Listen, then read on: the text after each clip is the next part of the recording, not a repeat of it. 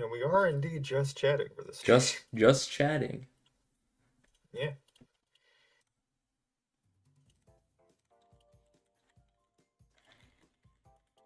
I like how clean. Oh my god, I just realized that because the presentation is white, because, Bleach in white, I'm not sure if I'll be able to see chat on my screen. Because I don't actually have a text box. Oops. I think we might have to do some finagling here. So much for there isn't scuff yet. Okay, share chat is up. I mean, it's... Yippee! I did it. Yeah. I hope this works in OBS. It should work because it just copies the actual chat.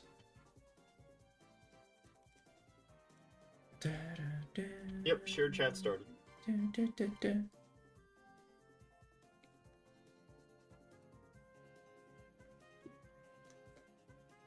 Oh, yep, no, there's no way in hell they're seeing that text.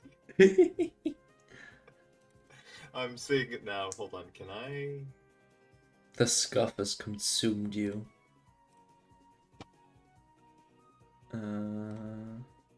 Okay, that does absolutely nothing. Cool. I wouldn't be VTubing Oh, without scuff. yeah. But I did see what just happened, and I don't understand why that exists. But apparently, in OBS, if you change the color of one of your assets, it just changes it in the actual thing. What did I just hear? Oh, you just followed me? I forgot. How rude. How rude. I forgot. It's fine. It's just how it do. So many things to look at, so many things to pay attention to. Yeah, I've been like really busy with work and work exams and then scheduling people for this kind of show. I don't even know if it's a show yet. I just give people the room to yap about whatever the fuck they want. Oh no, I absolutely understand. Alright, let me change the color for this stream. And did it get saved? It is now. So let's see. I changed it in stream overlays. Let's send a message in the chat and see if it works.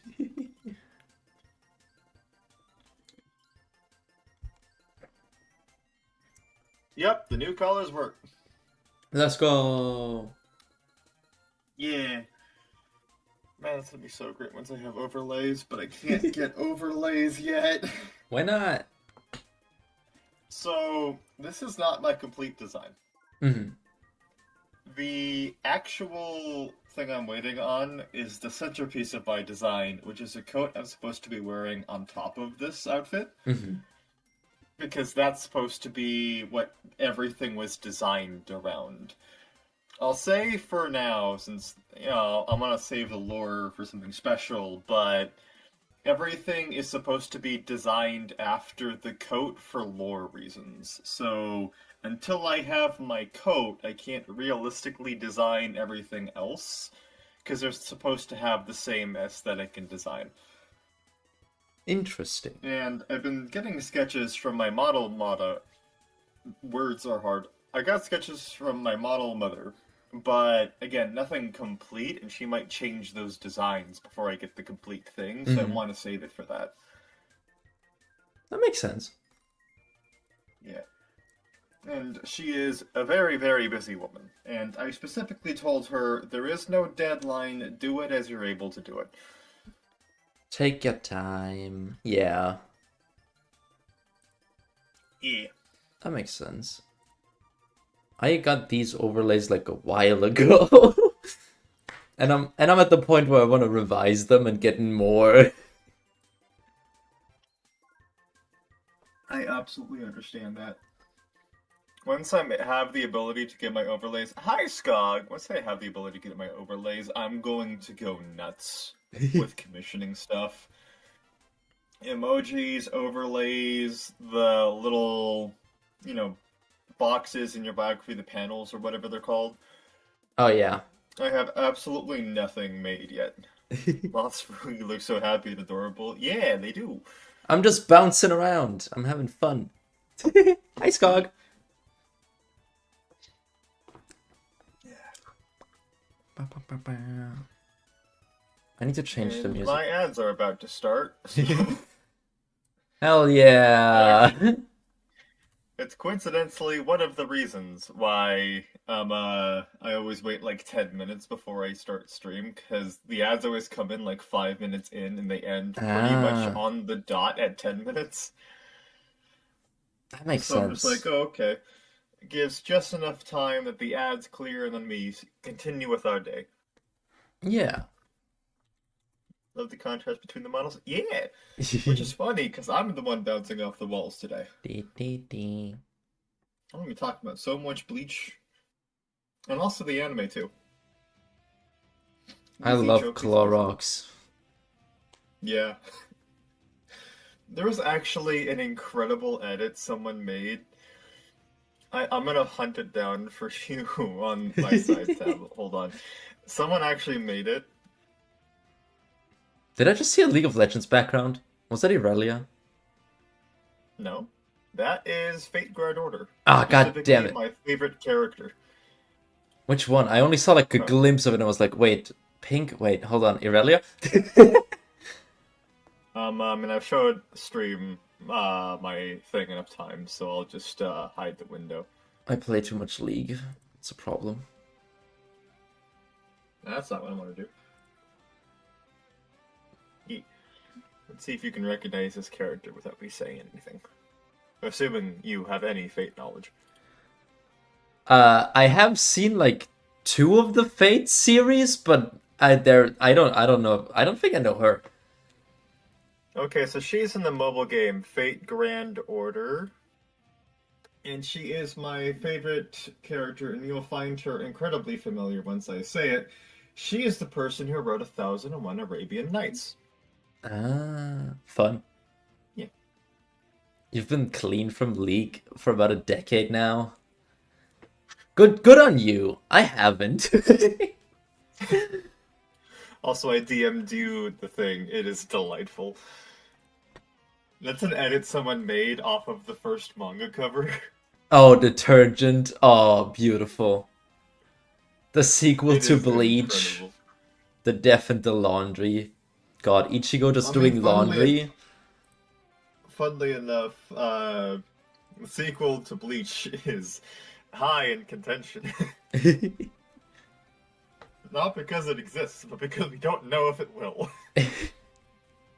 Is Bleach finished? I think Bleach is finished, right?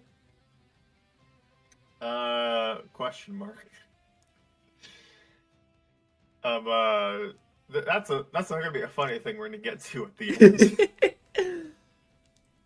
The mutual agreement most people have that aren't stupid is we don't talk about the Hell arc. Interesting, interesting.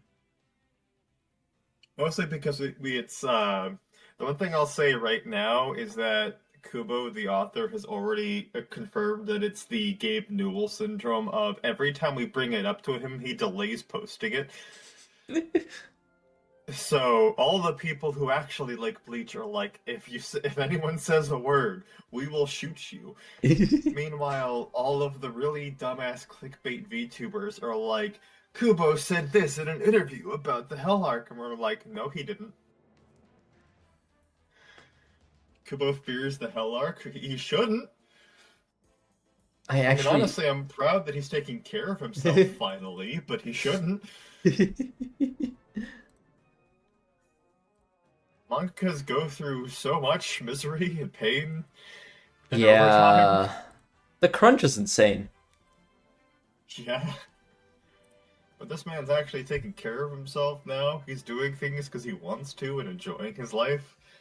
Good for him. He's one of the few respectable people. It's like, I've done what I've wanted to do. Who shouted out Skog?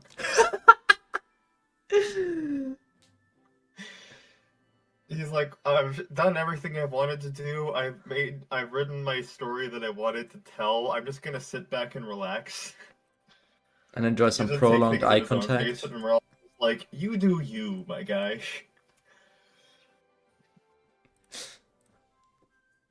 I'm not saying you don't deserve a shout out. I just don't know why. It just happened. What do you mean I'm being mean? You're not even a VTuber. Skog's just here for the You're not. vibes. She is. Scuba has some of the most insanely bad luck with editors to the story of Bleach. It's great that he's getting better now. Oh, it's Moonty! Moonty shouted her out. Hello. See, Kubo hasn't necessarily had the bad luck with editors. That's other people. I believe that's actually who's the author for My Hero Academia. They've had really bad luck with their editors. But Bleach only had one. Well, they didn't have. He didn't have bad luck with the editors. He had bad luck with the production studio. He and Shonen Jump got into some fights. Sibling privilege. Aw, that's cute. Yeah, because they're both daughters of Daedrus and well, I don't know if Moonty is a daughter of Styx or not. I don't know if she's been claimed. Yeah, but yeah. We've gotten a good ways into stream just yet, but have a good time. Are you ready, my dear? I have no idea if I am, but I don't think I'll get more ready, so yeah. Well, it's absolutely fine, because I'm going to do my best to make it easy. Can't be Quite worse hard than to know who is not a Homestuck. Styx child. Alright, welcome to my presentation. I will be talking a lot about Bleach, and the actual story comes in the second half, so we're not actually going to deal with that yet. Because as evidenced by the title Inside and Out, we're actually going to deal with the outside of the story before we get to the inside of it. Oh, so it's outside and in. Interesting. Yeah. So, what is Bleach and what does that mean? Well, first of all, it cleans you really, really good, and you use it on your clothes a lot. But, for the sake of this, Bleach is one of the big three, and that is a really big deal. We'll get to that in the next slide. Many mangakas have actually confirmed about being inspired by Bleach, which are all really big deals, like Demon Slayer and My Hero Academia and Jujutsu Kaisen. For Demon Slayer and Jujutsu Kaisen in particular, their evidence is far more relevant, like the entire existence of domain expansion is based off of Bankai. And basically everything about Demon Slayer is based off of Bleach. There's basically nothing you can find in Demon Slayer that isn't based off of Bleach. Huh. Black Clover, I haven't seen myself, but I have also been told that a lot of its structure is based off of Bleach. So, and My Hero Academia, the author directly mentioned that he basically just started by putting Bleach characters into his own story and then changing things from there. So, like, That's he kind of used cool. their characters as a template and then adjusted them until they, like, created his own story, which I think is a fascinating detail. And there has been a lot of divisive opinions about Bleach in general, and we'll get to that and why that is in a little bit. But one of the few things that is agreed on is that his art is fantastic, especially later down the line when he really gets his style going. It is beautiful. He seems to redefine his style every few years, and it just continuously gets better, and we don't know what he takes to do that. We wants to find his stash. Alright, so first things first that we'll be going over is the big three and why a lot of modern Bleach, modern Bleach, but modern anime goers are very confused about what that means. Because a lot of people seem to think that the big three is the three most popular anime slash manga. That is not what that means. You're getting And there's a reason controversial. why there's. Huh? You're getting controversial now. I'm not even controversial. This is actual facts. There's a reason why the big three are the big three. Yes, them being popular has something to do with it, but it's not the main reason why they have that title.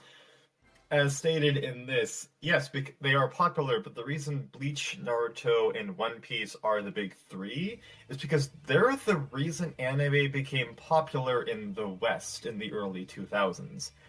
anime was airing in the West before that, like Inuyasha, Yu Yu Hakusho, the ever famous Dragon Ball, Yu-Gi-Oh, and Pokemon. Everyone watches Yeah. those, especially before the big three came out.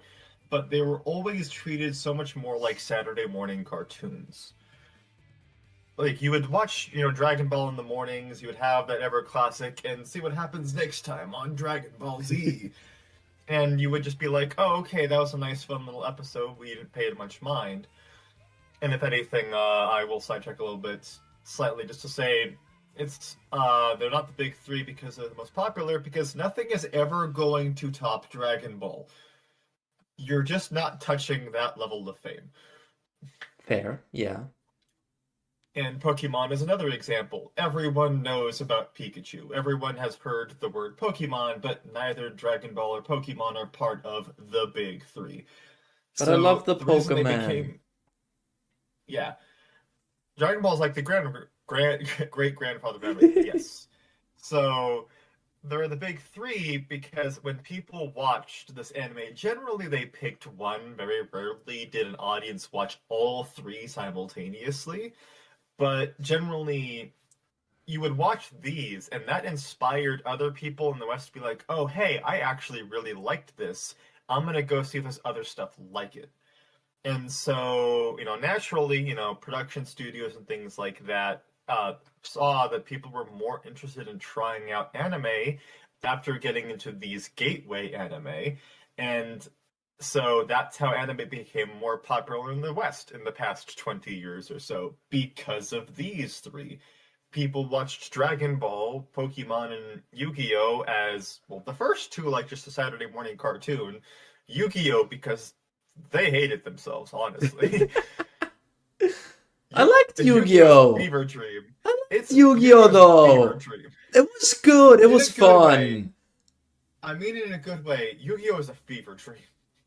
10-year-old me loved Especially with the four Yu-Gi-Oh! kids changing. Especially with four kids changing so much, like people just holding out finger guns and like lollipops and things like that. Like it was a wild thing. I think dying because I played a cool card is very reasonable. Obviously. Yeah. And we wouldn't have gotten the existence of the Shadow Realm if not for Four Kids dub. So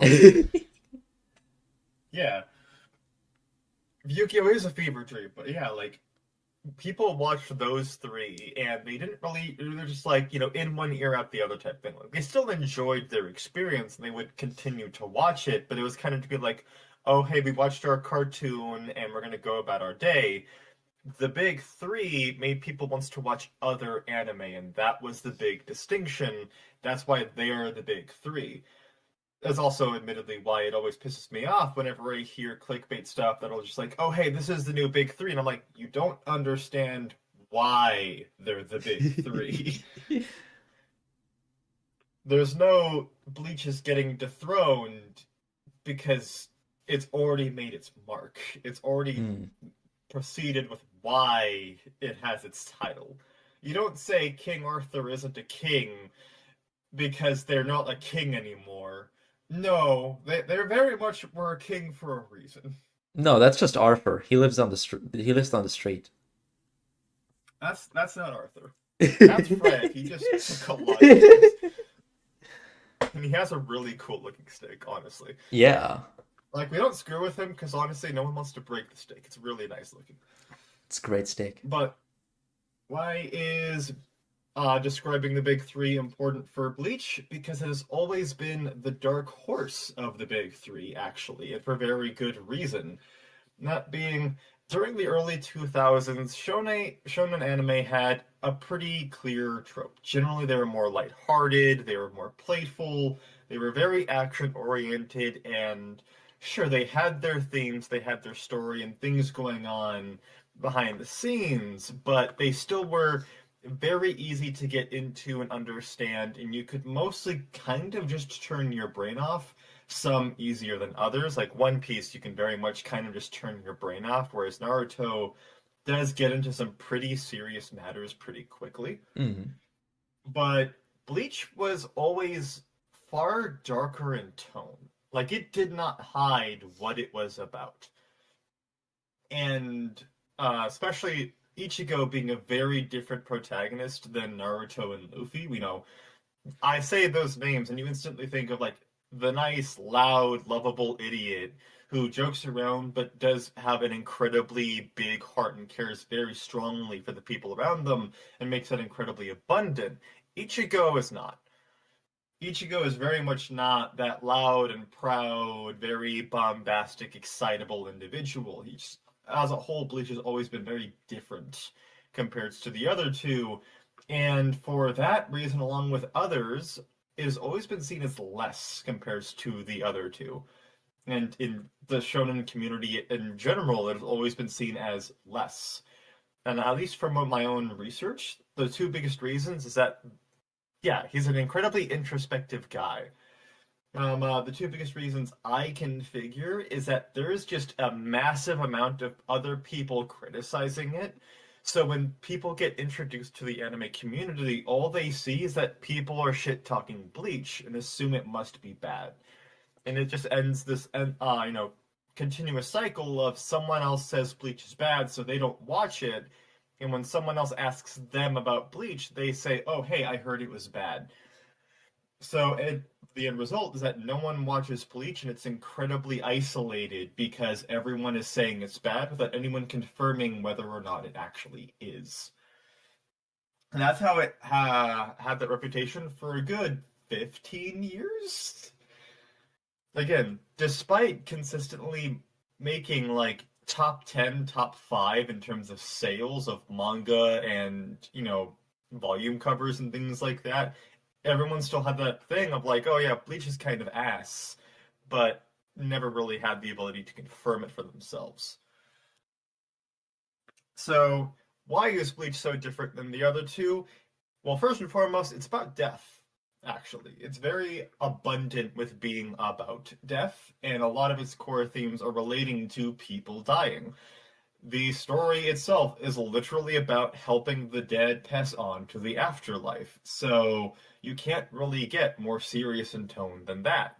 And especially when you compare that to the endless adventure of One Piece and Naruto, which is about a guy who wants to be, the greatest Hokage in a generally very visually bright and energetic world about really cool ninjas. And then you look at, oh, the main character is the Grim Reaper, and he's here to make sure that the dead reach to heaven or hell, wherever they're supposed to go. That is incredibly stark in contrast. And even more so, highlighting that is that Kubo confirmed himself that he wrote Bleach to be enjoyed in 3 separate ways. You can just read it with your brain turned off and be able to enjoy the really cool action and art, but you can also read it on a deeper level of trying to get a grasp of the narrative themes. And then there's a third level, which is, in my opinion, the coolest level of how poetic the story is intended to be written. For one of the things that I mean about that, at the beginning of every physical manga volume, there's actually a poem he wrote in the point of view of one of the characters. Like just 2 or 3 lines, but it's incredibly, mysterious, generally not quite straightforward. It's the type of thing where it's actual poetry. You have to think about it to understand what it's referring to and what it means. You can have different interpretations on it, but there's generally something you can take away from it that everyone can agree on. And so it's that, the idea of like there's this darker tone that you have to really think about and analyze in order to really understand it at its best, that makes it so much harder to get into for a casual audience member than Naruto and One Piece, where it's just Luffy just wants to be a pirate and Naruto is doing ninja things. Yeah, Naruto is probably the easiest to get into as well, in my opinion. Honestly, yeah. I tried to get into One Piece and I just could not. The characters just did not speak to me. I'm just watching the live action. It's actually really good. For One Piece? Yeah. Huh. I can't watch 1,000 episodes. That alone is just ruining it for me. And if people tell me, yeah, it gets good like 400 episodes in, and I'm like, no. No. Yeah, that's a very firm thing for me. If you have to get through several seasons of something in order to get to the good part, that doesn't mean it's good. That's like telling me the fourth book of like something is good. I will not read the first three for it. That just sounds horrendous. Yeah, and No. her friends try to get me into the live action Teen Titans show that existed by saying that the final season is good, and I'm like, why would I think that? Why would I get through the other four if only the final season is good? I'm not doing the shitty build up. What the hell? No. Yeah, And for One Piece, it's One not even Piece the is build up. too It's many just places. everything. I wouldn't say it has too many places. I just say my opinion is that it doesn't juggle them well. It's fine to have a lot of places in your story. It's just a matter of how do you handle utilizing those places. Do you actually refer to those places before you get to them and make sure the readers have an understanding that they exist? Or do you kind of just have the characters appear in that location and then retroactively make it sound like a big deal? That's what One Piece does. For a show called One Piece, it has too many pieces. Not even the Lego sets have One Piece. That's just, it's too many. That's just wrong. It's just too many pieces. Yeah. Next panel. Ooh, now we get to the good part. So, not your average protagonist. Ichigo Kurosaki is without question one of the most easily misinterpreted main protagonists that I've seen, particularly for a shonen anime. In general, for the shonen stories, the main protagonist is supposed to be something that you can very easily understand. In one or two episodes, you should be able to get a pretty firm grasp on their character and who they are. Like Naruto and Luffy. Luffy's just a fucking idiot. But he's a lovable idiot. He cares about his friends and he kind of just enjoys spending time with them. Naruto has pretty lofty goals, but he doesn't lose sight of the things in front of him as he seeks out those goals. Ichigo is not so straightforward. And there's still things you'll learn about him over the course of the series time and time again. And unlike the other two were like, Luffy likes meat, and everyone knows it. Naruto likes his ramen bowls, and everyone knows it. You have to actually look in a data book to understand that Ichigo's favorite food is chocolate. He doesn't advertise it like the other ones do. He's a lot more quiet and sticks to himself, which is funny because when you first see him, you think he's loud like all the others. At first glance, when you see him in chapter 1, a lot of people will think that he's rude, he's cocky, he doesn't care about being a Shinigami, and as far as a lot of people can tell, he kind of just floats around doing whatever the plot demands of him. And every single thing I just said is wrong. So, first and foremost, he's not necessarily rude as he is a properly made punk. He's blunt and incredibly honest about his beliefs and opinions, and he is absolutely willing to debate or argue anyone that has different opinions of him. Not in the sense of like he has to be right, but if, for like, one example I'll give, if someone says, hey, you saved a family, so we're going to execute you, he's going to scream in that person's face about why that's wrong. Or, more accurately, he's going to punch them in the face and then scream at them about how wrong they are as he's beating them to a pulp. Love that for him. A Actual lot of mood. people will also notice that he kind of really doesn't want to be a Soul Reaper or a Shinigami, and he does pretty directly say that multiple times, but it is very more genuinely sympathetic and much more human of he didn't ask to be a Soul Reaper. He's just a high schooler trying to continue on with his life and then has these Shinigami duties forced onto him functionally against his will. He doesn't want to be doing these things because he was never supposed to be doing these things. Oh.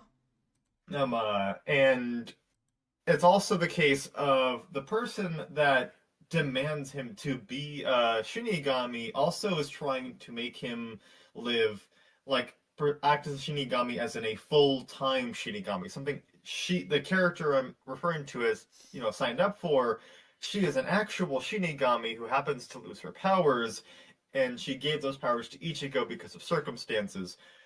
So she's like, hey, you should have to do this full time because it is your job as a Soul Reaper. And he very directly says that, no, I'm a high schooler and I'm not going to just abandon my life to do, the things you want me to do. Um, uh, and one of his most potent speeches, though, in contrast to that of like the whole disinterested in his duties, is that he says, well, at one point, that he is not a Superman. He cannot save everyone, and he's not going to try. But if he sees someone in danger, he'll do what he can to save them. Spider-Man, I guess, would be the much closer mindset of the if he has the ability to do something about it, he's going to do his best, but he's not going to harp on someone on the other side of the city. Yeah, that makes sense. Yeah. And for the cockiness that a lot of people think that he has, especially during the first two arcs, Hayarika is actually not cockiness at all. It's actually that he's just incredibly determined, and usually it's because the goals that he has have incredibly high stakes, as in, if he fails, someone is going to die stakes. So it's far less of, I can defeat anyone that stands in front of me, and a lot more of the, if they're in my way, I have to defeat them in order to reach my goal. Like, there's just not an option for him. It's, I'm going to defeat you because I have to. Like, put whoever he wants to in my path, I will defeat them because I don't have a choice. That's much more along the lines of the actual mindset that he has. So, like, as you can see, all these things of, like, at first glance, it's very different than what he actually is, but it also makes him feel a lot more human than, like, the constant excitement of Luffy and Naruto. He's a lot more of just like, I want to pass, my test today, and I would rather not have to skip class because someone's trying to kill someone. He feels a lot deeper, like deeper written and more relatable almost, because no one's ever that happy-go-lucky and power of friendship in real life. Exactly. Bleach is a lot more down-to-earth show. It's a lot more human and deeper written. As I said with the previous panel, it's a lot more poetic in narratives. And while we're on this page, I didn't actually write it in the notes, but I will say something very, very important to Ichigo and who he is as a person is his name. Specifically his first name, Ichigo. Because although a lot of people make the joke of the characters of Ichigo make strawberry, that's why the first book is called Death and the Strawberry, but it's because his name was given to him by his mother to mean to protect one thing. And to be a protector and to protect those he cares about is his defining goal and character arc. As I said, a lot of people will get confused of like saying that he doesn't have a goal. It's because his goal isn't I wants to be the Hokage or the Pirate King. His goal is I wants to know that the people I care about are safe. That is it. Again, more human, more deeper. It's not the like, oh, how'd you get to that? It's just be like everyone can look at that and just be like, okay, yeah, that's fair. Yeah, that makes Without some question, sense. everyone just be like, yeah, I can understand that. So finally, we get to the story, and I'm going to delve into this in multiple different sessions and ways. So there will be a clear spoiler warning when it gets to the actual in-depth story, but we're just to get to some other things first. Because we're still on like the outside of it, because there's a lot of things to go on the outside. So finally, we might say about Bleach. I'm just going to read this word for word. Bleach is about Ichigo Kurosaki, a boy who has been able to see spirits as long as he can remember, encountering Rukia Kuchiki, a Shinigami. Through a series of events, he is forced to become a Shinigami himself and take up Rukia's duties. As he does so, he discovers many dark secrets about the afterlife, including artificial souls, genocide, and a quote-unquote heaven filled with corruption. Ichigo's biggest beef with Byakuya is literally putting a law above family. Yes, but we'll get to that. So yeah, again, even in just this summary that I have, it's supposed to be spoiler free. You can already see there's a lot of very dark things that are going to be involved in this. Thank you for the hydrate, Scott. I did not know those were themes that happened in it. The most I know about it is from playing Jump Force, and I thought he's just funny guy with big sword. Well, he does have big sword, but he's actually not that much of a funny guy at all. He's generally a lot more of a hothead, but it's also the hothead in the sense of course, the 15-year-old who has to go up against an entire, undead military is going to be a little bit freaked out. Yeah. He's like perpetually on like a manic adrenaline rush in the sense of like he cannot stop because if he does, someone's probably going to die. Can't So it's stop, won't like stop, yeah. someone will argue with him and he's gonna scream right back at them because he doesn't know what else to do in the situation. But yeah, so I mentioned genocide. There's like three separate genocides in Bleach. Two of them Damn. are of the same race of people. Huh. Because they especially can't get a break. But this is gonna sound like a really hot take before I explain it. They kind of deserve it. But yeah, Cancelled. the first one wasn't very good. Well, they kind of came back like cockroaches, so they kind of had to do it a second time. You want to see me do it Ichigo again? cannot get arrested. No. All right, so all right, now onto the funny part. The problems that don't exist, aka the curse of Bleach. So, especially during its initial run during the 2000s and early 2010s, Bleach faced a significant amount of criticism that's either taken out of context or just straight up wrong.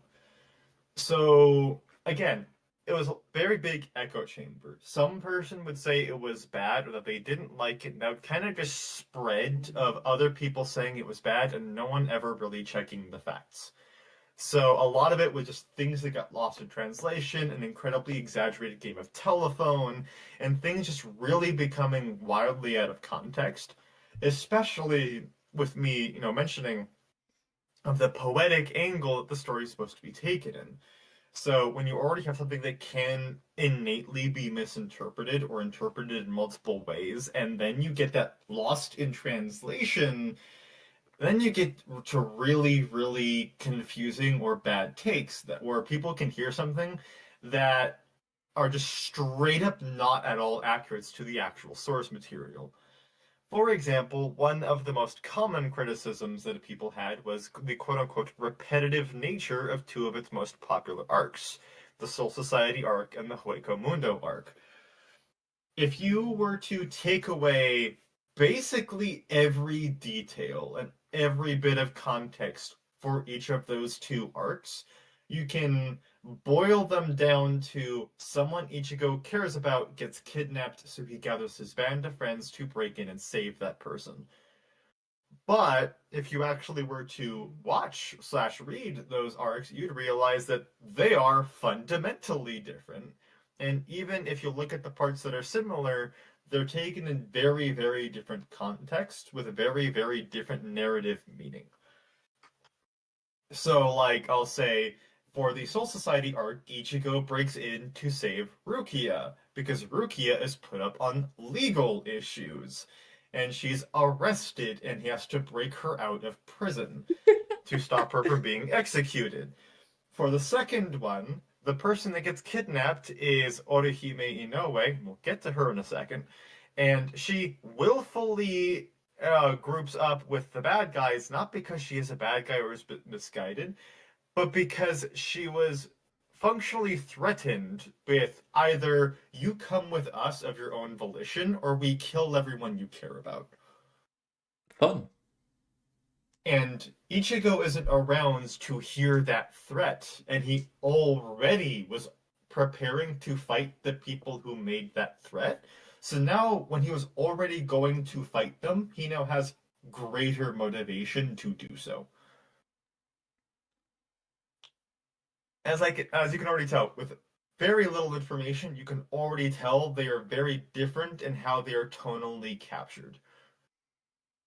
There are similarities, yes, but still very fundamentally different. Another one of the criticisms, as I said, we'll get to it, is that a lot of people see Orihime Inoue as the damsel in distress, and she is so very much not.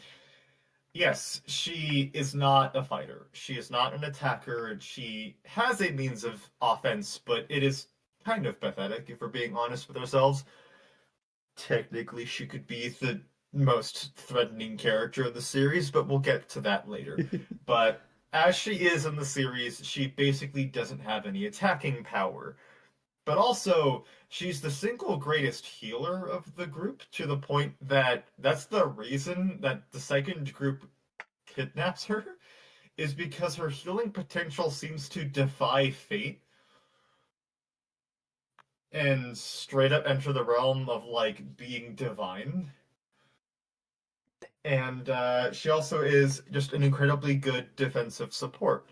And she does try to be offensive at some point, but she realizes as she goes on her own character journey that she hates being offensive. She hates hurting people. Not in the, oh, I'm a woman, woe is me, but it's because Orihime is a bleeding heart. She can't help but care about everyone around her. Even if they're an enemy, she will be concerned about whether they're happy or not. Cute. So to willfully hurt other people hurts her. And again, and I also will say the anime also helps a lot because it does change a few things. Primarily, it ships Ichigo and Rukia, but we're gonna get to that in a second. Um, uh, and especially for me, because my point of view is that if you were to say something is your favorite, it means you acknowledge the things that are wrong with it and still love it despite those problems. So I can very confidently say Bleach has a lot of problems. It does have very legitimate critiques and issues with it that do make things, problematic. But it is unfair to Bleach to make up things that are wrong instead of just looking at the things that actually are, a problem. For example, an actual issue is that a lot of characters get sidelined. Anyone who knows Bleach knows about Chad. Chad. And I can't wait for the chats to go through with that. Everyone knows about Chad. Everyone is sad about Chad. We want Chad to get respect here. And now we're going to get into actual spoiler territory. So, I will not be going over the movies or the filler arcs. Chad is the goat and damn, yeah. So, as you can see on screen, this is the arcs that we'll be covering over. There are quote unquote 5 major arcs of Bleach. I say quote unquote because if you see in the middle, you'll see the Arrancar saga. That's because that's like a compilation of like 4 or 5 different arcs that all come up into one very long storyline. So like there's several different arcs that all make up the one giant Arrancar saga. And you can see it in like if you were to ever go through the story yourself, that it is just basically one continuous chain of events that leads to the ending. That's why it's all encapsulated as one giant behemoth. So we'll be going over the Substitute Shinigami arc, the Soul Society arc, the Arrancar saga, the Lost Agent, and the thing that everyone is familiar with now, the Thousand Year Blood War arc. And that's for the third genocide. So apparently I'm not everyone. Oh, have you not seen it? There's been so much hype around it. I am really not that much into anime recently, so I don't know anything. Right. Well, you'll be hearing a lot of these names. So I'm going to give you a little bit of like visual reference for a fair amount of the characters, but not all of them because, there's a whole world. We're not going to have you introduced to everybody. Yeah. So this is the main cast. This is Ichigo's primary group of friends. Starting from the left, we have Yasutora Chad Sato. And the reason he's called Chad is literally because Ichigo couldn't pronounce Sato correctly because they're in Japanese. So we just called him Chad, and everyone just kind of accepted it. He's also the token Mexican. Huh. But Chad, as evidenced by the short little bio I have, has too many stocks in the Worf effect. Do you know what that is? I have no idea. So the Worf effect comes from Star Trek, and the entire premise is that you have a character who's hyped up to be like the really strong, powerful ally that no one really no one thinks that they can defeat. And Star Trek had this little issue where, in order to emphasize how big of a deal the bad guys were, they kept having them kick Worf's ass to the point that Worf never actually got a win.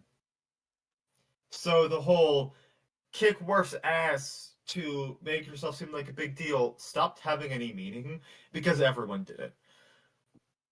That's Chad. At the beginning of the series, Chad is the fucking Terminator. Nothing stopping this man, and holy shit is he a goat. As a normal, everyday human, genuinely no powers, cannot see ghosts, is just a dude, has an steel beam drop 3 stories onto his fucking head, and he doesn't bat an eye. Damn. He rips a telephone pole out of the ground and uses it to smack an enemy. Huh. He has a motorcycle crash into him, and he picks up the guy that was riding the motorcycle and carries him to the hospital. This man is a steel giant. Sounds casual. Yeah, sounds doable. I can do that. By the way, he was doing all this before he got any powers. After he got his powers, at the end of the series, hasn't become a fucking boxer. Yeah, I can do that. I can do that. Because what's a more unfair matchup than fighting Chad? Taking steel beams to the skull since he was 15. Yeah. But yeah, the next one is Orihime Inoue. As I say in the little commentary, she's unreasonably hated, mostly because of the anime. The reason why the anime made her hateable is because, for some goddamn reason, they made it so that her script was shouting Ichigo's name every 5 seconds. Like nothing else, just screaming, Kurosaki-kun, anytime he did literally anything. Damn. She just stood on the wayside, being his cheerleader, and not even being a good one in a lot of people's point of view. Because there's one fight that a lot of people severely misinterpret. Because we'll get to that later. But there's one fight that's the director of the anime hated Orihime. Yeah, we're gonna get to that. So again, as I mentioned, Orihime is the best healer and support, and she's Ichigo's actual love interest. One of Hmm. the things of Bleach is that Kubo didn't want to write a romance story. If he wanted to, he very much could have, but he did not want to. He wanted to focus on the themes and the narrative of Bleach, so he put out little hints of, Ichigo and Rukia liking or not Rukia, Ichigo and Orihime liking each other, but he never really invested into it. The story was never about their romance, so he never made it about their romance. But there is some really fascinating things about it. And then we have Rukia Kuchiki. She is the Shinigami that turns Ichigo into a Shinigami the first time and the third time. What? What do you mean that's what do you mean that you can turn someone into an Ichigami more than once? We'll get to that. Um, uh, and she's basically supposed to be seen as like the best friend you get into fist fights with. She and Ichigo bicker and argue all of the time, but in like a very affectionate way. Like Ichigo trusts that if he ever like messes up, Rukia will be the one to slap him across the face and tell him that he messed up. Not in a like hateful manner, but like a hey, get off your ass and go fix this thing. So like they always have like a really good partnership together, and that they like Rukia will encourage Ichigo in the aggressive manner of like, you know, there's people that are depending on you to fight, so stop being a whiny little bitch and fight. And I'm pretty sure she actually just sort of says that at some point. Banger. And pointedly, the original anime, because there's two, the original anime, as a Moon Moth mentioned, put a lot of emphasis on Rukia and Ichigo being a romantic item, and they are very much not. First and foremost, it's fucking creepy because she's like 150 and he's 15. Same thing, And just a zero second, more. and second, it's because Ruki, like again, they're the, yeah, as Moth mentioned, that friend that slaps you in the face to wake you up. Yeet. There's a lot of scenes of like the anime took out between Ichigo and Orihime and added in for Ichigo and Rukia. And one of the things that really smarts a lot is that the end of the original anime and the Arrancar saga is very easy to misinterpret as being a love note from Ichigo to Rukia. I'll get to that when we get to it, though. But again, it's the whole like a lot of people ship Ichigo and Rukia because of all of the stuff in the anime. Then we have Uri Yoshida, who's just Sasuke. His motivation is that his clan got genocided twice, Oops. and so he hates Shinigami, particularly hates Ichigo, is a massive tsundere, and is the only person, thanks to the Blood War anime, that ever actually keeps up with Ichigo in terms of power. And I did emphasize in the anime, because the Blood War anime is very different than the Blood War manga. But after that, well, before we get to that, I mean, we have to meet the other relevant people, because you're going to hear these three names a lot. You have Zangetsu, which is Ichigo's sword. Now you'll see I have two people in that panel. That's because of that description I have underneath of the definition of it's complicated. We'll take Zangetsu step by step as the story goes on, but I'll start off by saying the primary power set of Shinigami is that they wield a sword. That sword actually has a soul. And when you're able to call out the name of that soul in the sword, you're then able to use its power. Zangetsu is Ichigo's sword, or Zanpakuto is the official name for what they're called. So Ichigo calls out Zangetsu's power in order to be the freak of nature that he is. And then you have Sosuke Aizen, who is, I want to say, the primary big bad. He is the definition of all according to plan.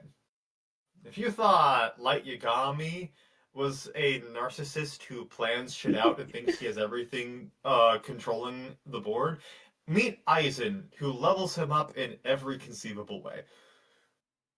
He's a Interesting. bigger narcissist, a bigger planner, and also more effective at planning. He manipulates people in such good ways that you don't even real like people are still questioning what was something Aizen actually intended to happen. Then you have the big bad of the Blood War arc, Yuha or Yuhabuk or Yuwatch.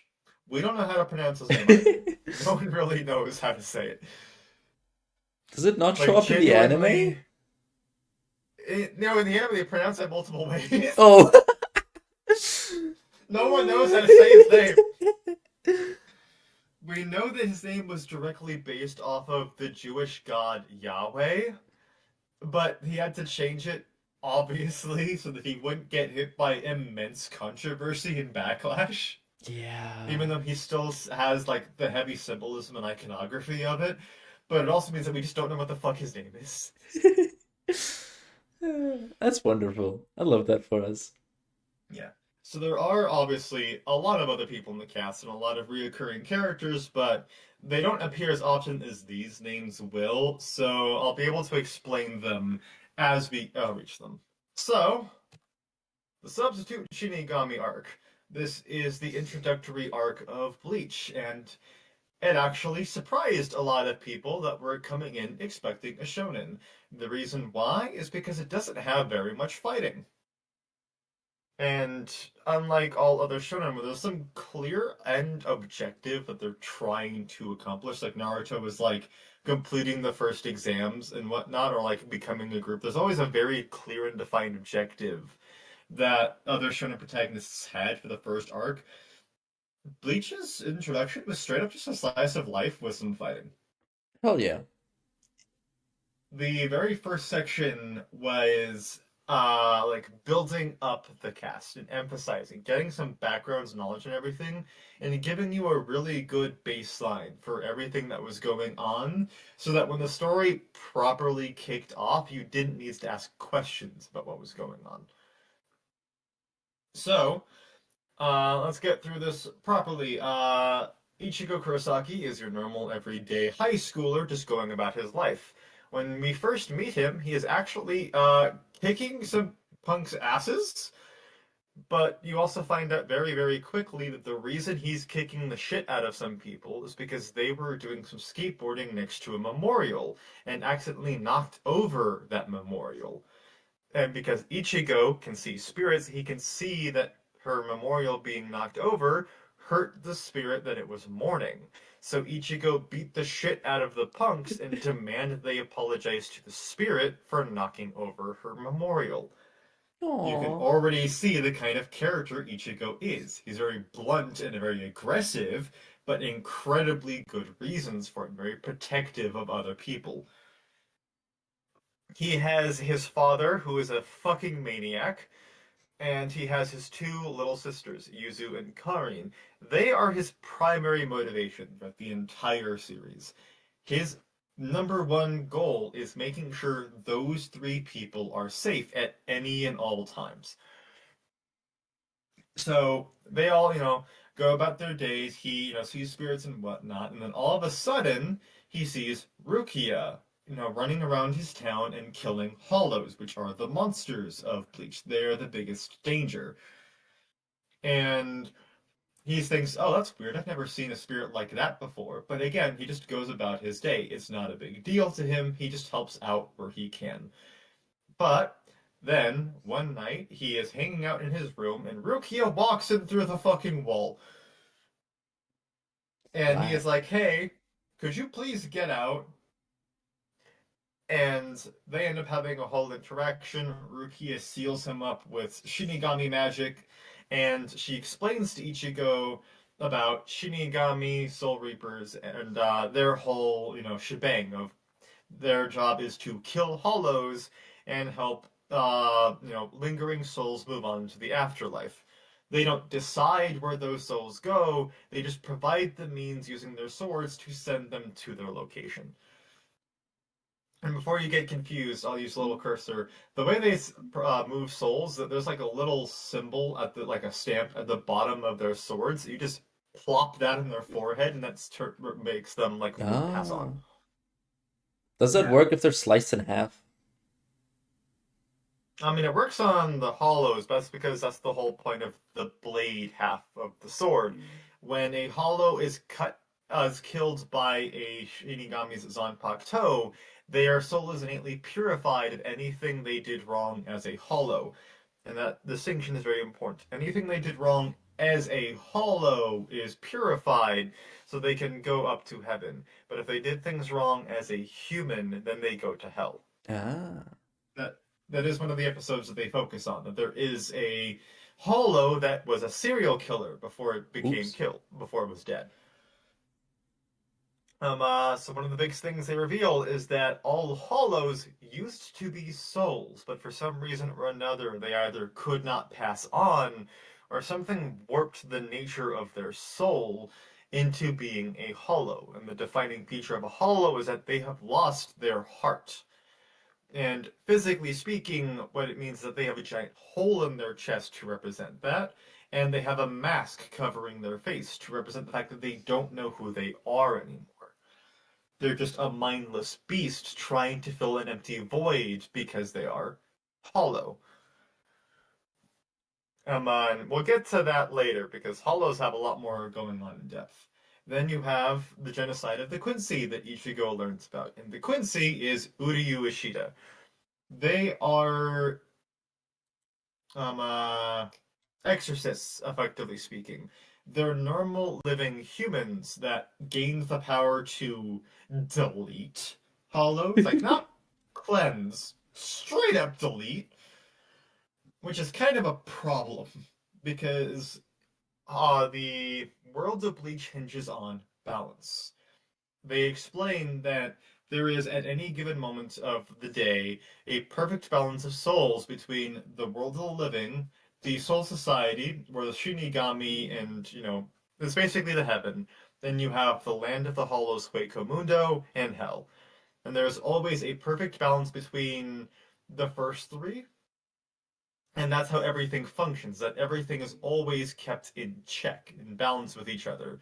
So when you suddenly have a giant delete button running around, that kind of causes problems. Yeah, kind of. So the Shinigami actually went up to the Quincy twice to say, hey, please stop deleting hollows. We get they're dangerous. We're gonna fuck over everyone if you keep doing this. And both times the Quincy said, no. So naturally, genocide. Obviously, yeah. Well, yeah.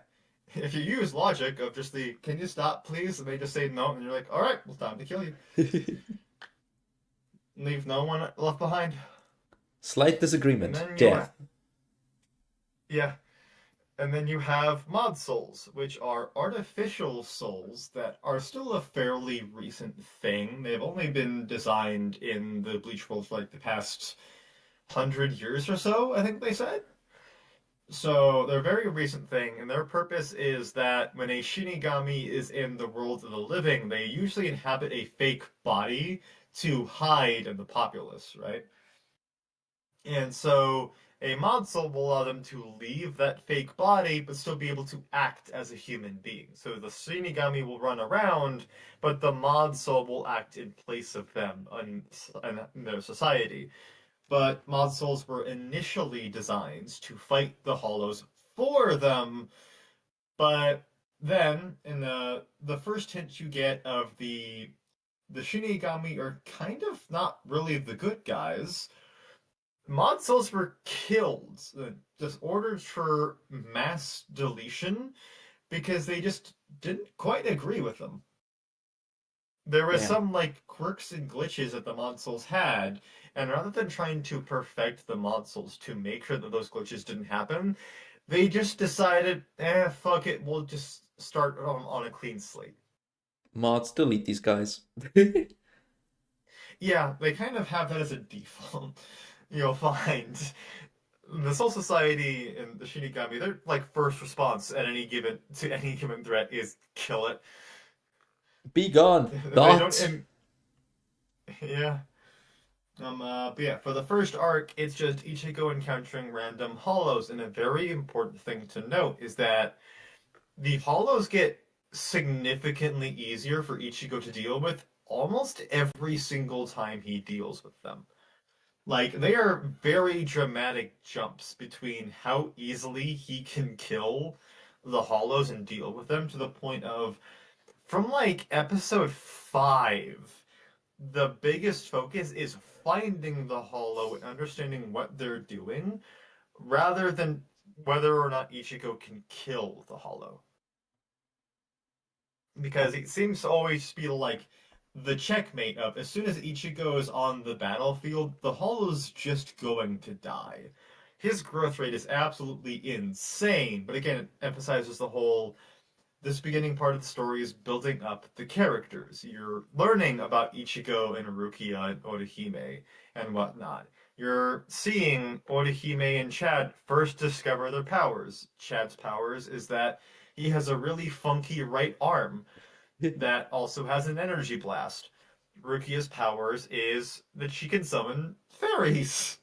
And those fairies have an attack, but we don't care about it, but she can heal and form a shield with the other fairies, and that's pretty much going to be the core of her kit.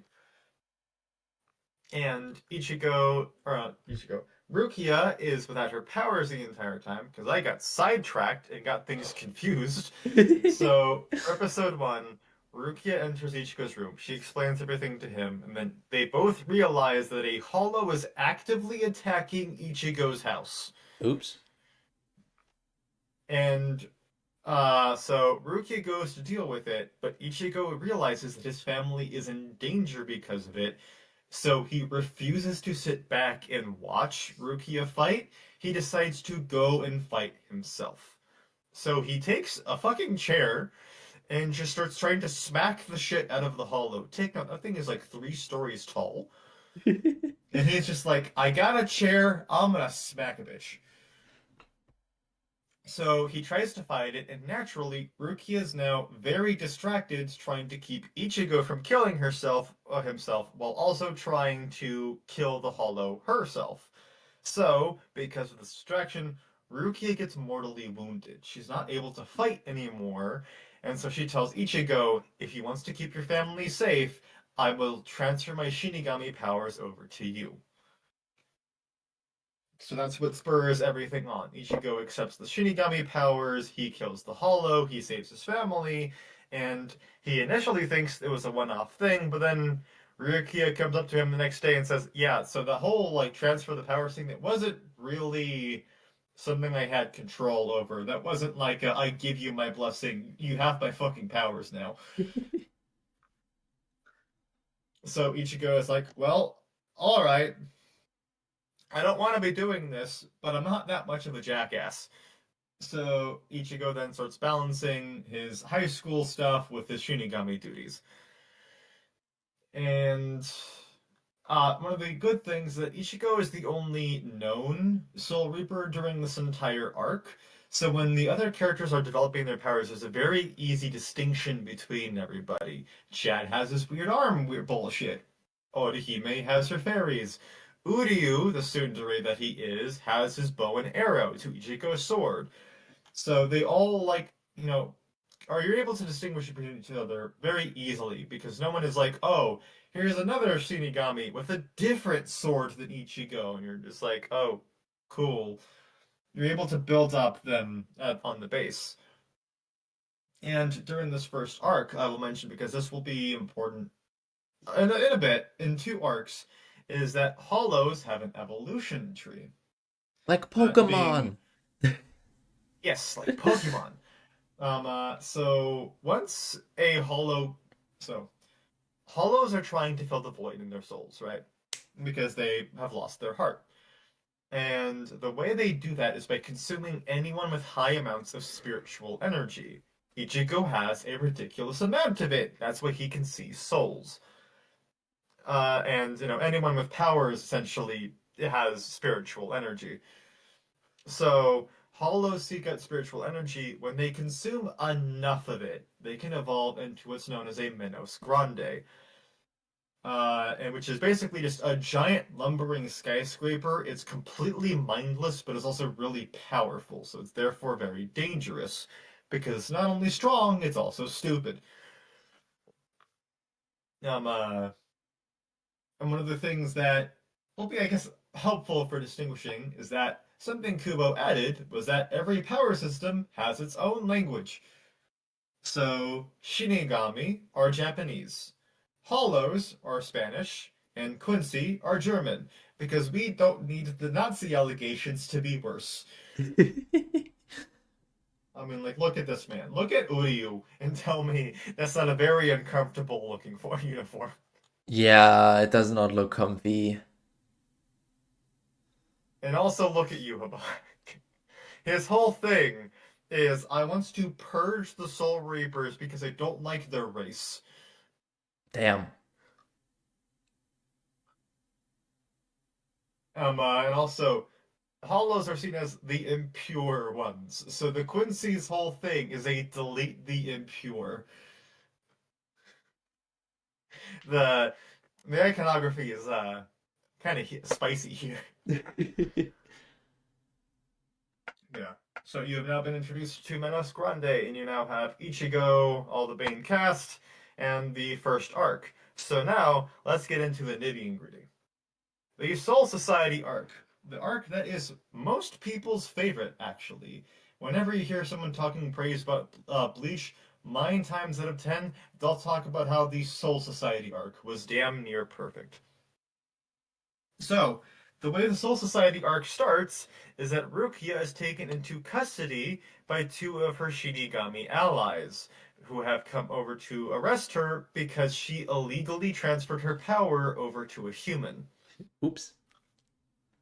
It took them a while to realize that that's what happened, but once they did, they found her and said, hey, you have to be judged by our government to see what your punishment is going to be. Do not resist. So naturally, Ichigo resists. Obviously. Rukia directly says, hey, I'm gonna go leave now. Please don't seek me out. And Ichigo says, well, I don't know how to read, so I'm gonna seek you out. So the two people Ichigo encounter are two of Ichigo's main antagonists during the Soul Society arc. Renji, who is Rukia's love interest and her childhood best friend, and Byakuya Kuchiki, who is Rukia's adopted older brother. By adopted, I mean Rukia is the adopted one. Ah, This is important because Byakuya Kuchiki and the Kuchikis in general are one of the four highest nobility in all of Bleach.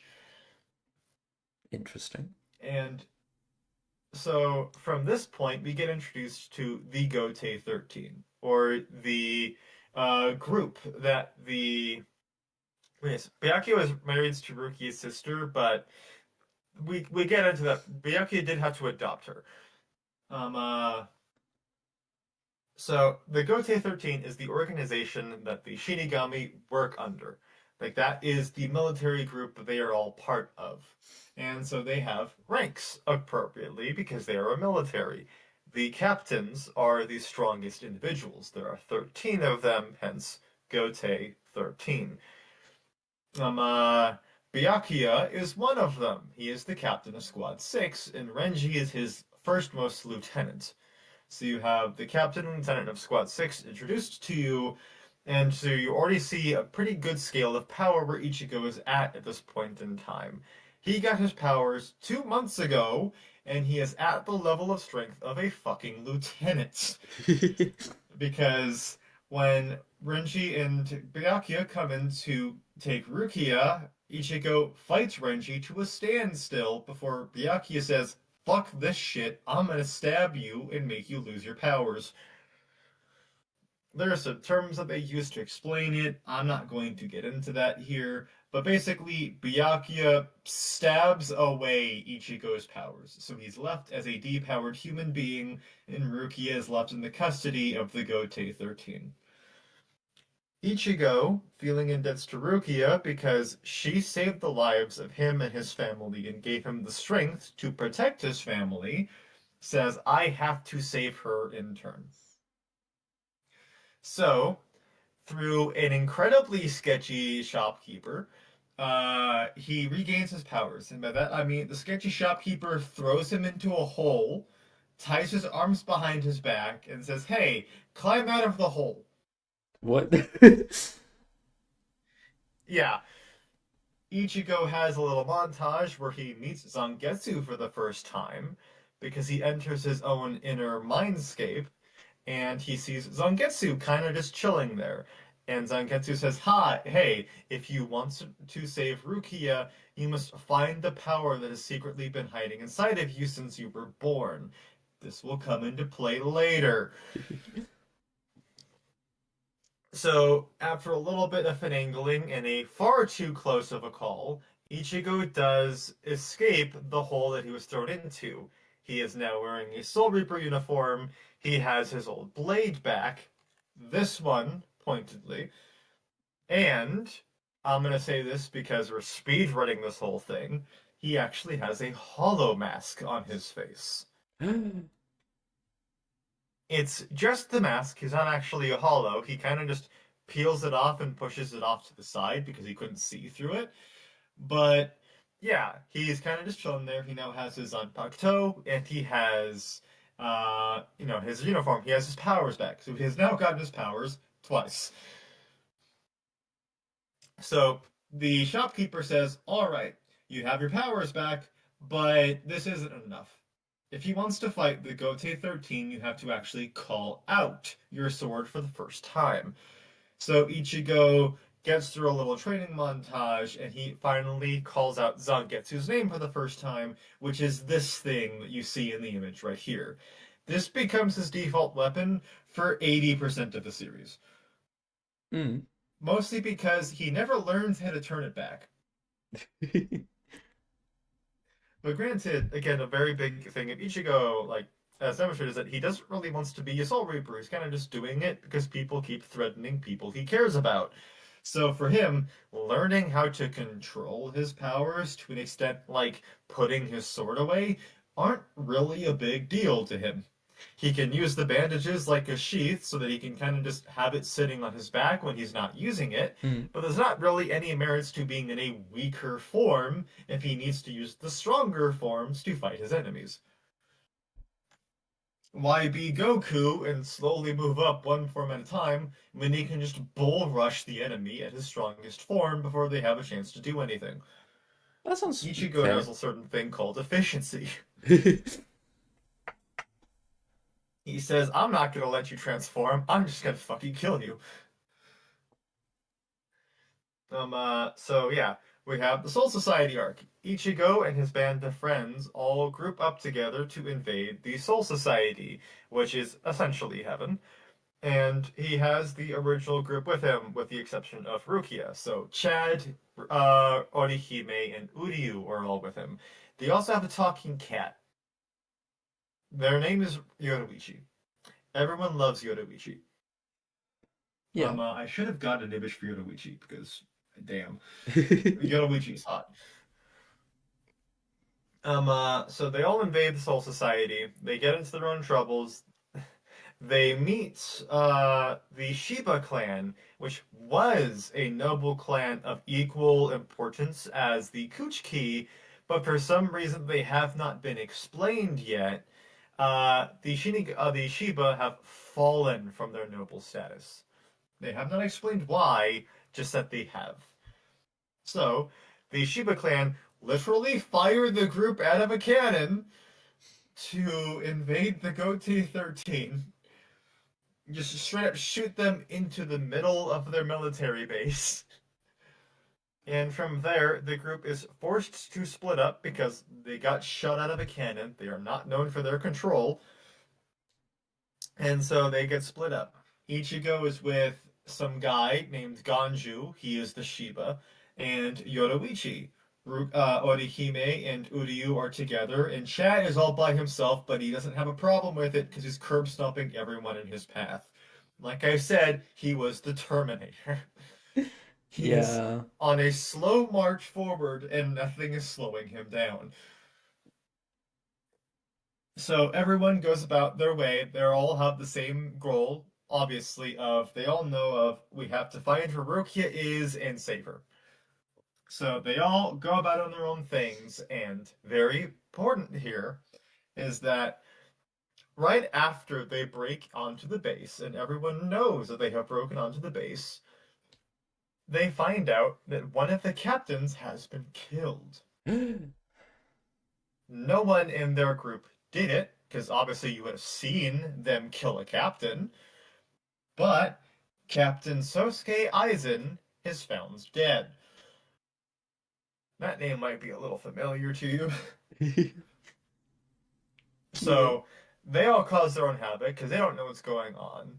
But in the point of view of everyone in the Goatee 13, they just got invaded, and the very next morning, one of their captains is dead. That puts them on high alert. So everyone's going balls to the wall. Everyone's on high threat, and Ichigo is tearing apart everyone in his path and only making things worse for them because everyone he takes down means the Soul Society only amps up their level of security. Because every time they're like, "Oh hey, you just kicked the ass of a lieutenant, so we need to start sending captains after you." So Ichigo runs around and he fights his first captain, Kenpachi Zaraki, who is the psychopath of the series. He's the guy who just likes fighting and doesn't care if he dies to get a good fight.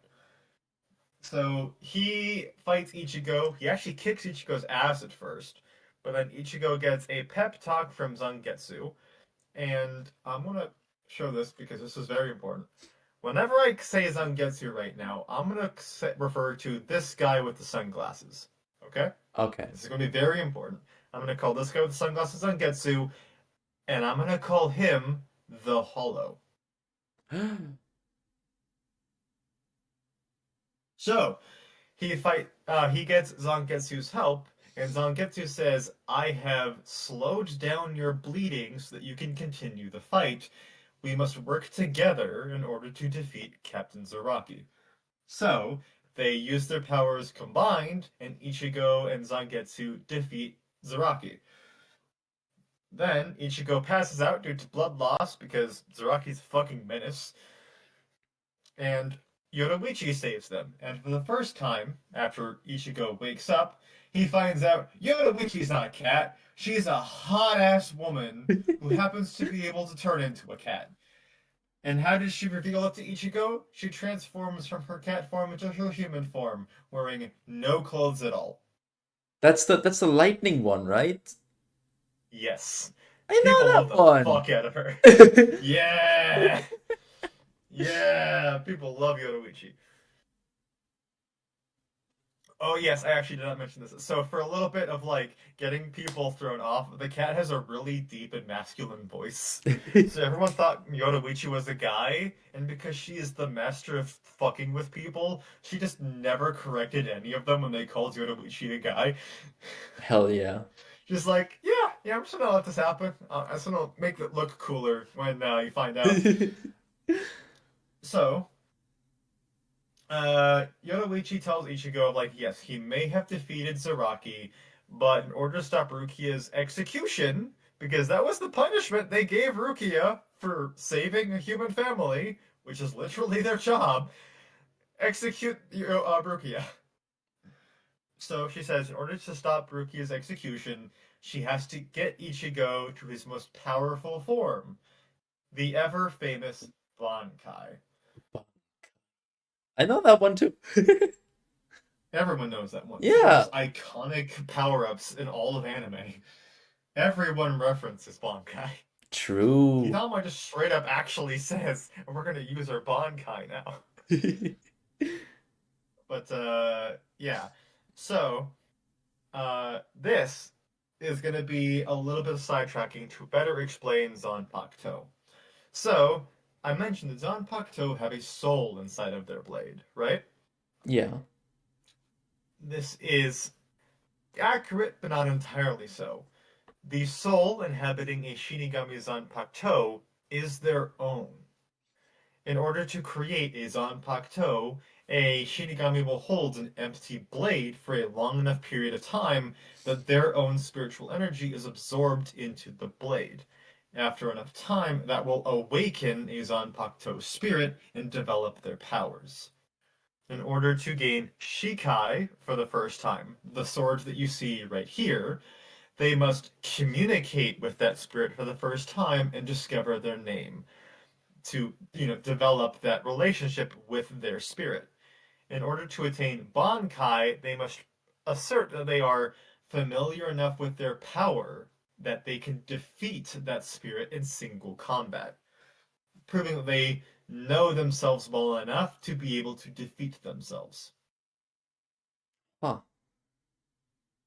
So Ichigo then goes on training to acquire Bankai, which is manifesting Zangetsu in the real world and getting into a brutal massacre with Zangetsu. Because Zangetsu proves that he has a fucking cheat code called Unlimited Blade Works and turns the entire battlefield into an arena full of swords. And Ichigo's mission is one of those swords is the actual true Zangetsu. Ichigo must find that one in order to acquire Bankai. And until then, Zangetsu's gonna try to stab him with all of the swords. Every single one of them at the same time.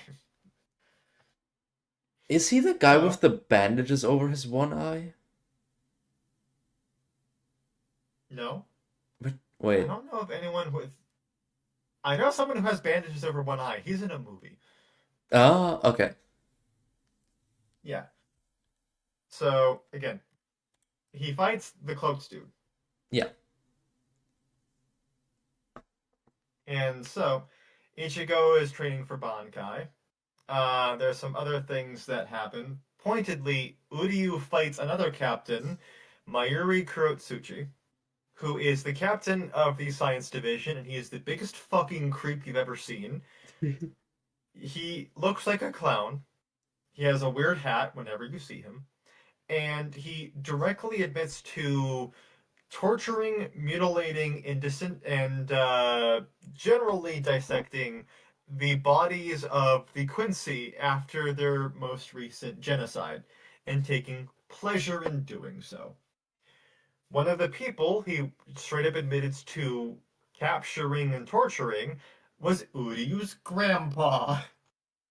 Damn. So Uryu loses his fucking shit and uses a specific Quincy technique where he gets unlimited power for a good amount of time, but as soon as that period is over, he loses all of his power, period. After he uses this, he gets Mayuri to use his Bankai, which is a giant poison baby with swords. I can't really describe it better than that. It's just actually an infant. It's also made of gold. Split-eyed right-hand man and his busty child friend. Yeah, Rangiku. We like Rangiku in this household.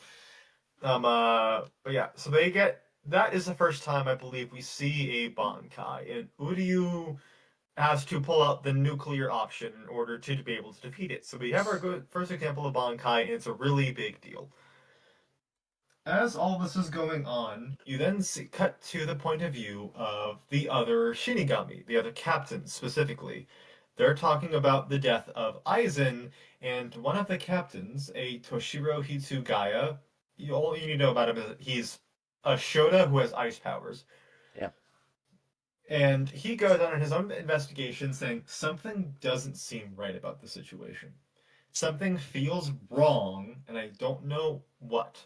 So he investigates on his own, and Bless you. excuse me, thank you.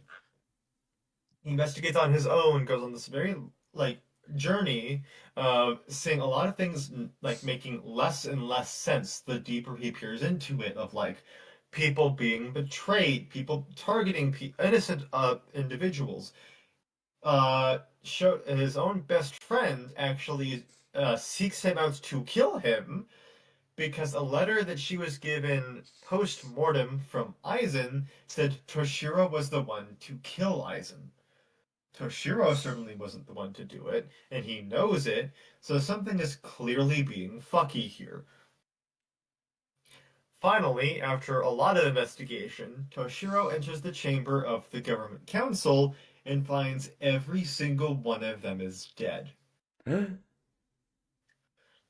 Back onto Ichigo, he gets Bankai and immediately goes to stop Ruki's execution just as it starts happening, for dramatic effect.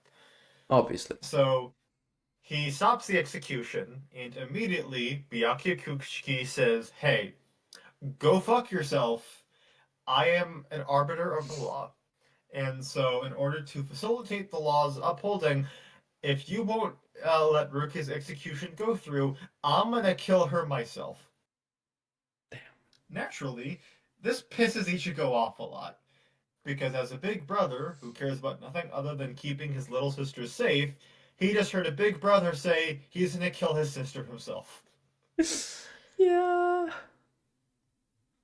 So he says, "I'm not even doing it to save Ruki anymore, now it's personal." So Ichigo and Byakuya fight. Ichigo unveils his Bankai for the first time in the series, and it is one of the most famous panels of all time that I didn't use because I didn't want to put a visual spoiler on these things.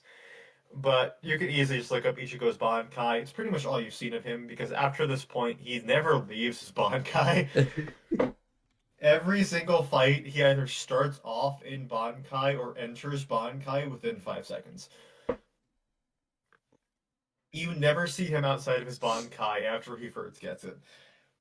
So he fights Byakuya, he defeats Byakuya, and in the middle of his fight with Byakuya, Byakuya at some point gets the upper hand. He nearly kills Ichigo, but Ichigo has a mask spontaneously covering his face, and he seems to act like an entirely different person, utterly manic, throwing around his power willy-nilly, and being a goddamn boss who rips Byakuya a new one. Damn. Before, with zero warning, the Ichigo grabs at his own mask and rips it off of his face, seemingly finally getting in control of himself. After that, they finish their fight. Ichigo naturally wins, and right before they get to say, "Oh hey, whoop-de-doo, hurrah, we finally can go home," Aizen fucking appears, saying, "Hey, I actually wasn't dead this entire time. Also, I stabbed Toshiro." Oops. And Eisen reveals that the entire reason literally everything happened, and I do mean everything happened, is because the shady shopkeeper that I mentioned, he hid something inside of Rukia. He is also the person who gave Rukia her fake body to walk around in the world of the living. And that inside of that body is where he hid a very special item that Aizen has been looking for. The entire reason Ruki was put up for execution wasn't because that was that bad of a crime. It was because Aizen had already killed their government and acted the part of them to declare that order because the means of execution that they use would disintegrate her body but leave that object behind so that Aizen could just swoop in, grab the item, and go about his day. That item is called the Hogyoku, and as Aizen explains, well, this gets a bit confusing because we kind of get a little bit of retcon here, but the first time we ever hear about the Hogyoku, we are informed that it breaks the boundaries between Shinigami and Hollow, allowing for a seamless fusion of the two. So Aizen says, "Haha, I'm the bad guy this whole time. I have the Hogyoku. Good the fuck bye, I'm heading to Hueco Mundo." And Ichigo, naturally, doesn't give a rat's ass. As far as he's concerned, this is the Soul Society's problem. He did what he came here to do. They aren't trying to kill Rukia anymore. He's just gonna go home. Job's done. See ya later. Yeah, there are people that were bored because of what Aizen wanted. We'll get there. Um, so Aizen leaves, Ichigo goes home, Rukia finally gets her powers back so she could be a Soul Reaper again, and Ichigo kind of just follows the new routine that he kind of developed of just still continuing to dip out in class to kill hollows and whatnot and keep people safe just because he, does it all the time at this point. He doesn't know how to not do it, and he's got the power, so might as well. And so we have the beginning of the Arrancar saga. From here on, Aizen starts really acting out his plan. He's gotten his Hogyoku, and as he stated, he's going to start fusing Hollows and Shinigami together. And what you see in the panel before you are some of those individuals that are born because of it. Way we have the Arrancar saga is that the fusion of a Hollow becoming a Shinigami is what's known as an Arrancar.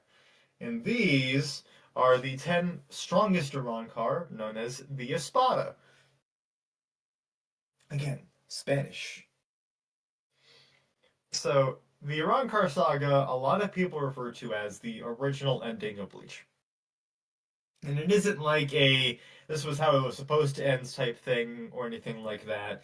This was the original anime finished off at the arc after this one, but people hated the fuck out of that arc when it was coming out. We'll get to that. And so people kind of just referred to the end of the Iran saga as the ending of Bleach for a very long time, especially because once I get to it, you'll see that it kind of does close things out in a very reasonable way where you can see how the anime could just end at this point.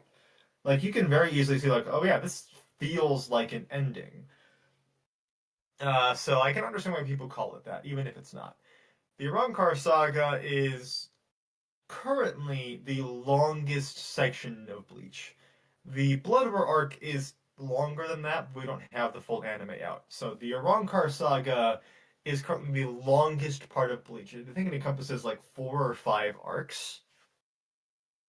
And so starting off, you start this arc with Uryu having lost his powers, because as I said, he lost them going nuclear against the clown. Ichigo is back home, kind of just chilling, and the Soul Society are mobilizing to fight against Aizen. Now, the way this starts is that seemingly randomly, there's these hollows that don't look like hollows anymore that are attacking the world of the living. No one really knows what's going on with them, but there are things that don't make sense. The Hollows have swords of their own. They have greater power than a Hollow should have, and they have far more sentience than they've ever displayed before. Things are not looking right, and again, Ichigo doesn't give a rat's ass until a pair of Espada, being this guy right here and that fat dude in the back, they invade the world of the living and they immediately start killing humans. And one of the people that is about to be killed by these two is one of Ichigo's closest friends. Obviously. So now Ichigo interrupts the fight, prevents his friend from being killed, and says, "Okay, get the fuck out of my town or get my sword through your neck." And they say that they were sent by Lord Aizen to get a grasp of how strong Ichigo is right now. So Ichigo fights the big dude who's loud and angry, and that's all that matters about him. He's loud and angry. The other dude is incredibly quiet, very monotonous, and he kind of just sits back and watches Ichigo kick the big dude's ass. Ichigo at first is kind of really holding his own against the big guy. Like, he straight up cuts off the big guy's arm, and he's like just generally winning the fight with pretty much ease. And then all of a sudden, the hollow mask starts trying to form on his face again. Ichigo hears a voice saying, "Let me out." Ichigo naturally gets stunned by this, trying to keep it from taking over, and the big guy uses that moment to start pounding Ichigo's asshole in. Kinky? Ichigo is saved by. We're not there yet. We'll get there. Oh, the fan The service is kinky still coming. one, Okay, okay. the kinky one is one with the glasses. Of course he is. Um, uh, so Ichigo is saved by the shady shopkeeper in Yoruichi.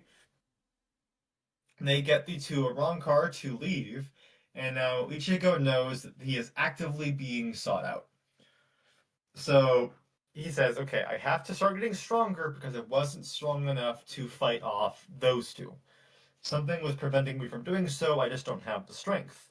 So Ichigo starts training, and a group of Shinigami enroll at his school. Like, the Shona dude with the ice powers jumps Mhm. in along with Rukia and Rukia's love interest Renji, and also a couple of other ones. One's like the most flamboyantly gay person you've ever seen Hell yeah. in an anime. Where are they? Yeah, this guy. But anime already has queer icon Psyche K. How can he top that? Yeah. Also, actually, this is a pretty good panel. So this is Araki. Looks chill. This giant fucking menace is Kenpachi Zaraki, the guy that you go and got into a fist fight with. And this is the Shona with the ice powers. Little guy. Yeah. This is Byakuya, so you know who Ichigo got into a fight with. Oh, I forgot the most important part. I forgot to explain. So I mentioned the morph effect with Chad, right? Yeah. So in the Soul Society, Chad was kicking ass and taking names. And then he was the that took on like the second worst person he could have ever been up against. So the worst person any of their group could have ever fought is this old man back here. He is the head captain, and he is the single strongest Shinigami to have ever been born. Damn. Um, uh, so everyone has like a release commands to activate their sword and all of that. His is reduce everything in creation to ash. Huh. Yeah. So he's the monster. He's ruthless. He will delete you and not look twice about it. Balanced. So naturally, Chad fights this guy with the hat. Why is he the second worst person to ever fight in the Soul Society? He's a really laid back guy. He's super chill. He honestly, genuinely, when he sees Shadow looking up on him, says, "Hey, I know that we're supposed to fight and all, but do you want to just sit down and have some sake? And just say that we had a fight and it was really cool and epic and it was, and just say like, like, oh, you beat me and then just go about your day. Why not just do that?" And Chad says, "I'm sorry, but I kind of have a duty here to save Rukia, so I'm gonna have to kick your ass." And the hat guy says, "You really don't want to do that." And Chad says, "Nah, I have to because of Ichigo." And so the hat guy says again, "No, no, you don't understand. You really don't want to do that." So Chad is a dumbass and tries it, and he finds out that this fucker with the hat is the second most powerful of all of the captains. Oops. And far more importantly, one of the greatest tacticians. And when he decides to stop being lazy, is far more ruthless than the old man ever will be. The Hat Guy's mindset is I don't care what I have to do to win. As long as we can rebuild from the damage, then I'm cool with it. Damn. There is a point in the final arc where he straight up thinks, oh, Ichigo's gonna fucking die, but says, well, we can still use his body. I'm dead serious. He fully is of the belief that Ichigo's just gonna fucking die and then he's gonna use his corpse for something. So he goes to the living world and gives Ichigo's living friends passes into the afterlife so they can visit Ichigo's corpse. Giga Chat, He just says, actually. like, yeah, I have no faith that this is going to work out, but I'm gonna use it anyway. Oops. Yeah. So Chad gets his ass fucking handed to him, and Chad never won a relevant fight ever again. Damn. He's an early game scale and he doesn't scale. Shit. Yeah, and it's also really, really sad because Chad's entire bit is that in the first season, like their entire backstory is that they fought Ichigo and Chad fought for each other. Because Chad, for his own personal reasons, refused to ever fight for himself because he had made a promise to someone to never fight for himself. And so Ichigo promised of like, you fights to protect me and I will fights to protect you. So they made a pact of they would always watch each other's back. That is So like so Ichigo actually says homoerotic. the famous line in Soul Society of I could never imagine Chad losing. Because in order for Chad to lose, that would mean that he no longer has Ichigo's back. So Chad just gets severely outscaled, and he just never is relevant ever again. And he tries so hard to be relevant. He does. He sincerely does so much training and unlocks so many new powers and learns so much about himself. And he's never reaches a point where he can defeat a captain. That's so sad. It is so sad. Everyone wanted Chad to be a big deal because we wanted to see Ichigo and Chad being able to fight back to back and keeping each other safe because that's all they wanted to do. But No. no, Ichigo being ends up strong enough to kill fucking God, and Chad can't kill Captain. Damn. He got I left think at the end of the behind. series, Chad might be able to beat one Captain. Might. The weakest one they have. Poor fucker. And I'm fairly certain Ichigo could 1v13 all of the captains and come out on top. Damn.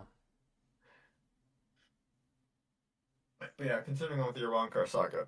So, everyone is trying to grow in power because Ichigo is in danger and everyone he cares about is in danger. And then you have this boy. This is Catboy. He has a name, but we're going to call him Catboy because that's what all he is. He is feral and moody, and he wants nothing other than to get into Ichigo's pants. Oh, he He just like says he me, for wants to real, get for real. Ichigo. He says that he wants to fight Ichigo to the death, but we all know he just wants to fuck Ichigo. Or be fucked by Ichigo. One of the two. Just like me, for real, for I've real. actually I checked. get it. There's more tags for Ichigo, and Grimjow is his name, than there is for any other pairing in Bleach. I get it, though. Like, that's just so yaoi coded. Yeah. But it's like a Like, love there are so many triangle. times. He's married to Chad. You cannot get in his pants. Chad wishes he could be married to Ichigo. He's a side piece. How are they? He's stuck as the side piece. Renji is Ichigo's boy husband. How many side But pieces yeah, does this no. bitch have? There's a point where Grimjow invades the world of the living, and he literally says, "Hey, we were specifically ordered to cause as much havoc here as we could, but I don't sense Ichigo anywhere, so I'm just gonna sit down and wait for him to come." Come. Exactly. There are multiple times where this man blindly ignores everything else around him to hunt down Ichigo. You cannot tell me he wants his dick. Yeah, he makes it Orihime heal him just so he could have a better fight with Ichigo.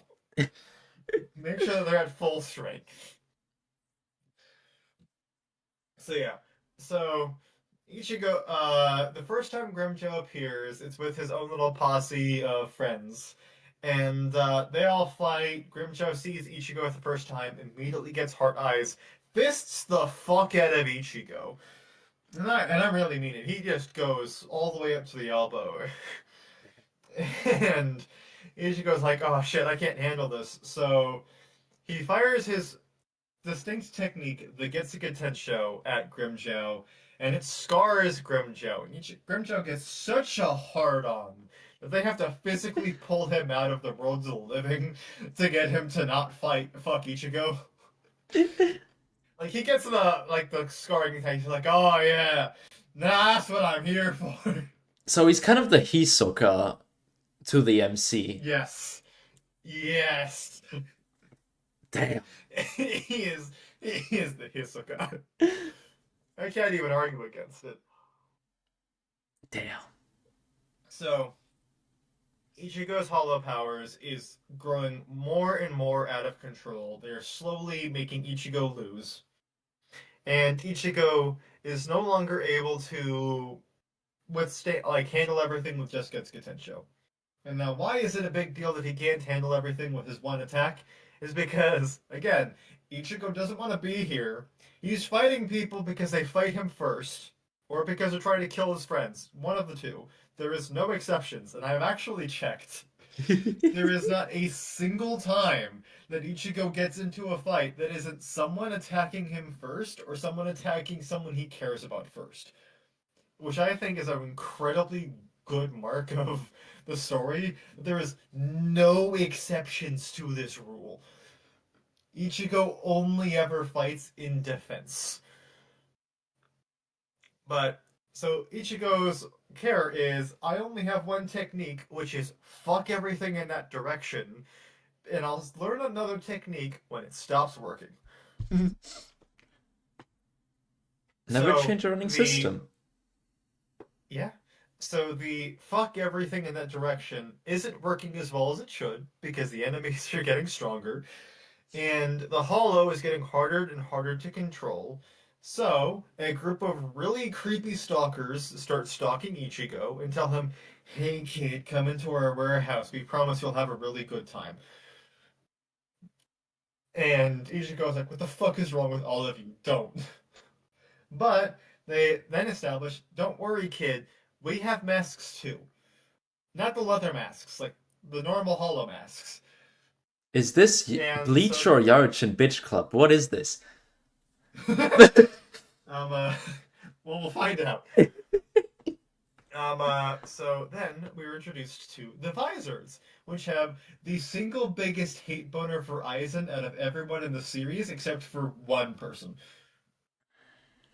And they actually have a very valid reason for having the second biggest hate boner for Aizen in the entire series. That being, Aizen forcefully mutated all of them. They used to be like members of the Gote 13, and Aizen just said, "I wants to experiment with a Romcars, so I'm gonna mutate Soul Reapers into a Romcar," and that's how the Visor are born. Because Aizen took a little device and said, "Hey, I'm gonna fuck with your soul a little bit. Don't mind me," and just ripped their souls to shreds. Also, because of that, they were banished from the Soul Society and put on a kill on sight order. Oops. They had no say in this. Oh yeah, also, so basically, the leader of the Visor, his name is Shinji, Crank That Soldier Boy. It's actually really hilarious about the Crank That Soldier Boy because Shinji's theme song is jazz. Um, uh, So Shinji was suspicious as fuck about Aizen from the start, and literally promoted Aizen into being his lieutenant so that Aizen was always right in front of Shinji at all times of the day, so he could watch him as closely as he could. And then when Aizen started fucking with all of their souls, he's like, "Oh yeah, no, actually I let myself seem suspicious to you so that you would make me your lieutenant, so that no one would question it when I became lieutenant in your place after I killed you." He plans that far ahead. And we're not even at the biggest piece of Aizen, what the fuck? Because that's at the end of the Ironclar saga. But yeah, so Ichigo is introduced to the Visor, who all have their own hollows that they keep under control. So they teach Ichigo how to control his hollow, and he fights his hollow, that pure white version of himself that I showed you earlier. Mm. And I'm gonna actually go over the scene in depth because it is very, very important. So, Ichigo, in order to control his hollow, is told by the Visor that he has to defeat his hollow in combat to assert dominance over it.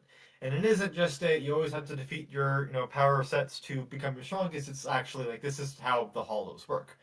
They have a strongest takes control methodology. They're very Animal Kingdom esque of like, if you beat me, I will be subservient to you, and that's just the lay of the land.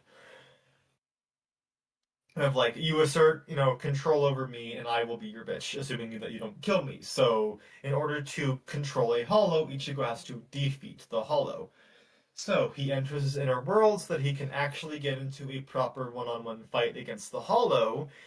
And he finds out, as soon as he's there, that Zangetsu is missing. Like, he thought that he would be able to get in 2v1, use his Zangetsu's power to overwhelm the Hollow, only to find Zangetsu is missing, and the Hollow, who, at the first time he ever appeared, Zangetsu just manifested just the guy with, like, a blank sword, so that Ichigo would learn to cooperate with Zangetsu. You pretty much maintain the belief that he was, like, duplicate that Zangetsu made as like a good target practice. But then the Hollow's just chilling by himself, and he's holding the Zangetsu blade. And so Ichigo says, "Oh no, what the hell did you do, Zangetsu?" And the Hollow's response is, "I am Zangetsu." Naturally, Ichigo calls him out on his bullshit, and he says, "I see what you've done. You've taken over him. So I'm going to fight you both so that I don't have to worry about you anymore and to get Zangetsu back." And naturally, the Hollow says, "Well, do it if you can, but I'm gonna try to fucking kill you."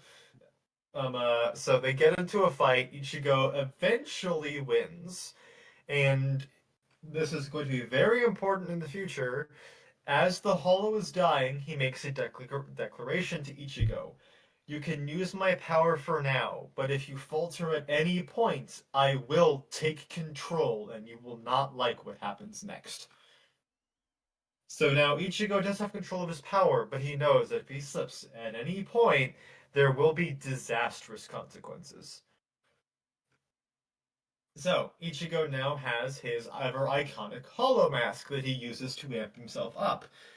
And it is right after he gets this hollow mask that Ulquiorra, edgy boy McFallout over here, goes up to Orihime and tells her, uh, Aizen wants you in Hueco Mundo. So either I kill everyone you care about and then take you to Hueco Mundo, or you willfully come with me right now.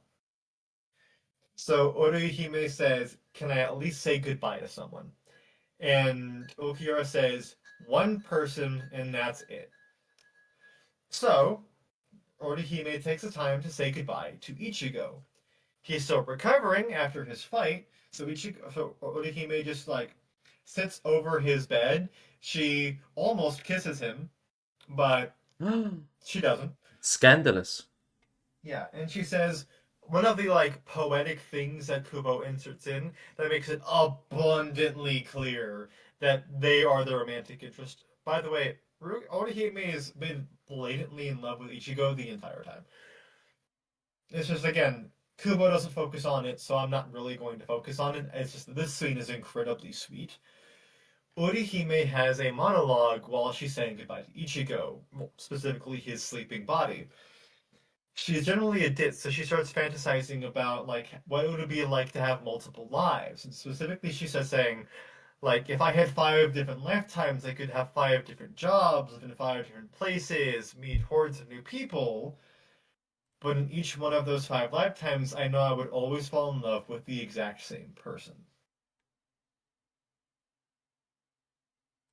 And I'm like, that's so sweet. That's Aww. so cute. So yeah, she says goodbye. She goes to Hueco Mundo, specifically in the palace that Aizen created called Las Noches, or the Nights. And so Ichigo finds out Orihime is gone. And so he says, "Okay, rather than waiting for the Arrancar to attack my town, I now have to seek out the Arrancar to get Orihime back." Like he was already going to fight them because the people he cared about was in danger, but now like he has to actively leave to protect those people he cares about. Gee, I wonder why would they ever randomly kidnap someone when there's clearly someone who would actively follow that person to save them with proven evidence.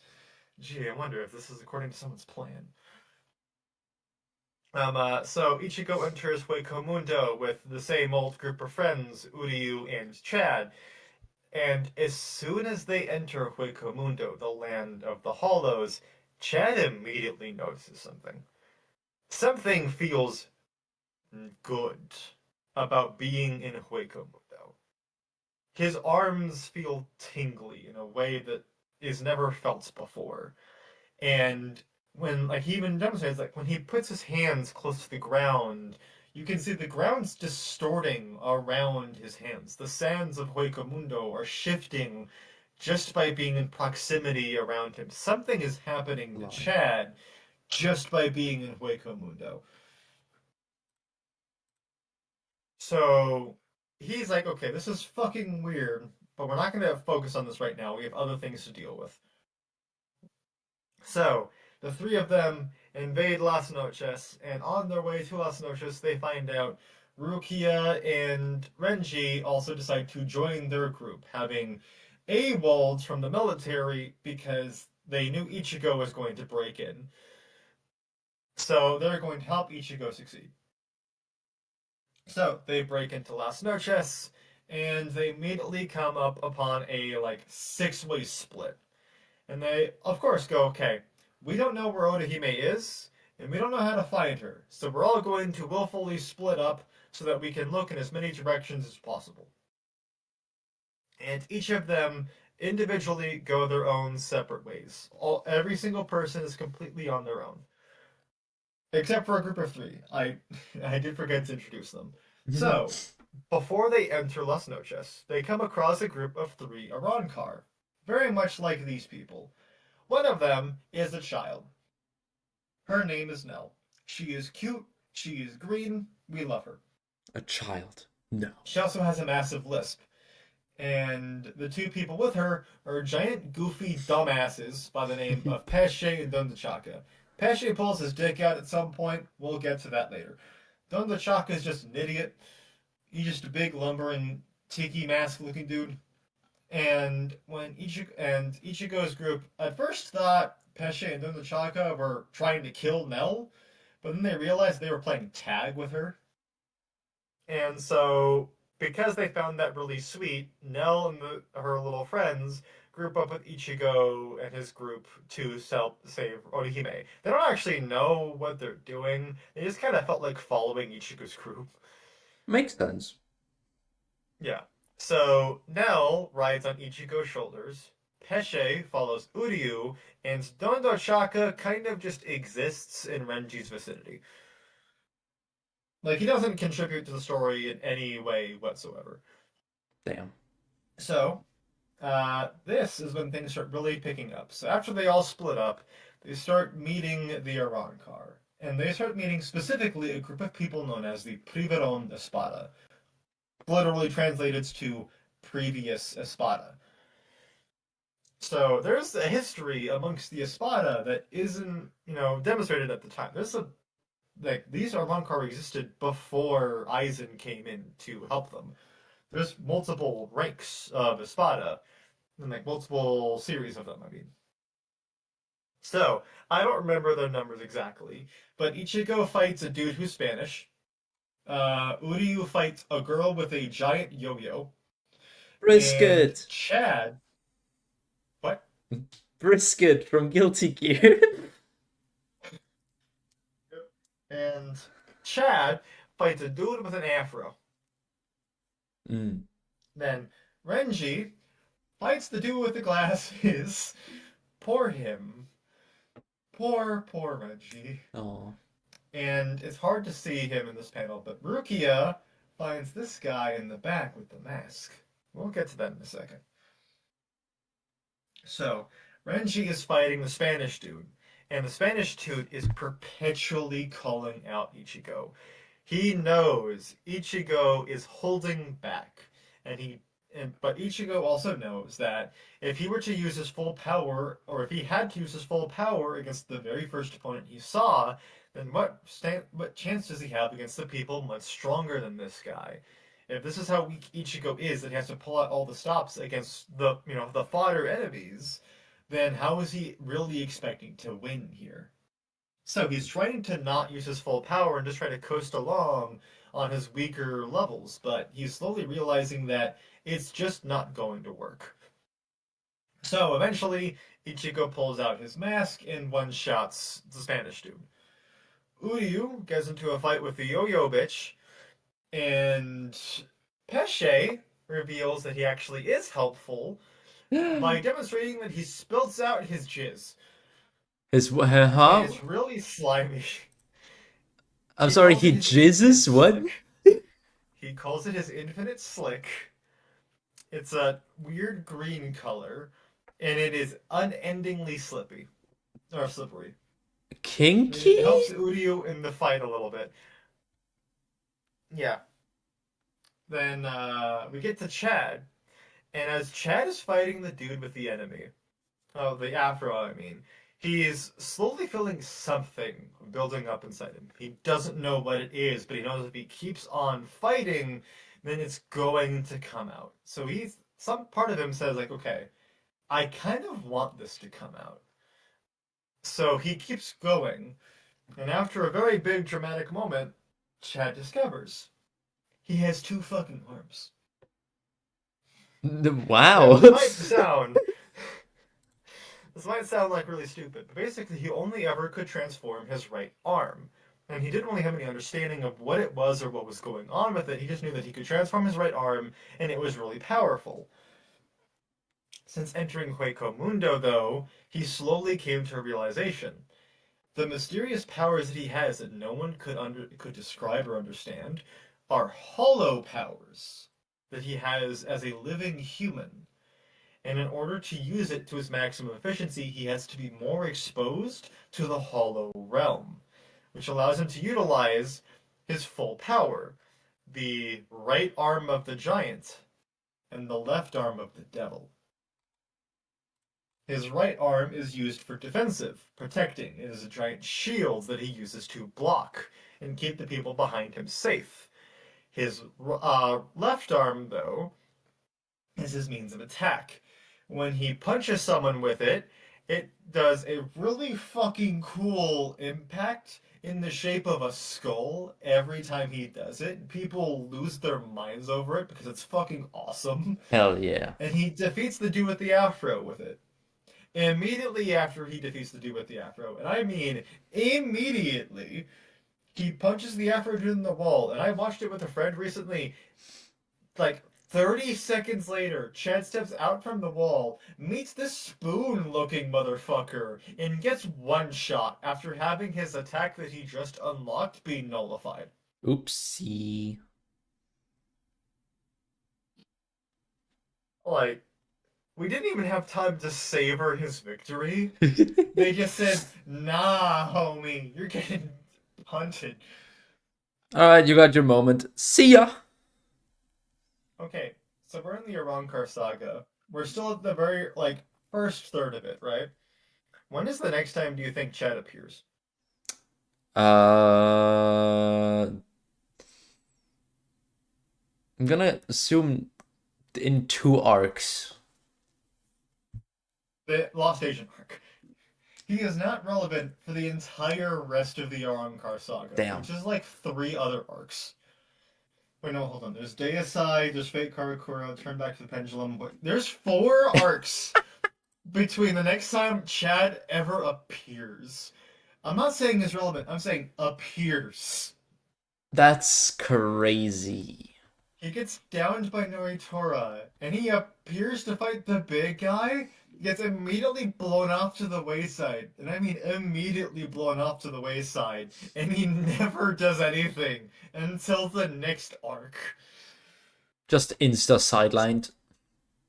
You had your fun. Goodbye. So here's the big deal that we're going to get onto here. So, as I mentioned, we have the Espada right here. They actually have numbers associated with their level of strength. And that is, this is going to be really sound really weird. That is in high controversy. This is going to sound really funny, but if you were to, the single most controversial question you can ask anyone in the Bleach community is who is the strongest Espada? Okay, I have my next You'd tweet. think it is the, your first question would be, it has to be number 1. No. We have 3 options to choose from. Okay, so first and foremost, we have Big Guy. He is number 10. Then we have the dude in the mask in the back. He is number 9. Then, moving up, we have Glasses. Kinky Bitch is 8. The most irrelevant motherfucker in the series is Spiked Monk Dude at 7. Damn. Then Yaoi Catboy is 6. 5 is Spoon. And then we get into the actual bigwigs. By that I mean they actually explain that there is a rule in Lost Notes that any Espada from rank 4 or above are literally not allowed to use their full power inside of Las Noches because just releasing their most powerful form is enough to delete the entire building. Ooh. The building is the size of a country, by the way. So 4 is Okiura. He is one of the 3 people that is seen as potentially the strongest. Hmm. Then we have my favorite character, Hallibel, who is number 3, because I just love her story. She is such a unique case, and I love her for it. Then you have the old bastard number 2, Baragon, who is the sickest Spada in the series. And then the dude who is actually sleeping literally all of the time, the number 1 Espada. We call him Wolf Boy. Huh. So that is all of them. So you have Wolf Boy, Okiura, and here's gonna be a fun one. Big Guy. Those 3 are all in contention for being the strongest Espada. Damn. And also, some people who are on the low-key stupid side think that he's one of the contenders. I can understand their point. I just think they're stupid. Like, once I start explaining, you'll understand why those people have a point, but there's a reason why he's number 2. And contrary to people's belief, it is not because Aizen is a petty bitch. So, we have our first Espada encounter in Rukia versus number 9. His name is Aranyo. To make things easier, I'll just call him Tentacles. Okay. So, his power as an Espada is that any being he consumes, he can use their power. Whatever special ability it is, he can then use it. Oh, like the guy that eats the demons from JJK. Yes. Actually, that is the best comparison for it. Because he is able to use every single one of the powers he consumes. It isn't like other ones where it's like, oh, I can only use the latest power or the Mm. strongest power. It's no, it's an accumulative thing. And when he pulls off his mask, he reveals himself to be, if you remember this name, Kayan Shiba. Now, this is a big deal, not just because he is a Shiba, because Rukia remembers killing him. Huh. Before the start of the series, Rukia had a really horrific instance that she had, incredibly traumatizing to her for very good reason. Her closest friend in the division she was a part of, Squad 13, was Kayan Shiba, the lieutenant of that squad. And they were very good friends. He was her mentor and her inspiration. And at one point in time, let me know if this sounds familiar to you, he randomly started holofying and turning into a hollow. In order to stop him, Ruki had no other choice but to kill him, and she honestly thought that was it. So after she killed him, she went to the Shiba family and said, I killed your family member, punish me as you will. Kinky? So she lived with that trauma the entire time, because she kills her mentor. And at the very end, he actually had a moment of clarity saying, please kill me. I can't control myself. So now Kai and Shiba is in front of her the second time, and generally being friendly, generally being cordial, talking about how, like, he was under control by a hollow, and he is happy that she did actually put him down, because he was afraid of what he would have done if no one had ever stopped him. And Rukia is again like incredibly guilty, really sad. So she says, "What can I do to get your forgiveness? Like you might not, forgive me, but I can't forgive myself. So please give me something I can do to make myself redeemed in my own eyes." So Kyan says, "All right, sure. If you want something that bad." He pulls out his knife and he hands it to her. Kill all your friends. Damn. Naturally, Rukia says, "What the fuck?" And so, yada yada things go on. Kyan reveals that he never was Kyan. He was the Hollow that took over Kyan.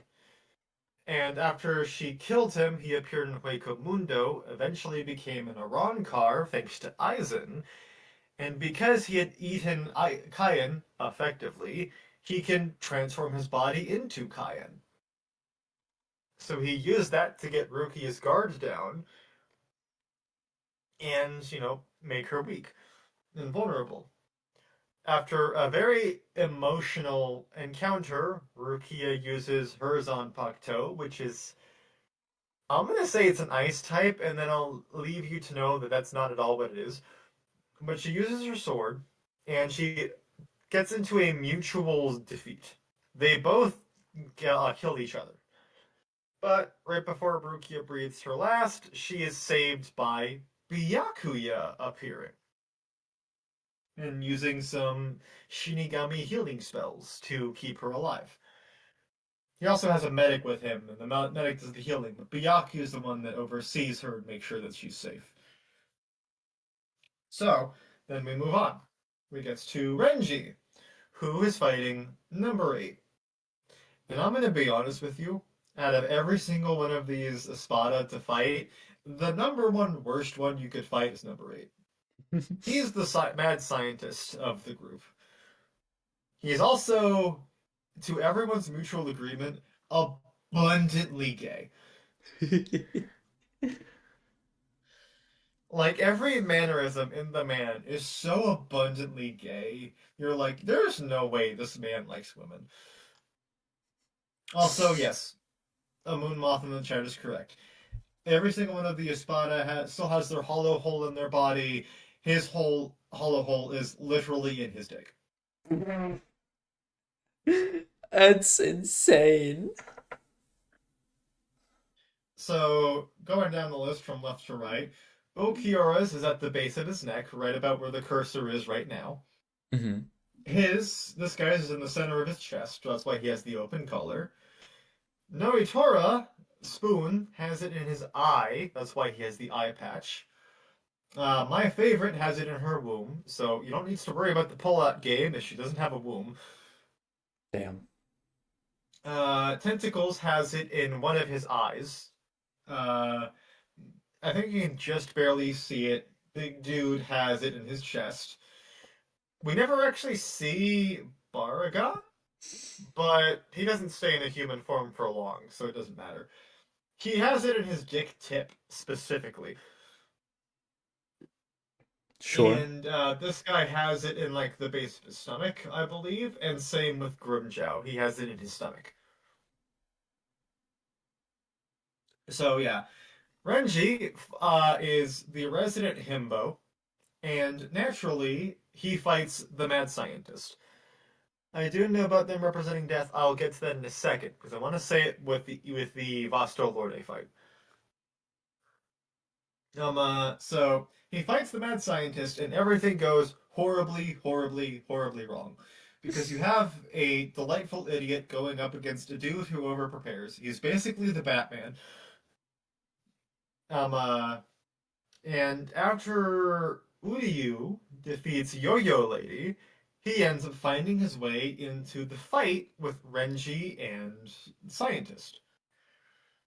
So now it's a 2v1, and thankfully, Uryu is an actual intelligent fighter, so he does all the thinking and planning, while Renji becomes the heavy hitter of their little pairing. He does the distracting, while Uryu sets things up like a trap. They have a really good, back and forth between the two. The Bleach comedy is actually really on point here. And so, they continue on with their fight. Ichigo finishes, kicking the ass of the Spanish dude all the way in the back, and he comes across Okiura. At first, Ichigo just straight up just gonna walk past Okiura. Like, actually just be like, hey, are you gonna stop me? And Okiura says, well, no. So Ichigo just says, oh, okay, bye. And just starts continuing about his day. Because, again, he doesn't want to get into more fights. Yeah. That's more chances that he'll fail. So he's just like, oh, okay, Have a good day. Enjoy yourself. And then Okira says, but I did fuck your bitch. Not actually, but metaphorically. So Ichigo just says, well, we can't have that go unpunished. So he gets into a fist fight with Okiura. And Okiura fucking curb stomps him. And it's to such a point that Ichigo is dead certain Okiura is number one. To which Okiura, just to taunt him, grabs Ichigo's blade, stabs it into his chest, and uses it to rip his shirt just so he can reveal to Ichigo that he's number four. By the way, along with their hollow features, each of the Espada also have their corresponding number tattooed somewhere onto their body. Okiura has it on the left side of his chest where the cursor is right now. This guy has it on the back of his left hand. He has it on his tongue. I don't know why he wanted that. She has it on her tits. He has it on his face. He has it on a shoulder. He doesn't have it because he's a petty bitch.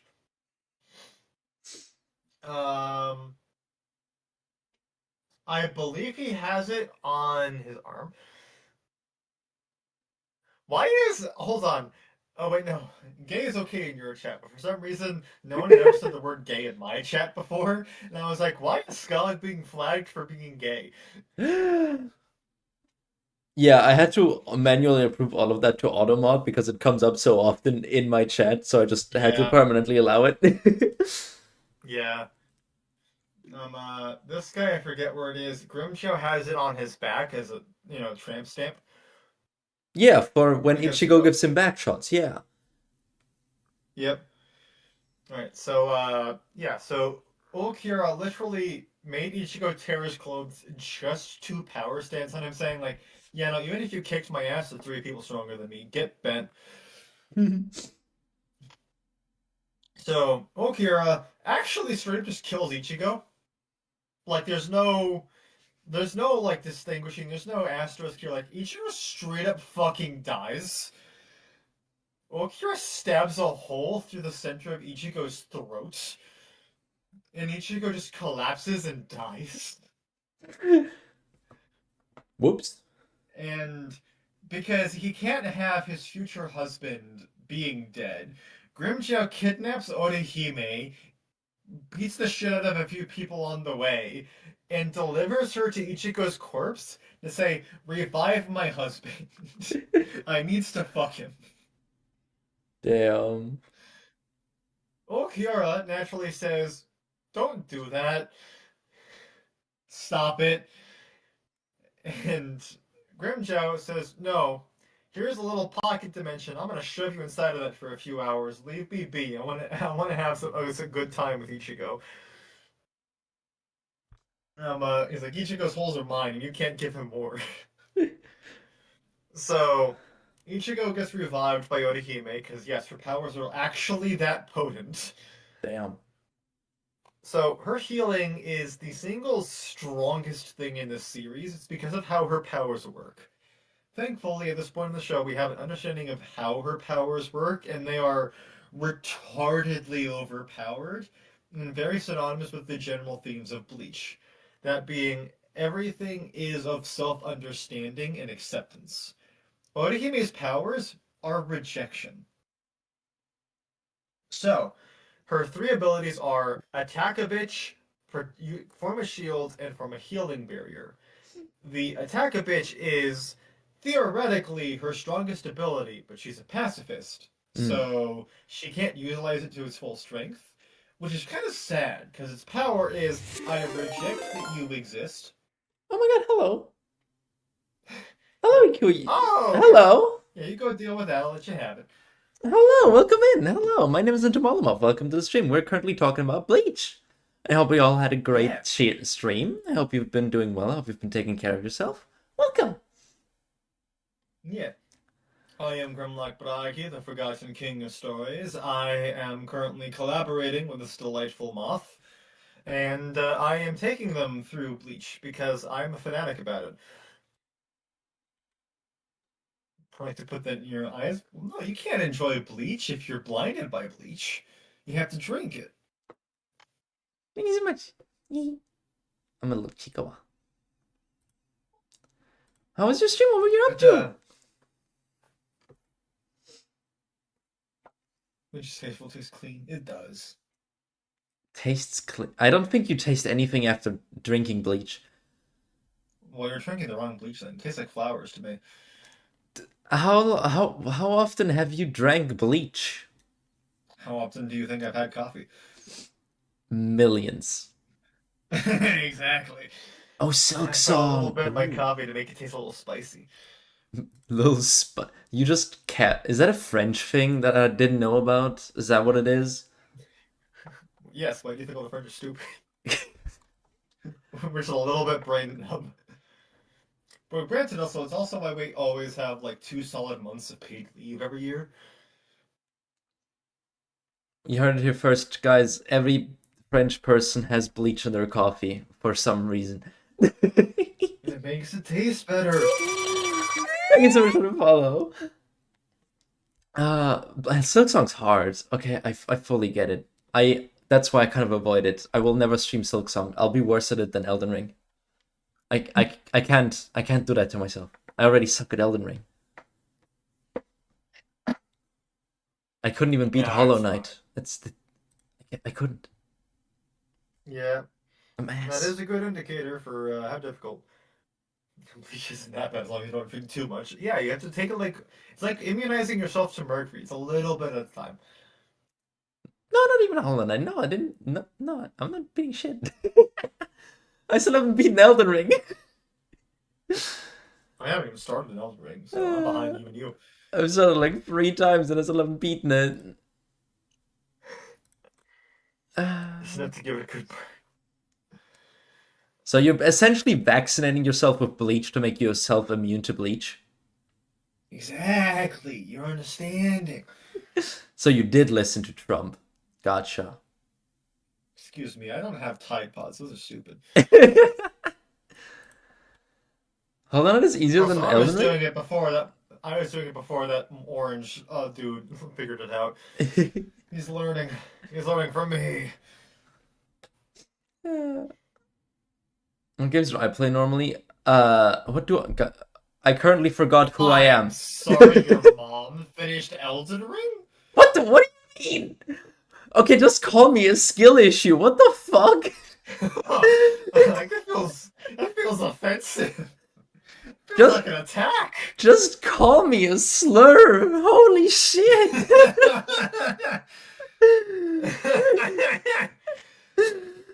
That's uh, crazy. Moth has not watched Bleach, but I am a fanatic about it. I've also read fan fiction about it. That's why I'm taking her through Bleach. I currently play like Skate, Peak, Elden Ring, and I play a bunch of bug games like Kabuto Park and Empires of the Undergrove. I also played a lot of Uma Musume during one of my moth manias. Oh, you poor soul. You poor, poor soul. My horses were ulting. I unfortunately also play League of Legends, so I mean, there's just no saving you from that. yeah, no, it's over for me. All right. I Well, let us also... continue with educating you on the Bleach. Okay, you lost my... Okay, you lost my.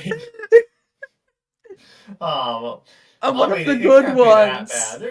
There has to be worse games than League of Legends. There I has to be. I don't think so. Like, not even Valorant is worse, I think. I don't know.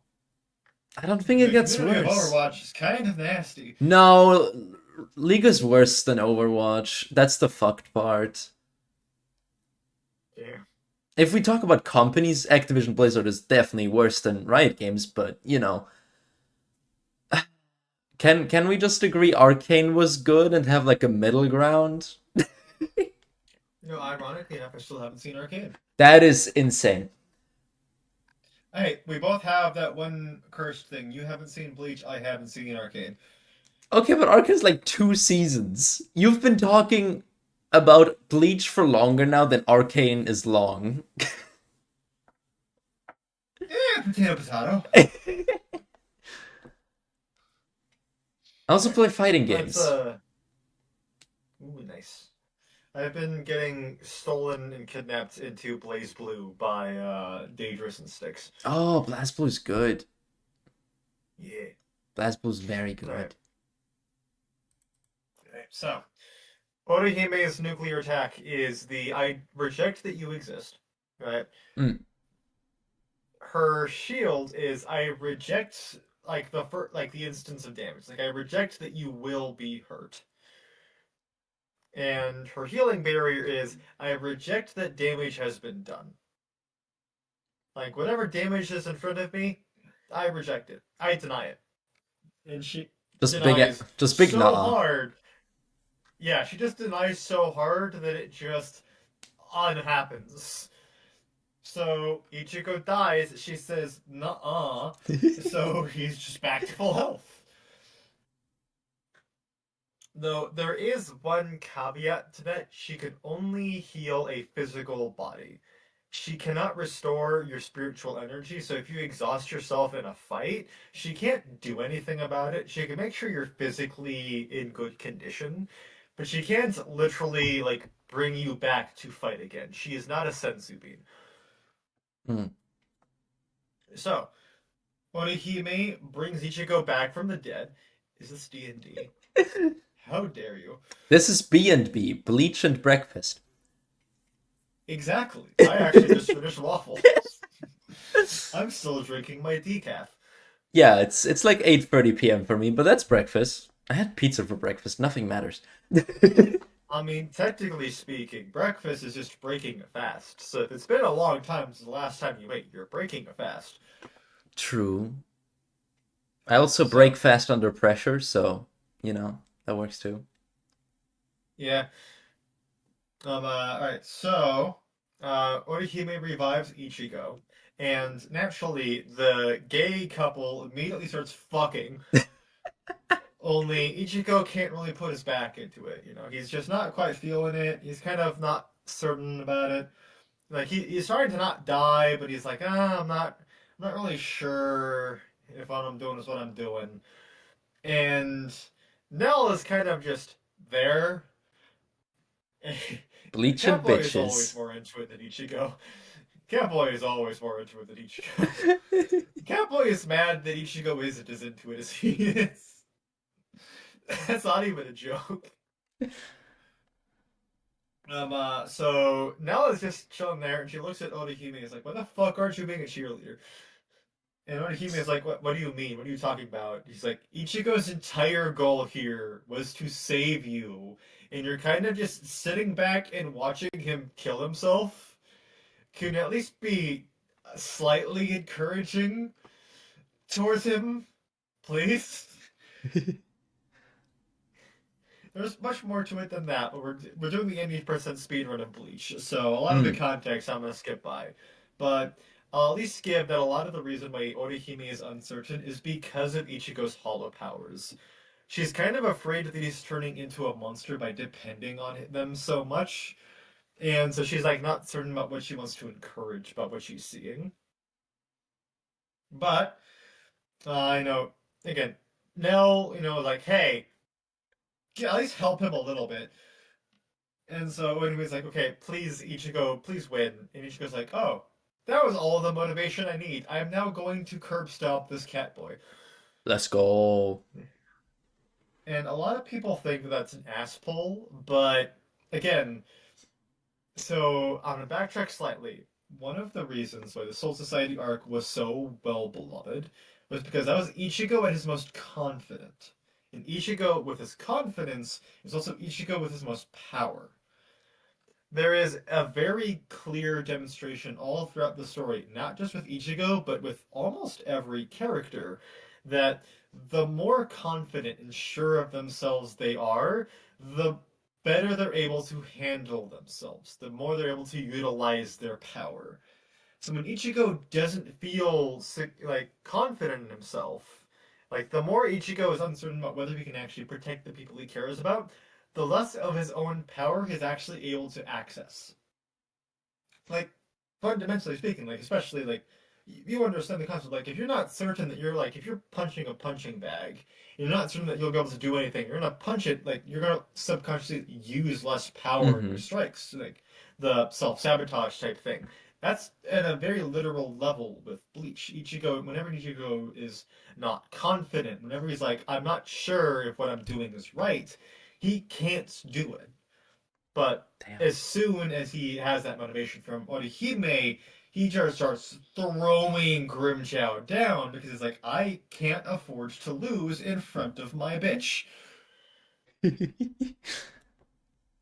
Like, he straight up says, like, oh, I'm sorry, like, yeah, Orihime says, please stop getting hurt.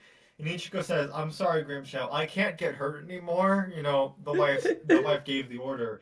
And he actually genuinely doesn't take a hit for the rest of the fight. Just put your mind to it. You can do Uh, it. Manifest that shit. yeah. Hey, bro, I can't take back shots no more. Exactly. My wife pumped the hickeys. We gotta stop. my wife's jealous because you give it better than she does. Says just stop. So Ichigo beats Grimjow. They, immediately end the fight. They're like, okay, let's go home now, please. And literally, Grimjow's like, hold on, I didn't finish yet.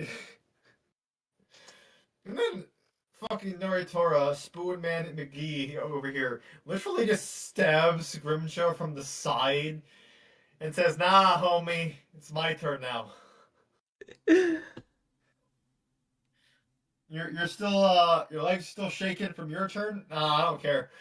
You're taking it.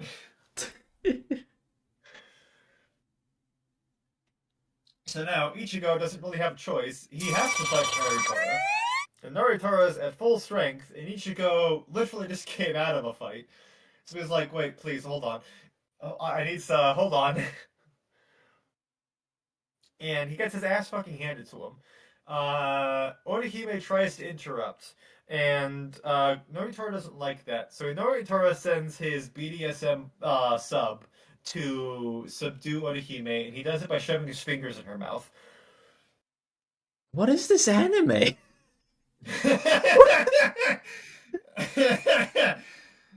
I'm only joking about some things. I They know. do indeed th- shut her up by shoving fingers in her mouth. I've seen yaois that get less to the point. What is this?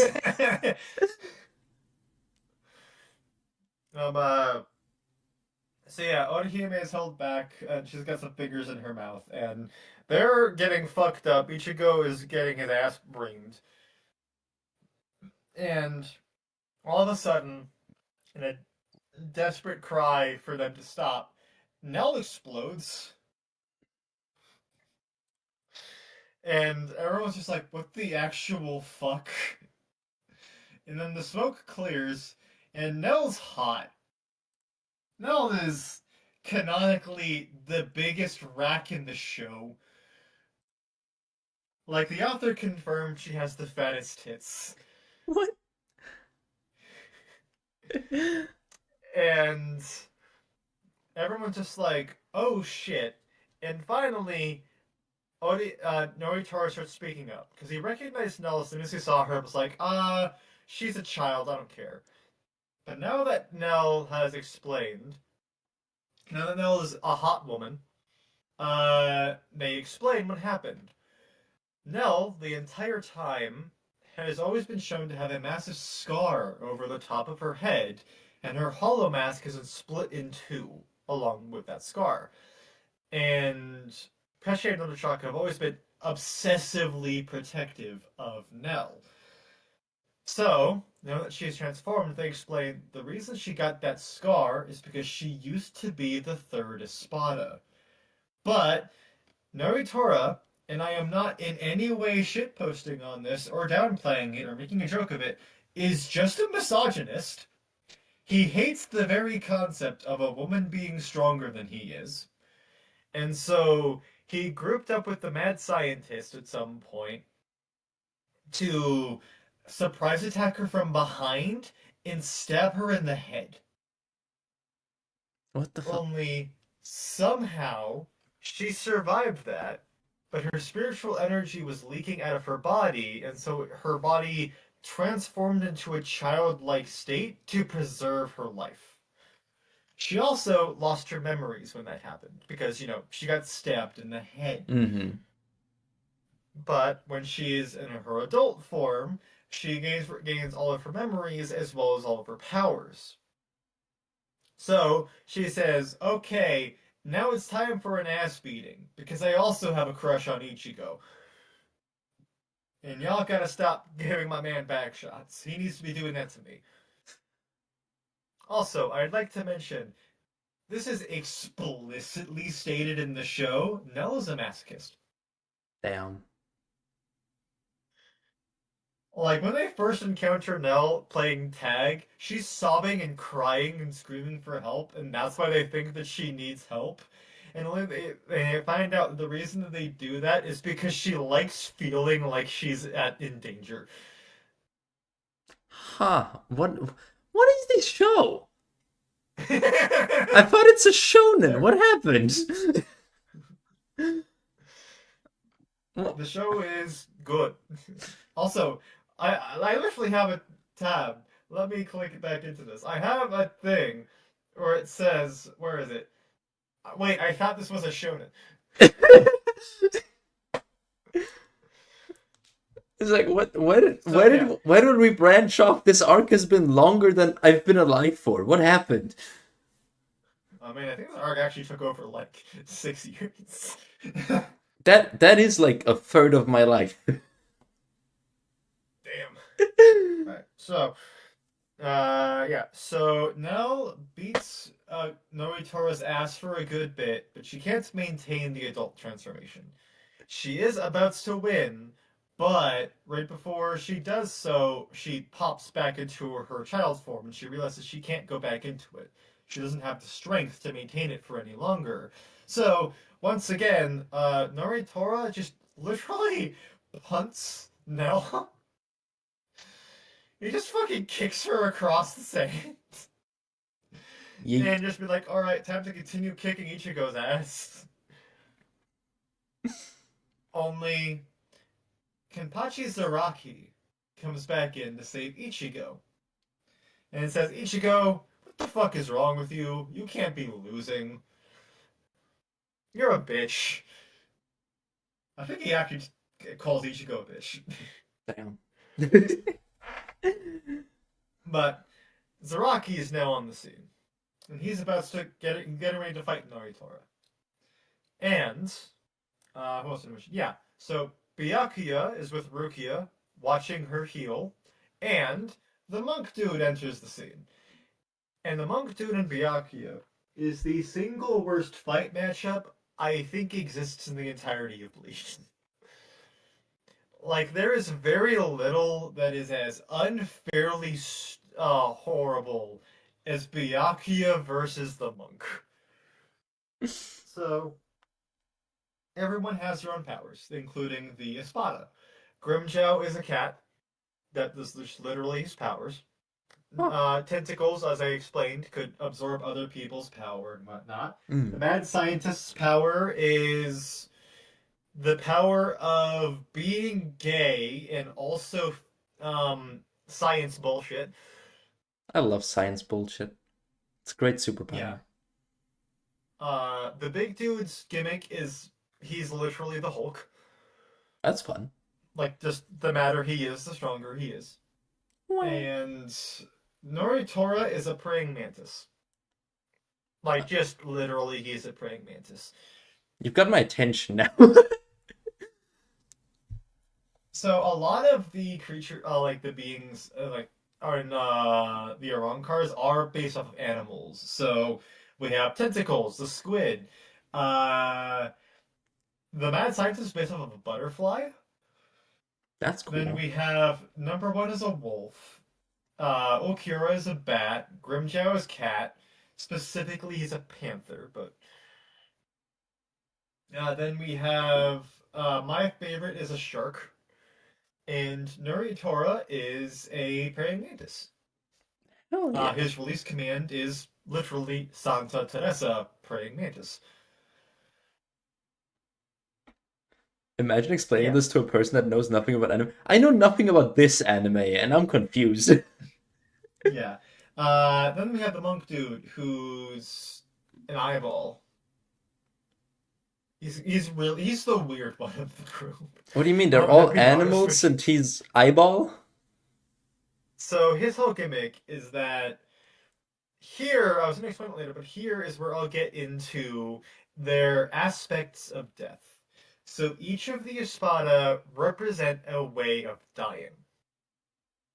Grimjow is destruction, Pew. for example. Scientist is madness. The tentacle dude is greed, fitting because he has to consume every. No, it's gluttony. He's gluttony, and so again, he consumes everything. Okiura is nihilism or emptiness. Mm, that makes sense. No, no, yeah, he is not. He is emptiness, and Noritora is despair. And then we have this guy. I'll get to him later, but I'll just say that he is time, and I'll move on. This guy, the number one, solitude, and my favorite, sacrifice. Then we have the guy that we're talking about, Mr. Eyeball Man, is obsession.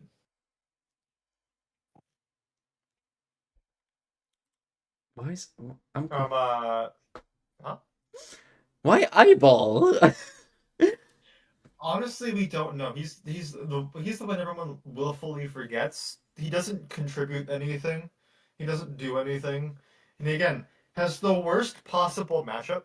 Hi, Syphils. Hello. So his power is that when he uses his full power, he gets 200 eyeballs over his body.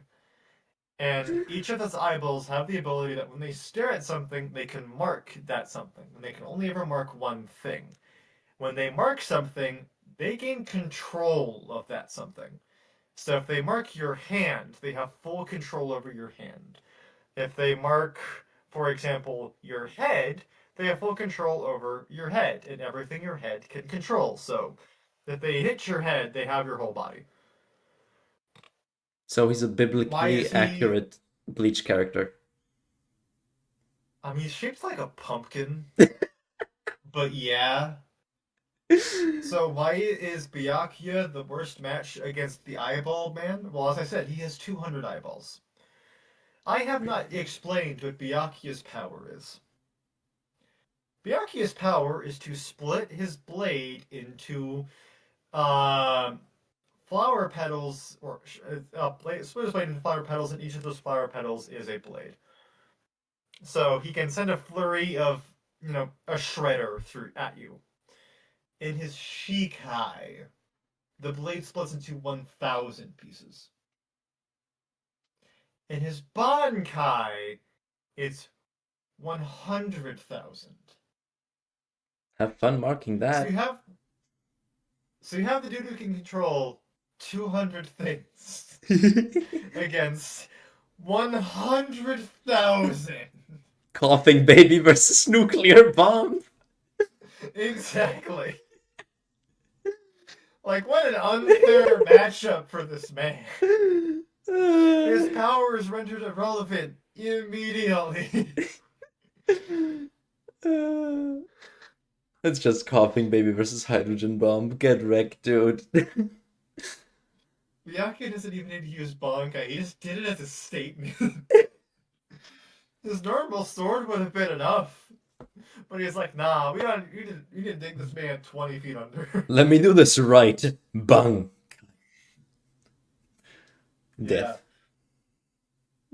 Oh, absolutely. So, Byakuya kills that dude, and Uryu and Renji are still getting their ass beat by Mr. Madness Man, scientist dude, and he enters his released form.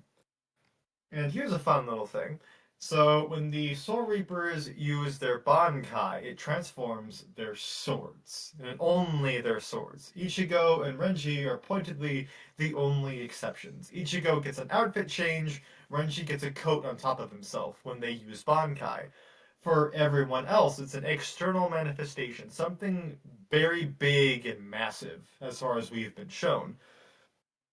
But pointedly, it is the sword that transforms. For the Arankar, when they use their Bankai called Resurrection, they physically transform. It is their bodies that become the weapon. So when Madness Dude transforms, he becomes a weird little creepy fuck with one leg and giant tentacle wings. Um, uh, and also he can swallow you with the tentacle wings and create a voodoo doll. His powers are weird. Also, he can impregnate you. Wait, is Emperor canon in this? Well, it is a woman that gets pregnant, but feasibly, yes, preg is canon. So, his power, one of his powers is that whatever biological material kills him, he will insert his essence into them and use their body to birth himself. Like genuinely, he says, "I my essence impregnates the target, and I use the target to birth myself." Welcome back, He uses Omegaverse. the exact words. That is his power. What is this anime? Remember, this is also the man who has a hole in his dick tip. What is this? Also, in one of the mobile games, Bleach Brave Souls, the quote unquote perfected form that he attains is to is to impale himself and impregnate himself Oh, I know those for kind of mobile seamless. games. They're usually on like different Yeah. websites than the Play Store, though. Yeah, in the actual animation of his ults, he shoves his very phallic looking tail into his own hole and he moans. That is. What a wonderful time for Breds to join in. We're talking about Emperor. It's a great Guess who's about to fight time. Guess who's about to fight Emperor, man? Ichigo? The clown who has a Oh, baby for a sword. please don't tell me he impregnates the baby. No. He explodes the baby and then impregnates like the most pitiable character of the entire series. How, So the what? clown dude is an absolute rat bastard, right? He's a bastard. He willfully admits to enjoying torturing people and all of that, and he has a lieutenant. Lieutenant is an artificial soul that he made himself. And because she is his creation, he abuses the fuck out of her. And people are so sad to see it. She is such a wonderful person, and she's abused so heavily. And she's the one that gets impregnated by the butterfly man. Uh, And it is a thing. what is Like, this? this man treats her so horribly that he beats the shit out of her because she didn't evade his massive cloud of poison that took up several blocks when she was standing next to him. I... But yeah, so the artificial lieutenant, she is impregnated. Only the clown admits that he was using her as a storage space for all of his like untested chemicals and science bullshit that he didn't get the chance to perfect yet, but he wanted to keep working on. And so, because he had to use all the things in her body to birth himself again, he ingested all of that by accident, and he ends up dying because he gets drugged. What? Yeah, I think 300% is a little bit too low. He's like 1200% drugged. Um, I'm sorry, what do you mean, why was he naked? He was never naked. He birthed himself fully clothed. how do you what? Don't ask questions. Does he That man's wait? fashionable. Does his is it like a clone that he then transfers consciousness to? No, no, he fully dies. So he dies, is reborn, And then, and is he born like the size that he was? yeah, just fully grown. Uh, uh, He wha- doesn't go through a birth cycle. He just violently saps all of the energy, and that's it. what in the parasite? Yeah. Yep, he's fucking weird. But yeah, that is the second captain to appear. And then we finally gets to praying mantis boy, Noitora. Um uh and so the Noitora fights Zaraki Kenpachi. And the first two-thirds of the fight is literally just two people who both realize they are psychopaths who love to fight. And just being like, oh, hell yeah, this is the perfect person for you to fight. So they just go into a hack and slash fight with each other where they just kind of forgot that there was a goal. And they're just like, oh, I don't care, I'm having a good time. I'm ripping my opponent to shreds. We're having a delightful time. We're having They rip fun. each other's limbs off. Naruto reveals he has 6 arms. Zaraki rips them off repeatedly. This but a scratch. Yeah, and I cannot emphasize this. The way Zaraki wins is because he's like, oh shit, I might actually die if I kind of just mindlessly keep swinging my sword. And so he just says, okay, I'm gonna use 2 hands now. So he's locking the fuck in.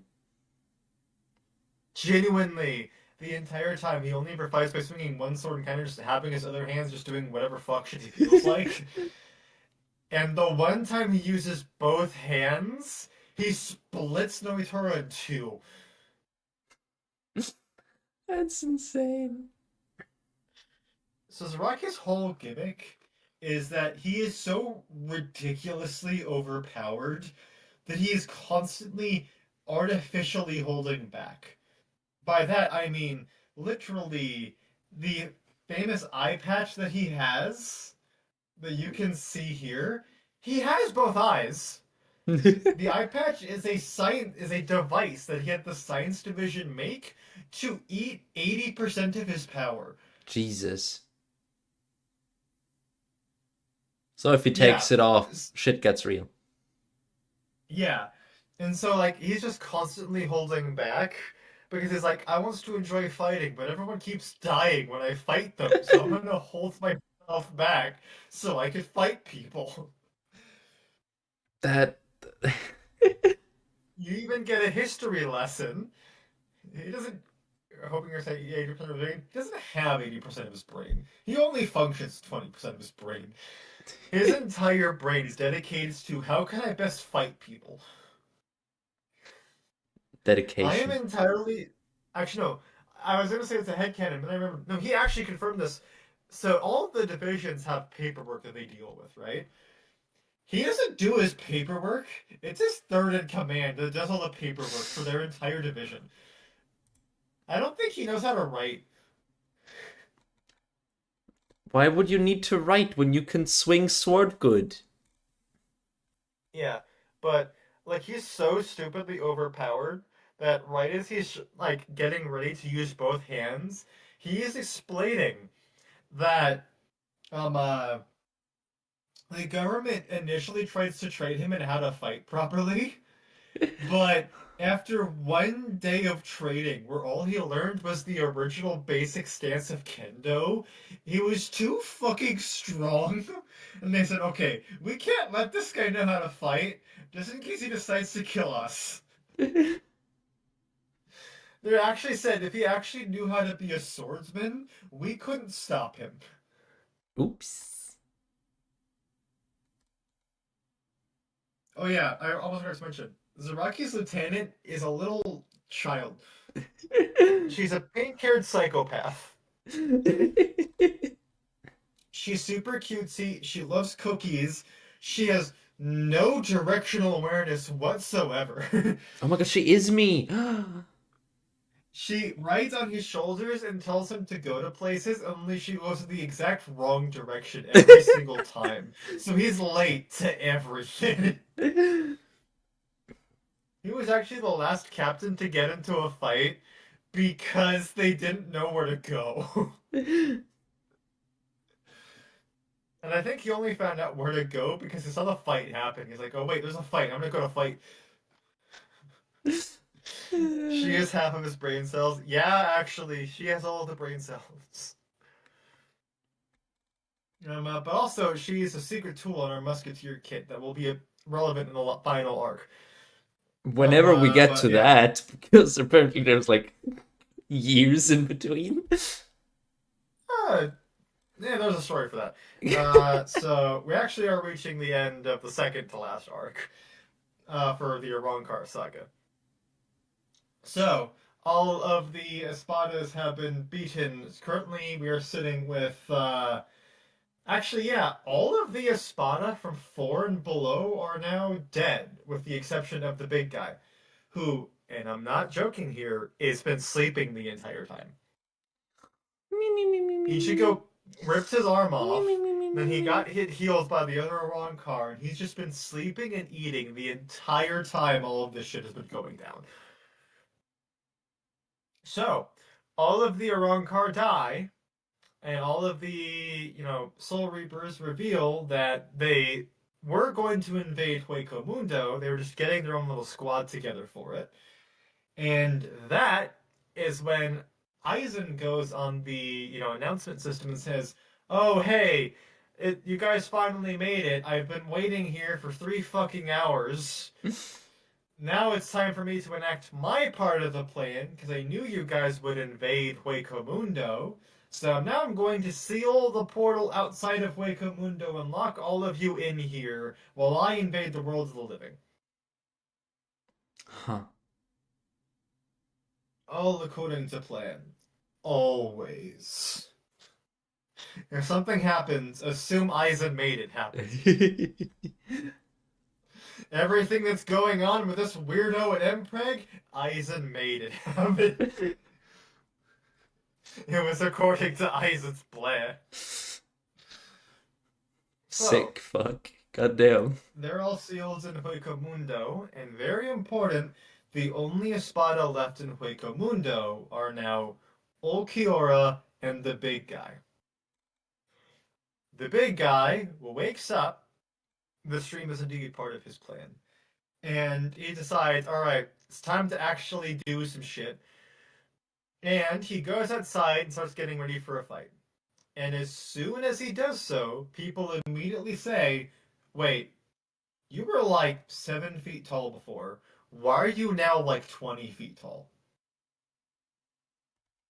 And he just lumbers around being a big old idiot, being pissed off, and punching everyone in his way. And he gets mad while Ichigo gets distracted fighting Ulquiorra, because Ulquiorra came back finally. And Yami uses his resurrection, the big guy, and he turns out to be a giant fuck off centipede. Huh? And by giant, I mean this dude is like, how I mentioned the Menos Grande were like like a skyscraper, right? Mm-hmm. He makes them look like footnotes. Like the dude Bleach. is easily like a good 50 stories tall, some stupid shit like that. They are actually as small as his toes. Head, shoulders, knees and toes, knees and toes. And for the final nail of the controversy of who is the strongest, well, the second nail of the controversy of who is the strongest Spada, Yami reveals that when he uses his resurrection, he moves up from being the 10th Espada to the 0 Espada. Because that makes sense and isn't contrived. That sounds normal. Yep. So, he fights Zaraki and Byakuya, but more accurately, Zaraki and Byakuya are arguing with each other, and he interrupts them arguing with each other because they have some really weird sexual tension between them. And they get mad because he interrupts their sexual tension, so they fight him. And that is completely off screen, by the way. No. Oh, I'm serious. Their entire fight with him is off screen. That's insane. Um, and so Ichigo fights Ulquiorra, and Ulquiorra, being the representation of nihilism, has spent this entire time wondering why Ichigo's group has so much hope and faith in themselves. Like, they believe that things are going to go right for them when everything is not. We're going to ignore the fact that most of the Espada are dead and say that everything is going wrong, right? So he's just like, why do you two still have hope? He's asking Orihime and Ichigo, like, why are you guys still trying when you're going to lose in the end? He generally just does not get it. So Ichigo is stronger. He's fighting at an when Ichigo is in his Bankai, he's fighting at an even level to Ulquiorra in his base state. And so, they're fighting, they're talking shit at each other, and Ichigo actually manages to piss off Ulquiorra for the first time by saying, it's easier for me to fight on level with you. I wonder, is that because I'm becoming more like a hollow, or is that because you're becoming more like a human? So Ulquiorra gets fucking pissed at that. And he says, how dare you? So he breaks down the wall and he says, follow me, we're going outside. So they go onto the roof of Las Noches, and we now finally have our cinematic background for one of the best fights in the entire series. For some people, it just is the best fight of the entire series. Mm-hmm. Ichigo fights Ulquiorra, and Ulquiorra says, alright. He reveals the rule of the Espadas rank 4 and above cannot use their resurrection inside of Las Noches. So now he uses it then, revealing, that he's a bat hollow, because he has wings and whatnot. And instantly, he is kicking Ichigo's ass. Bang. It is a sheer sweep.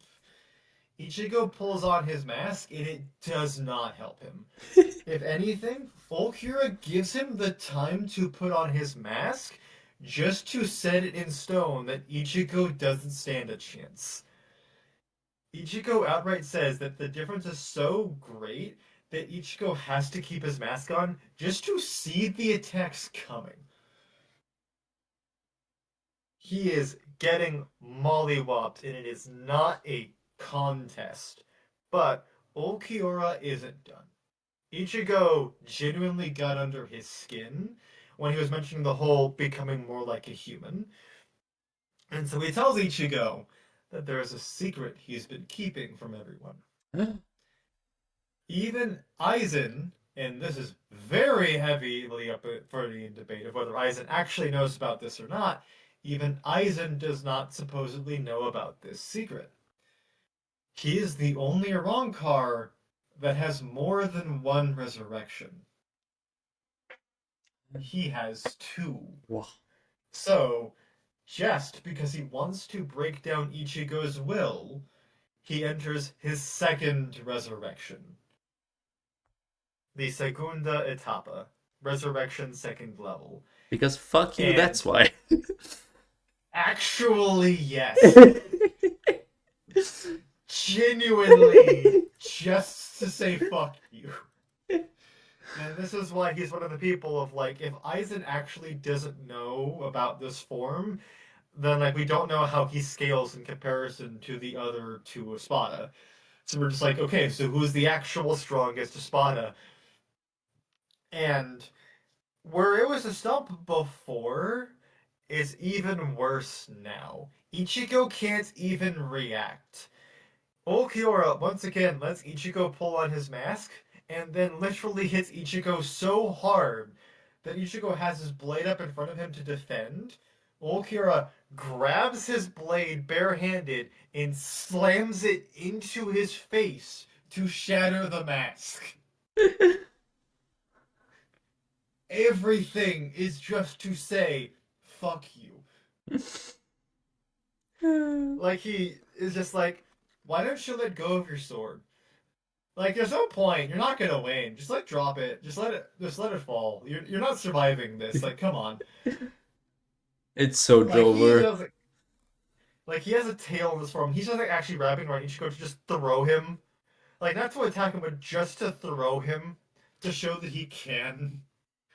He's blindsiding Ichigo. He's tearing him to pieces. He purposely misses an attack just to show Ichigo how hard it's gonna hit him. And finally, after immense desperation, Orihime and Uryu finally reach the roof because they're like, what happens to Ichigo? We need to see what's going on. And they see Ichigo being held up by his throat by Ulquiorra. Ulquiorra looks up where them and says, oh, good, you're here. You can watch me kill him a second time. And this time he makes sure it's more permanent. He says, fuck your throat. I'm blowing a hole in your chest. And so Ichigo, for the second time, to the same person, dies. And Ichigo is, or not Ichigo, Orihime is screaming in agony. Okira just drops Ichigo's body, and Orihime runs over to catch it, and she immediately starts trying to use her powers to heal it, but she's in such immense panic and desperation, and her head's so erratic she can't even heal him. He's just actually fucking dead. Oh shit. And Uryu starts like fighting Okura because like, well, someone has to fight him. Someone has to kill him because we're not going to win otherwise. So he's just doing everything he can to at least be a distraction. And now we finally get the payoff. Something we set up so much earlier. Ichigo finally lets his control slip. No one is now in the way to stop the Hollow. And we now get the most badass reveal of all time. An immense and overwhelming payoff. Let me actually pull this up on the other monitor and send you the DM.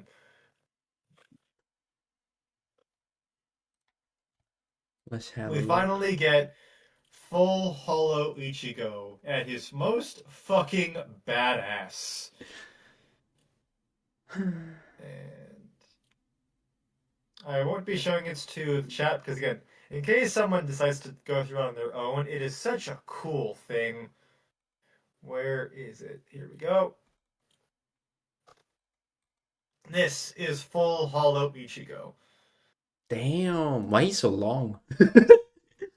Yeah, I mean that's just a design choice for Kubo. He just draws a lot of people long. He doesn't really do overly jacked. I think Yami's the only overly jacked person in the anime. Everyone's lanky. Legs for days.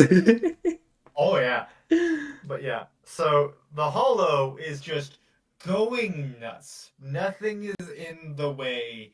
It is here to take fucking names. And by that, I mean, Ulquiorra was curb stomping Ichigo before he entered his final form, right? Like, he entered it just to dog on Ichigo. They have now completely flipped that. Ulquiorra cannot do anything to keep himself safe.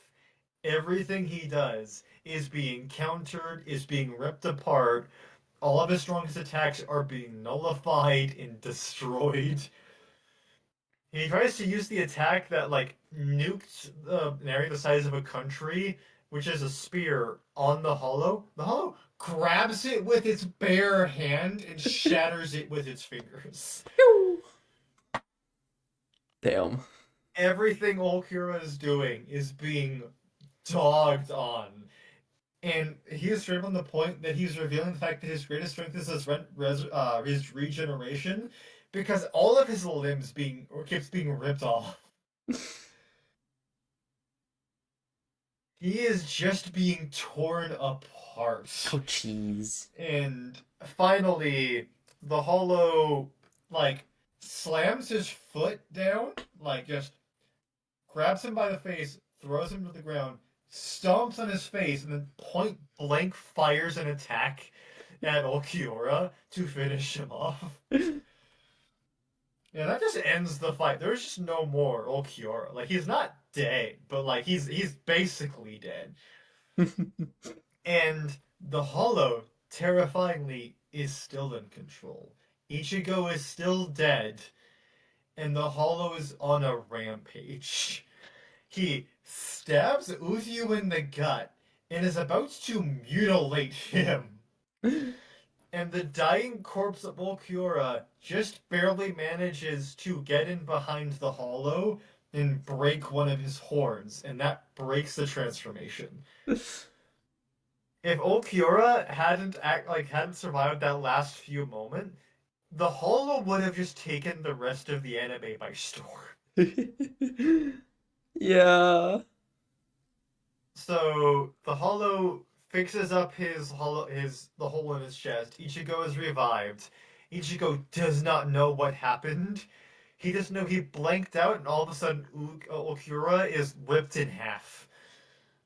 And he's not regenerating. He's like, "Wait, I thought you could heal." And Ulquiorra says, "Yeah, you hit me so hard, I don't have the strength to regenerate. I'm just dying, homie." Um, uh, so yeah, that was Bleach's like one of the most climactic fights. And Ichigo is now so terrified of his hollow that he can't even use his hollow mask anymore. Like he calls it upon his face because he the big guy is still going. He goes to fight the big guy, and he realizes it's so much heavier on his face, and he can't hold on to it. Like whenever he calls it out, he gets it like a couple seconds, and then it just pops off of his face, and he can't hold on to it. You know, mental trauma type thing. He's Mm. just not in the mind space. He's too scared of it right now.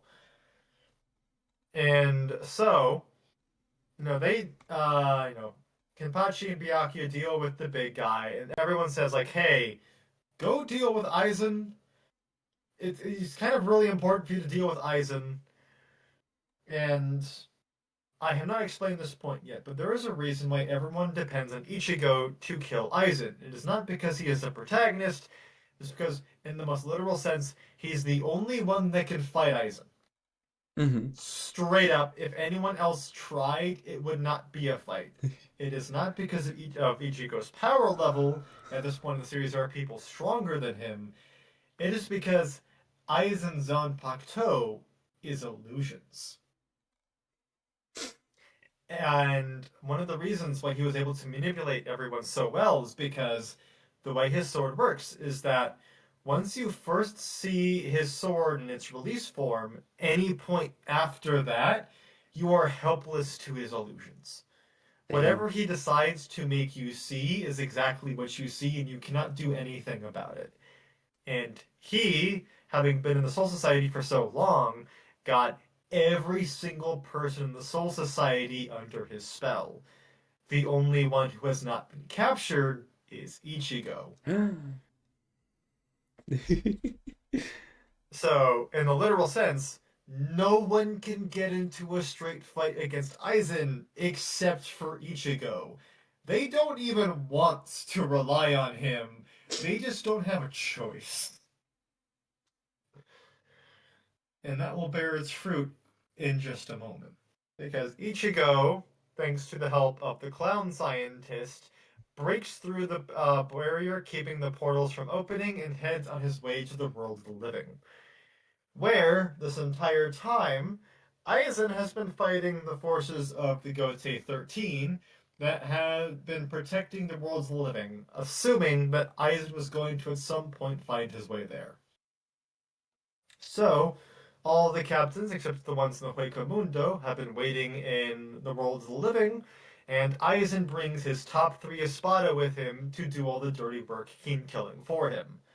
There, we finally get all of the epic fight scenes with everyone. My favorite character, Halibel, unfortunately gets the worst fight scene. She kind of just bides her time and exists the whole time. Like, she's fighting the Ice Captain, but the Ice Captain's power is ice, and her power is water. Oops.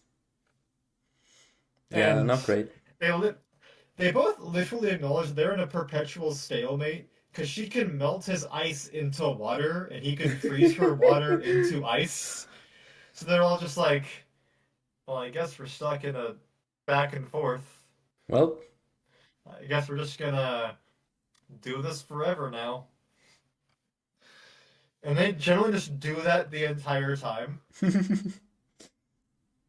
Then you have Wolf Boy over here, number one.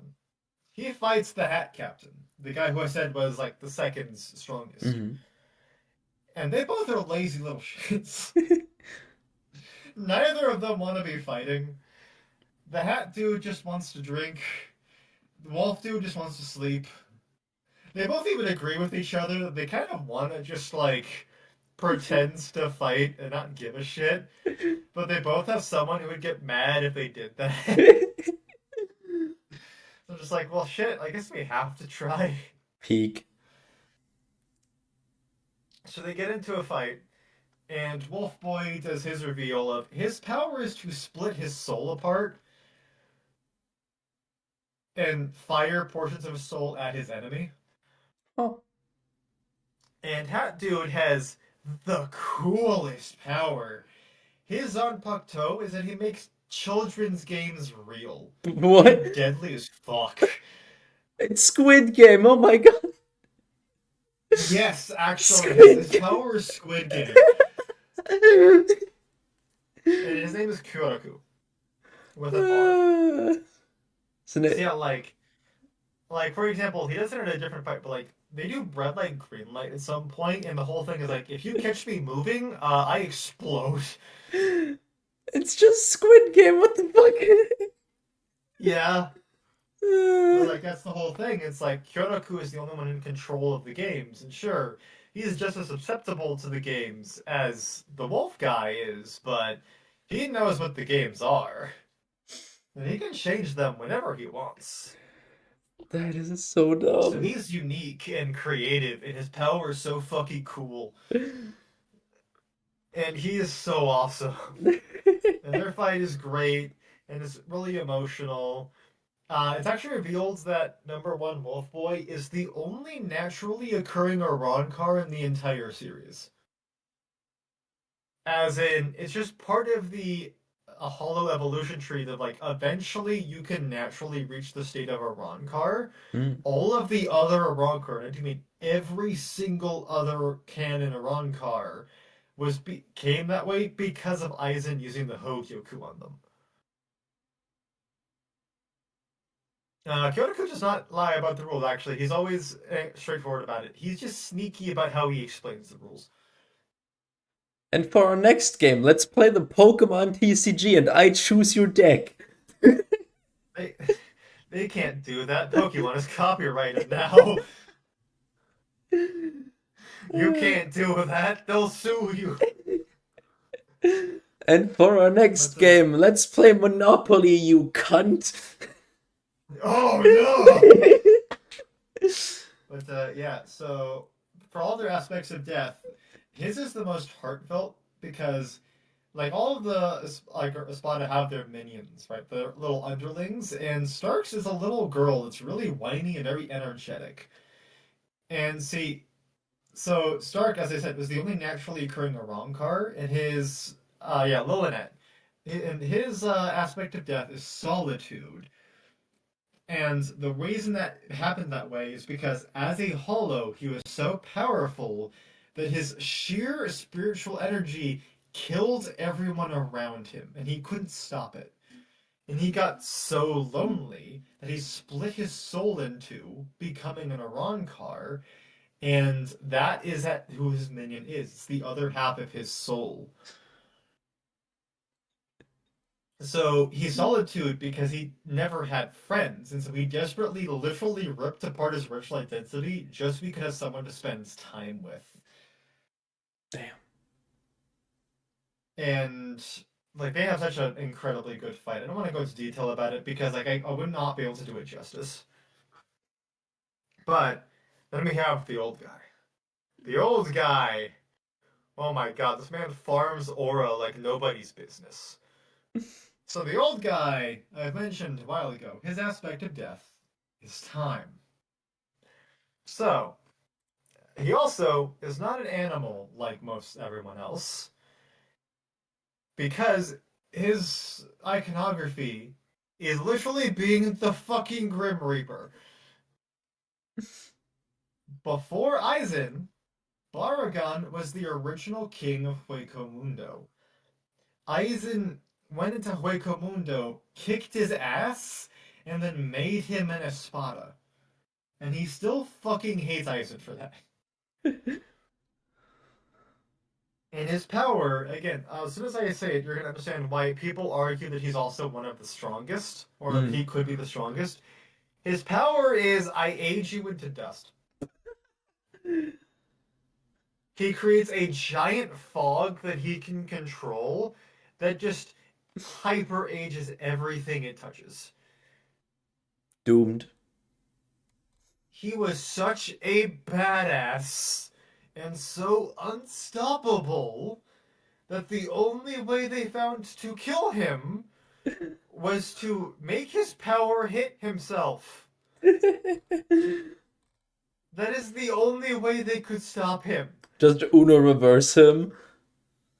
Yeah, everything they did was honestly ripped apart, and even to the point that like one of the spellcasters used their spells to seal him away, and he had the hardest fucking line of, "Oh, did you think your spells can last forever? Nothing is infinite except for me." This man farmed aura like it was his job. Insane. And literally, as he was dying with his body decaying, his last action was to take the giant battle axe that he had as a weapon and throw it at Aizen to kill him. Just because he hated him. Like, it wasn't even like a, I'll take you down with me. It was just being like, I just want to see you die.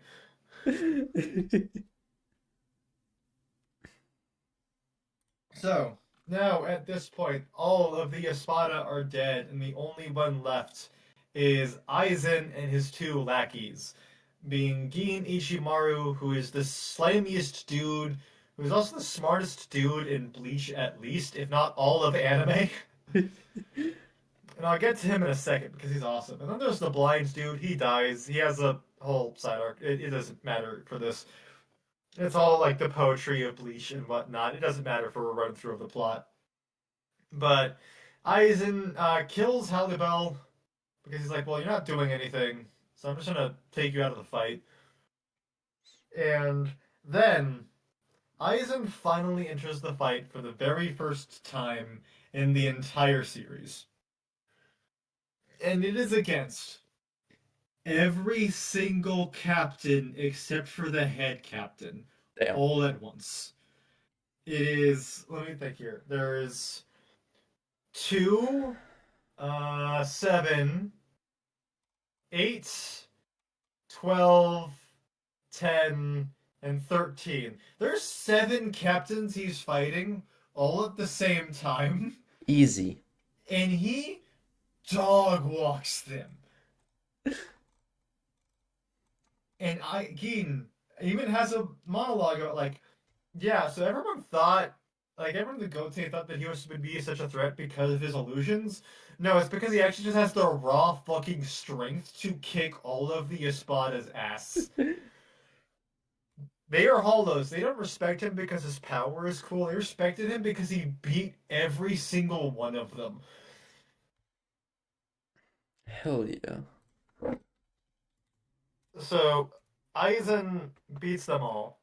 And then Ichigo enters the scene, and they all realize, like, oh, hey, Ichigo is not victim to his illusions. We can use this. Mm. So they all say, like, hey, sit back and wait. We're going to do our best to get an opportunity for you. Use it as well as you can. And so they all fight him. And one of the coolest fight scenes happens, like the most insane moments, where I mentioned Soldier Boy Shinji, right? Yeah. He and the Visor also joined the fight against Aizen because they just want to fucking kill Aizen. And his power is also fucking sick. It's also an illusion type. When he uses his Shikai, he can flip all of your perception. Up is down, left is right, back is forward. Invert He can choose controls. who he God damn it. Yeah. He can choose who he targets, and everything is inverted to such an enormous extent that you have no idea how many things are being flipped. And he also can just turn it off on will. So basically, against any normal fighter, there is no reasonable way that you have any idea what the fuck is going on. But Aizen is that dude. Thank you for the hydrate. And while he's fighting all these captains, while all of his senses are being flipped in reverse on and off again continuously, Ew. they realize that they actually get into a good position and Ice Boy runs him through from behind. And they're like, oh shit, we actually got him. And then Ichigo finally is audible to them. They are finally able to hear Ichigo's voice the first time in the fight when he was previously muffled, Ooh. as we realize retroactively, as he screams, "What the fuck are you doing?" As they all realize they weren't fighting Aizen this entire time. Remember that one person who I said read the letter that said Ice Boy was the person who killed Aizen? Yeah. He swapped places with her. What? Yeah. Uses illusions so that she was the one they were all fighting, and he was just chilling down below, watching all of it happen, knowing that Ichigo couldn't help because they couldn't see Ichigo. What the He, fuck? this is mind games. God This is damn. why Aizen is terrifying. God damn. Oh yeah, by the way, this also makes the second time Aizen is the direct cause of her being impaled. No. Unironically, there's the joke that she has the highest durability feats in the series because she survives getting impaled twice by captains. God damn. So yeah, Aizen reveals that, he had to play from the start. And in a fit of manic rage, Shinji screams, "Since when did you activate it?" Like he's trying to figure out when did you get it started? And Aizen has the line of all time of, "Since when did you think I didn't?"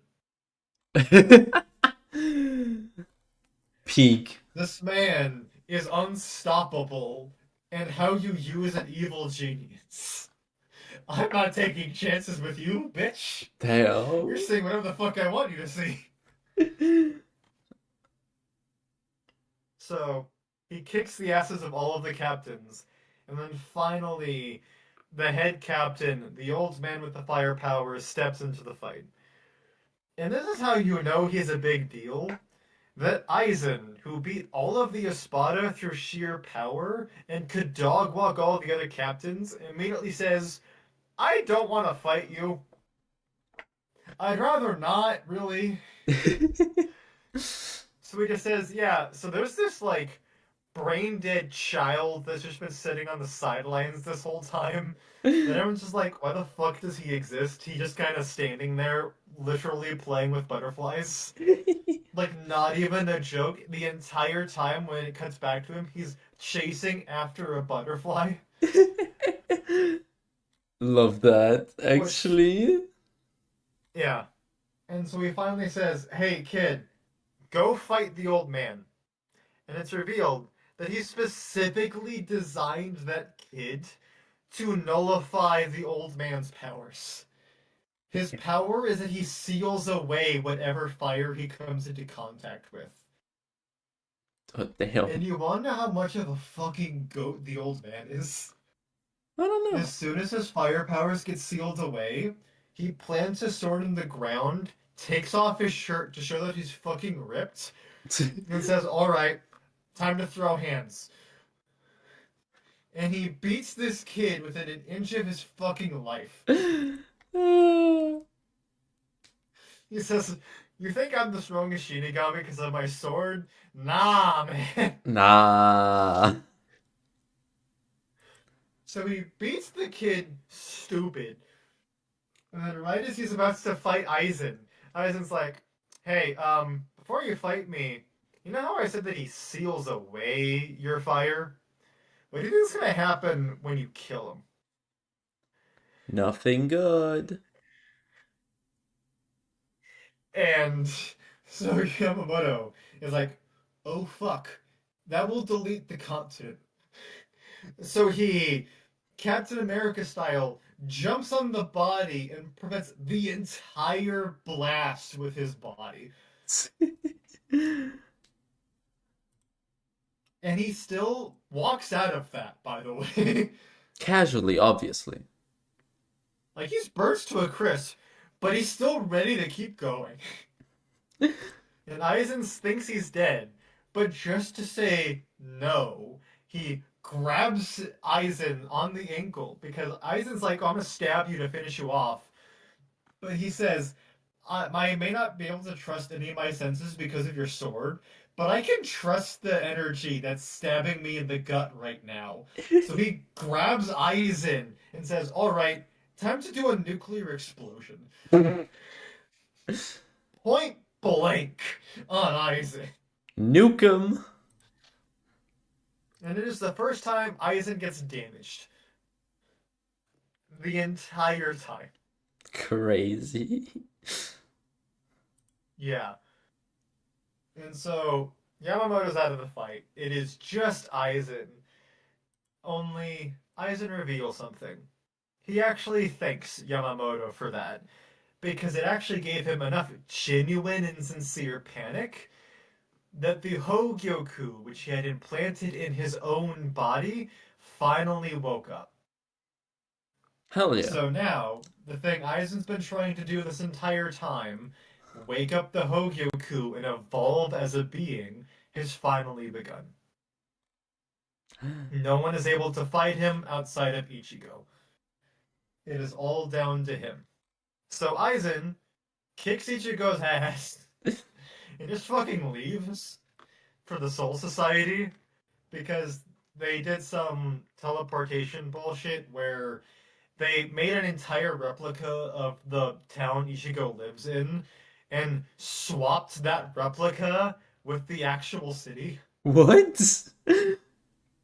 Yeah, the scientist dude is fucking whack, man. What? And Aizen realizes, like, oh, they swapped the city, so I'm gonna go to the Soul Society because that's where the city actually is. So I'm gonna go destroy that city. And Ichigo is like, what the fuck am I going to do? I can't beat him with my mask. That's the strongest form I've taken to date. I don't know what to do. And finally, the shady shopkeeper, Yoruichi, and Ichigo's own dad, wearing a captain's uniform, appear in front of him. They're all like, they immediately question, like, did you never question how you had Soul Reaper powers of your own to activate? Nah. And so, um, uh, they say, all right, we have to go fight Aizen. So what we're going to do is that the shopkeeper and Yoruichi are going to go ahead and distract him. Well, they tried to fight him but got their asses kicked. But Ichigo's dad stays behind. He says, "Hey, son, I know that I may have told you literally nothing, but I do know of a secret technique that's a guaranteed kill on Aizen. Hell So yeah. she goes like, "What the fuck are you talking about? Is this an ass pull?" And he's like, "No, it's actually a secret technique in the Shiba family, which Ichigo is apparently, where they can basically do what Uryu did, which is unlimited power for a short period of time, but they lose their powers afterward. Mm-hmm. It is called the final Getsuga Tensho. So, he and his son go inside of a portal, or his dad and Ichigo go inside of a portal to the Soul Society, only they stop inside the portal, because like there's a little gate, like a walkway in between the two worlds.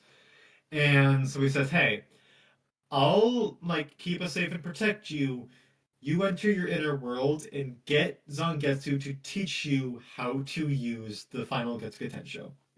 So he has his own training arc, and Ichigo realizes at the end of the training arc that the reason he had to fight Zangetsu this time is because Ichigo and Zangetsu had their own goals. Ichigo wanted to protect all of the people that he cared about. And what do you know, Zangetsu had the exact same goal. Only the only person he wanted to protect was Ichigo. He didn't want Ichigo involved in any of the fighting. He only ever helped out Ichigo when Ichigo was dying because he couldn't stop it. He couldn't convince Ichigo to stop fighting. He couldn't convince him to stop seeking out and going forward to protect his friends. So he just decided, if I can't stop him, I'll give him the strength to fight back. Mm-hmm. But this time, Ichigo is going into a fight he's not even sure he can win with a power that's is high risk, high reward. If Ichigo can't deal the finishing blow with the final Getsuga Tensho, Zangetsu can't protect him anymore. So Ichigo places his trust in Zangetsu. Zangetsu teaches him the technique, and Ichigo goes forward with better resolve than before. And also, while this happens, so I mentioned Gin, right? Mm-hmm. And I also mentioned the Visor had the second biggest hate boner for Aizen. Yeah. In a plot twist, honestly, a fair amount of people really saw coming. Gin has been plotting to kill Aizen literally since day one. Damn. It's just that Aizen was so powerful and so immense that Gin couldn't get an opportunity where Aizen's guard was down. Mm-hmm. So he's just been biding his time on the wayside, waiting, learning every single weakness Aizen has, and being pissed off that there's none. And finally, when Aizen finally lets down his guard, he stabs Aizen with his Bankai, and to the blasphemous shock of every single person who's ever watched anime, reveals to Aizen that he had been lying about what his Zanpakuto could do the entire time. Literally, he's never truthfully told anyone what his sword can do. Damn. Because he has been saying this entire time that his sword could just extend in length to ridiculous amounts, like a gun almost. Mm-hmm. Like he can extend it to like, I think he said 13 kilometers in length. Damn. Yeah, he's a fucking sniper. And like only Ichigo caught on that it wasn't the length of the sword that means anything, it's the fact that it can go instantaneously from being a normal sword length to being that long. It just Oh. snaps back and forth. He's like, something is off about that. And I don't have enough information to figure out what, but it tells me that something is weird about you.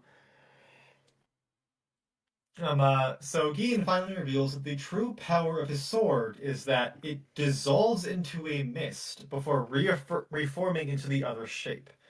And when it dissolves, it can leave a portion of itself inside of whatever it hits. And when it does that, it becomes a poison.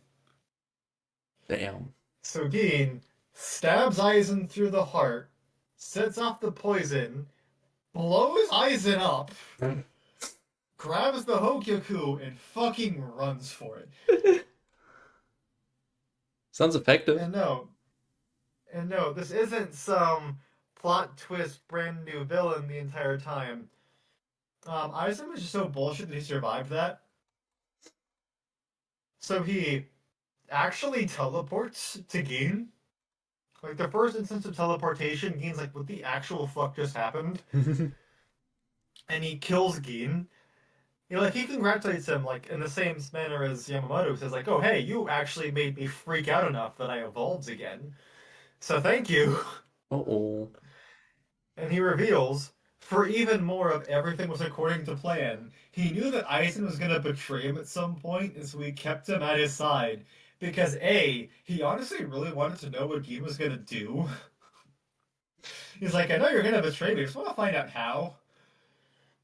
Fair But enough. also because he knows that whenever Gin does it, it's probably going to be enough to make him evolve. Hmm. So he's like, okay, let's get this done. So now, Aizen is at his most powerful form.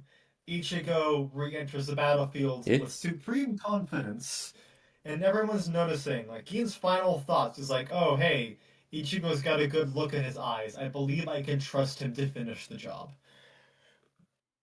And like everyone's like being like, "Why the fuck does Ichigo look weird?" Because Ichigo's hair got super long and he's mildly transformed, very mildly, like not a proper transformation, but like he got a glove type thing. You got a glove. Yeah. He got a glove, very minor transformation, and all of that.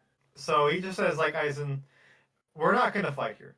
Mm. We're not going to fight in my hometown. I'm not going to risk that collateral damage. And Aizen's like, I don't sense any spiritual energy from you. That's a really bold claim, buddy. And Ichigo's like, no. You don't understand. That wasn't a suggestion. So in the middle of Aizen just being like, "Hey, I'm sorry that you suck." Like in the middle of Aizen's monologue, just being like, "I'm sorry that you don't stand a chance." Ichigo teleports to Aizen, grabs him by the face, and just flies out of the city. Okay. He's just like, "No, we're leaving, and you're coming with me." And so he flies up to a mountain range, flings Aizen into a mountain, destroys the mountain. And Aizen's like, what the fuck? What? You did what now? And so he's just like, okay, let's apply some logic into this, right? Mm. He doesn't have any spiritual energy. And I've been getting stronger since I last saw him. So clearly, you gave up all of your spiritual energy to make yourself stupidly physically powerful, right? And Ichigo kind of just stares at him. He doesn't say a word. And I was just like, yeah, that's definitely what happened. I'm gonna live in my denial about what's going on here. I'm gonna say that you just gave up all of your strength. So Sure. I'm gonna shit talk you, and I'm gonna attack you. And Ichigo in the fight is visibly on the defensive, not like Ichigo's always on the defensive, like he does not care about what's happening right now. He's just blocking Aizen's attacks with the most bored look on his face. And everyone except Aizen knows exactly what's happening here. And it's just like, buddy. And Aizen is like, Ichigo's deflecting his attacks, and Aizen's like flaunting, like, don't you see, anytime you deflect my attack, it annihilates everything in that path. Everything is evaporated by the sheer level of power. And Ichigo's just like, mm-hmm. Sure. Yeah. Yeah. And Aizen uses, like, the single strongest, like, Soul Reaper spell shown to date on Ichigo. And you see Ichigo is standing there letting it happen. He's just Nice. staring Aizen in the eye, just perfectly calm. And like the black box it gets sealed inside of like fully closes. And Aizen's like, haha, you're fucked. And he just slaps it. He just slaps it, and it breaks the whole spell. And here's the point where I'd like to mention Ichigo is a little bit of a sassy bitch.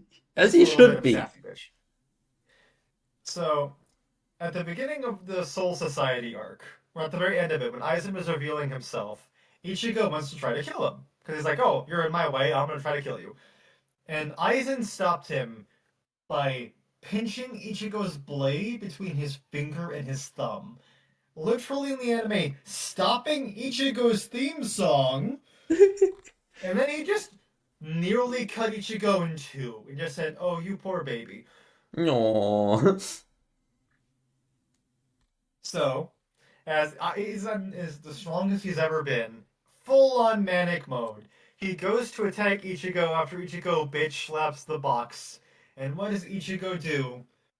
But stops his blade by pinching it between his finger and his thumb. It's just the ultimate, I don't care, get your comeuppance. Because fuck you and everything you stand for.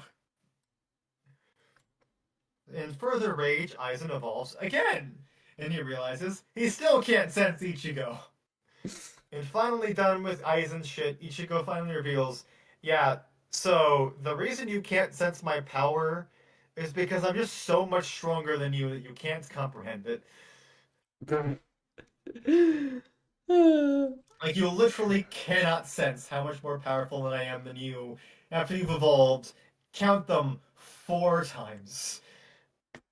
Just skill issue. Yeah. So Ichigo, realizing that he doesn't actually deal enough raw damage to just kill Aizen, Mm. says, okay, I have to hit harder. I need to use the final Getsuga Tensho. So he uses the attack.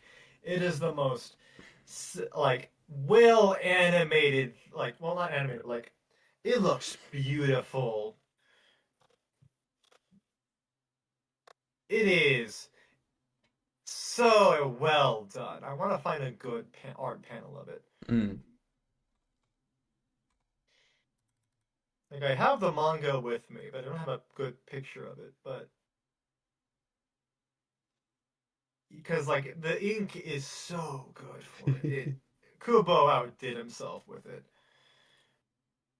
So let's send this to you. You. Where is it? There we go. And that is the final Getsuga Tensho form. Damn. Yeah. That's badass. Holy shit. And finally, Ichigo uses the second attack he's ever used throughout the entire series. And the poetic meaning of it is actually fucking insane. So, it is called Mugetsu. And it is so powerful. The anime did it so well. It is so powerful that all the color in the anime faded out into black and white to just show how monstrous this thing is. And visually, it just looks like Ichigo just takes a black cut across the fucking planet. Like it's just a black void in a straight line. It is magnificent. Hell yeah. And like if you look closely in the panel, you just see Aizen's minuscule form in the dead center of it, just like utter shock. He's like, "What the hell just hit me?" So the poetic meaning of this is that the Getsuga Tensho means Moon Fang, Piercer of Heaven.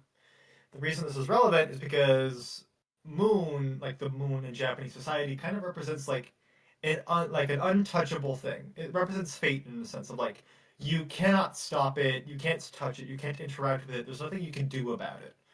It is the untouchable certainty, right? Mm. So he's always been like the like I will reach the moon, I will touch it, I will grasp it. I will defy my fate. So the Mugetsu is called the Moonless Night. He has completely overtaken the moon. It will not stop him. And, as I've stated, the consequences of the final Ketsuga Tensho is that Aizen may have been defeated, and with the help of the shopkeeper, he has been sealed away. But Ichigo has lost his powers. Oh no. But the threat is gone. The Oh yeah. Yamankar aren't a danger. Aizen is sealed away in prison forever. All the Soul Society has no more problems. And Ichigo has an incredibly heartfelt goodbye with Rukia, where he watches as he grows so weak that he stops being able to see her. Mm. And it is an incredibly heartfelt goodbye. And also is one of the moments that made people ship Ichigo and Rukia because they got it confused. And it makes me mad, even if it Oh. makes sense. Because the poem that Ichigo actually states in the chapter, like it isn't at the beginning of the poem, he states it in the chapter, is can I keep up with it, the speed of the world without you in it? No. And you're like, yeah, that can really be taken in a romantic context. Yeah. But the thing is, the actual poetic impact of it, like the intention of it, is he's referring to his powers. Like I said, he's defined by wanting to protect the people he cares about. Mm. It isn't knowing that they're safe, it's knowing that he's the one keeping them safe. He can do something to ensure that they are safe. So, with him losing his powers, losing the means by which he can keep his friends safe, he's asking, can I survive not knowing that I can make sure my friends are safe? Can I live on being powerless? Damn. Which gives us onto, okay, this didn't work. The Lost Age. And as you can see in the subtitle, controversial, hated, impeccable. Okay, quick Lost Age. question. Yes, Quick little button. How much longer do you think you will need for these? I could probably speed run it in an hour. Okay, that's doable because it is like 10 p.m. now, I am sorry. and I have But not had like I said, dinner. So, do you want to take a break and give you some food? no, I'd say just let's go through it because if one of the other arcs is like one more of these, I'm like, "Oh shit." Oh, it's fine. A lot of the Blood War arc I can speed run through very quickly. It's a lot more of the external stuff related to the Blood War arc is a big deal. Mhm. Yeah. Yeah, it So, has been 4 hours, so I just wanted to like check in. Okay. yeah. All right. So, the Lost Asian arc. People hated the fuck out of this. Particularly they hated it because it was right after all of the big, extravagant, but bombastic stuff in the, uh, like this guy said, you want a short Bleach rap? There is no short Bleach rants from Grim. I saw like I'm not 70. speedrunning the Fullbringer arc. There's a lot of important shit that goes on in the Fullbringer arc, actually. So people hated it because it was a very down to earth compared to everything going on. Everything else was like the typical shonen adventure, like reaching higher highs, more bombastic things, blowing up continents and cities, and ascending to higher dimensional levels and things like that. That's all extreme action stuff. But then the Lost Asian arc starts with Ichigo having no powers and being depressed. He doesn't know what to do with himself anymore. He has lost his means to protect people, and even more emotionally crushing, all of his friends started ignoring him. And their bid of like knowing that they're so tied to this like affairs of the dead, they are trying to hide like dealing with the dead to not hurt him, and they're only hurting him more because they never stop dealing with the dead. And since they're trying to hide that from him, they never talk to Ichigo.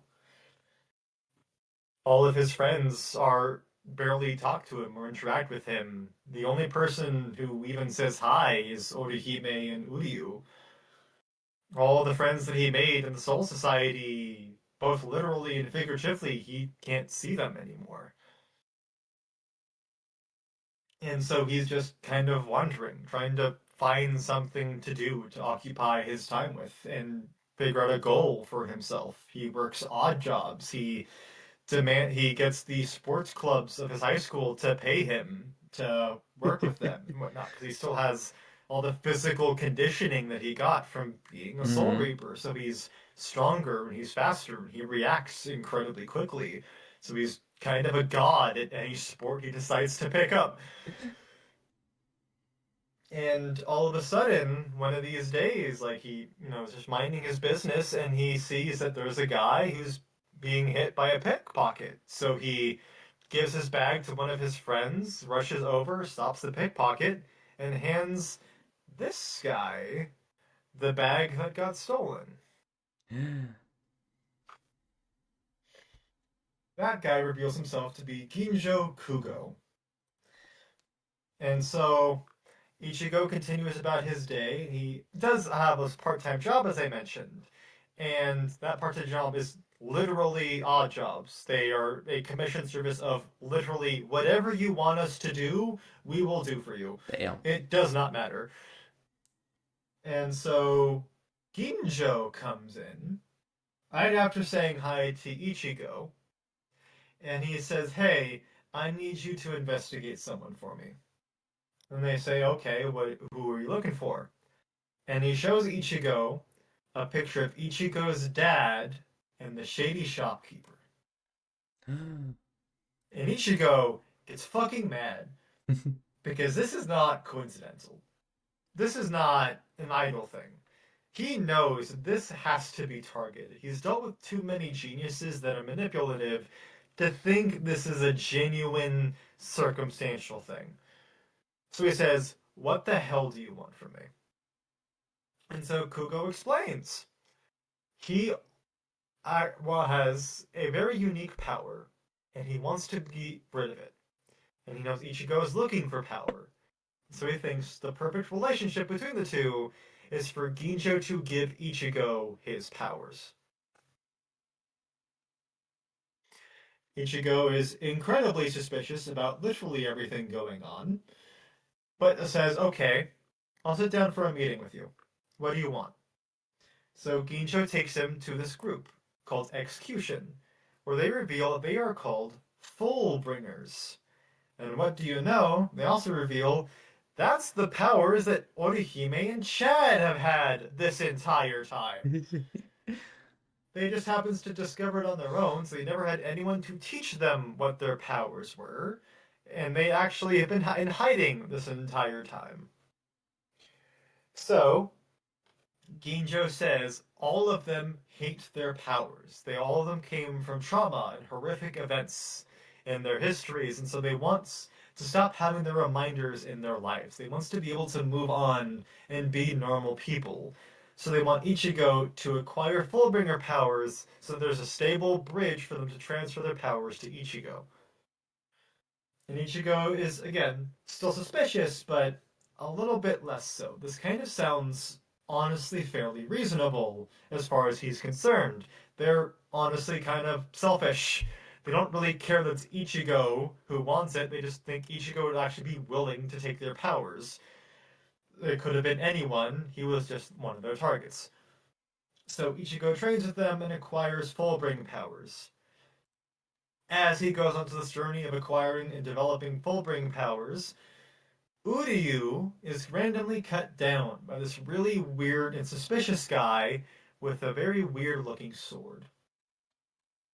And Uryu ends up in the hospital and stays that way for the majority of the arc. As this happens, and as Ichigo continues to grow in power, you see more instances like this happen, of this same man with a sword that has a bookmark as the guard for it, randomly appearing in front of Ichigo's friends, Chad, Orihime, his two, human friends that generally had nothing to do with anything. He just appears in front of them, and they all get this weird sense of deja vu after the encounter is over. They don't know what's going on, but nothing is really happening. As Ichigo progresses through his training, Ginjo tells him that there is one person who is against them all. The biggest threat to the Fullbringers is a man by the name of Tsukishima, and he has a very special sword with a bookmark for a guard. So, he says that Tsukishima wants to know about Ichigo and wants to hunt him down and attack him for himself, see what is all the hype around him. And Ichigo does eventually encounter Tsukishima as everything more builds up into this weird state of mysteriousness and suspicion, and something is not right, but nothing is actually happening. It's just this very pervading sense of wrongness that is growing. And then finally, at the end, Tsukishima reveals his hand and reveals his power. Ah, thank you for the follow, Moon. That being, Tsukishima's power is whoever he cuts with his blade, he can manipulate the memories of to insert himself into their past and give himself whatever role he wants them to have. So, he has been biding his time the entire arc, slowly infecting every single person Ichigo knows, till he finally reveals his hand and has turned every single person Ichigo has against him. Ichigo is now, for the first time in the entire anime, actively out for blood. His family hates him. His friends are trying to fight him.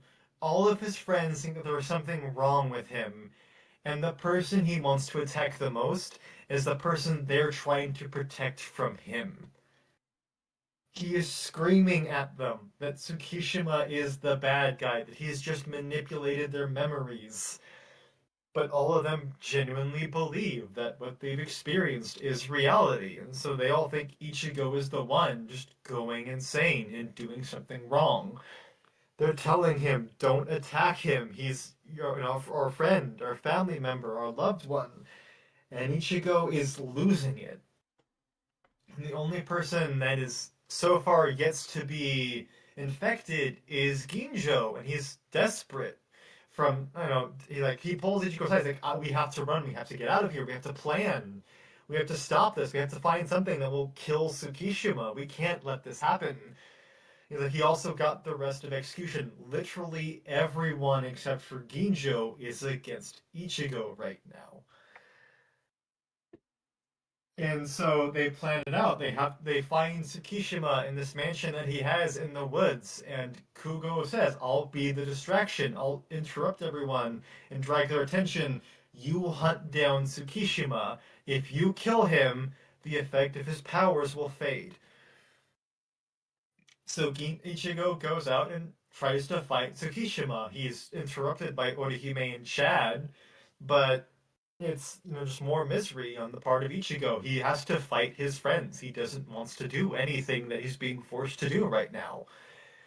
And finally, they fight their way up to the rooftop, where it's just Ichigo, Tsukishima, and Ginjo. They're being overwhelmed. And finally, Uryu finally comes back to the scene, distracts Ichigo and Ginjo, and to Ichigo's terror, Ginjo is struck by Tsukishima's blade. Oh no. Ginjo falls. Ichigo thinks his last ally is gone because he knows that Uryu was taken out of the hospital, or put into the hospital by Tsukishima, and he's just on the very edge of a mental breakdown. He's absolutely desperate, but he has his power. He still has his full bring. He can still do something in this situation. And Uryu starts screaming at him, "What are you doing? What is wrong with you?" As Ichigo is trying to fight Tsukishima, and Ichigo is just trying to ignore him, trying to ignore him. But finally, Uryu says, "He's not the one that cut me." Ginjo gets up and stabs Ichigo in the back. What the fuck? And finally, after vacuuming Ichigo's powers into Ginjo, they reveal their gambit. Ginjo had been the very first person struck by Tsukishima's power to make Ginjo believe he and Tsukishima were enemies. They were on the same side the entire time, and in order to make Ichigo let his guards down, Ginjo thought the best way to make him be Ichigo's ally is if he genuinely thought he was Ichigo's ally. It was always part of their plan to make Ichigo have Fullbringer powers, give him a perceived threat to make him grow those powers, so that Ginjo could then steal those strengthened powers for himself and grow even stronger. And so when Tsukishima struck him the second time, it restored all of his memories back to how they were. And it was the same for all the members of Execution. They had the exact same treatment. Only Ichigo's friends were actually properly brainwashed. Everyone else sincerely believed they were his friends. Or everyone else was the actual bad guys, that is to say. Uryu reveals that it was Ginjo who had been the one to cut him down. That's why he actually has to enter the hospital. Meanwhile, everyone else just had that weird sense of deja vu. Because when Tsukishima cuts your memories, it's just a phantom cut. Ginjo had an actual sword that he used to put Uryu out of commission. So now it is Ichigo and Uryu, only Ichigo has no powers and Uryu is cut down a second time by Ginjo, now empowered by Ichigo's Fullbring. And Ichigo is now at the lowest point he ever is throughout the entire series. Everyone turned against him, finding out the one person he thought he could trust was sabotaging him from the start, and now having his powers taken from him the second time. No. He fully breaks down, crying out into the rain and fully mentally giving up. Only you get a small visual from him of entering his inner worlds one last time. And his inner world was always demonstrated to be a reflection of his mental states. And when it rains, it means he is sad. When it floods, it means he is filled with despair. And when he enters his world, his inner worlds this time, not only is it flooded so deep that you cannot see where the surface is, but he himself is wrapped up in chains, utterly helpless to do anything but just sink to the bottom. Only he thinks to himself, he can't give up. He earned his power once, he can do it again, and he will not let Ginjo win. Never back He down, will never take his what? power back. He will take his power back no matter what. Never back So down, never what? He stands up, and he screams at Ginjo, "Give me my power back." And in a dramatic reveal, Ichigo is once again stabbed from behind. Only he finds out, he looks back to see who it was, and he sees his dad and the shopkeeper. And at first he thinks, oh no, Tsukishima got to them too. But then they stare at him and he say, no, you should be able to see her now. And Ichigo keeps looking and he sees Rukia is holding the blade, finally able to see spirits again as she transfers power back into him. And he restores his Soul Reaper powers for the second time. Of course. Rukia then explains that Ichigo's impact on the Soul Society was so immense, becoming friends with so many of them and shattering so many of their long-standing laws, redefining their perceptions to so many of them, that when Ichigo lost his powers, they honestly didn't know what to do with the idea that Ichigo was just lost to them until he died. So the shopkeeper got some inventions together and found a way for them to restore his power by creating a phantom blade that, when inserted into Ichigo, would reignite the embers of his Soul Reaper powers. And by literal military order, the head captain Yamamoto said every officer in the Gote 13 will add their power to this blade to make sure Ichigo comes back as strong as ever. So he's busted as So fuck. Ichigo is actually still weaker than he was when he was fighting Aizen, Huh.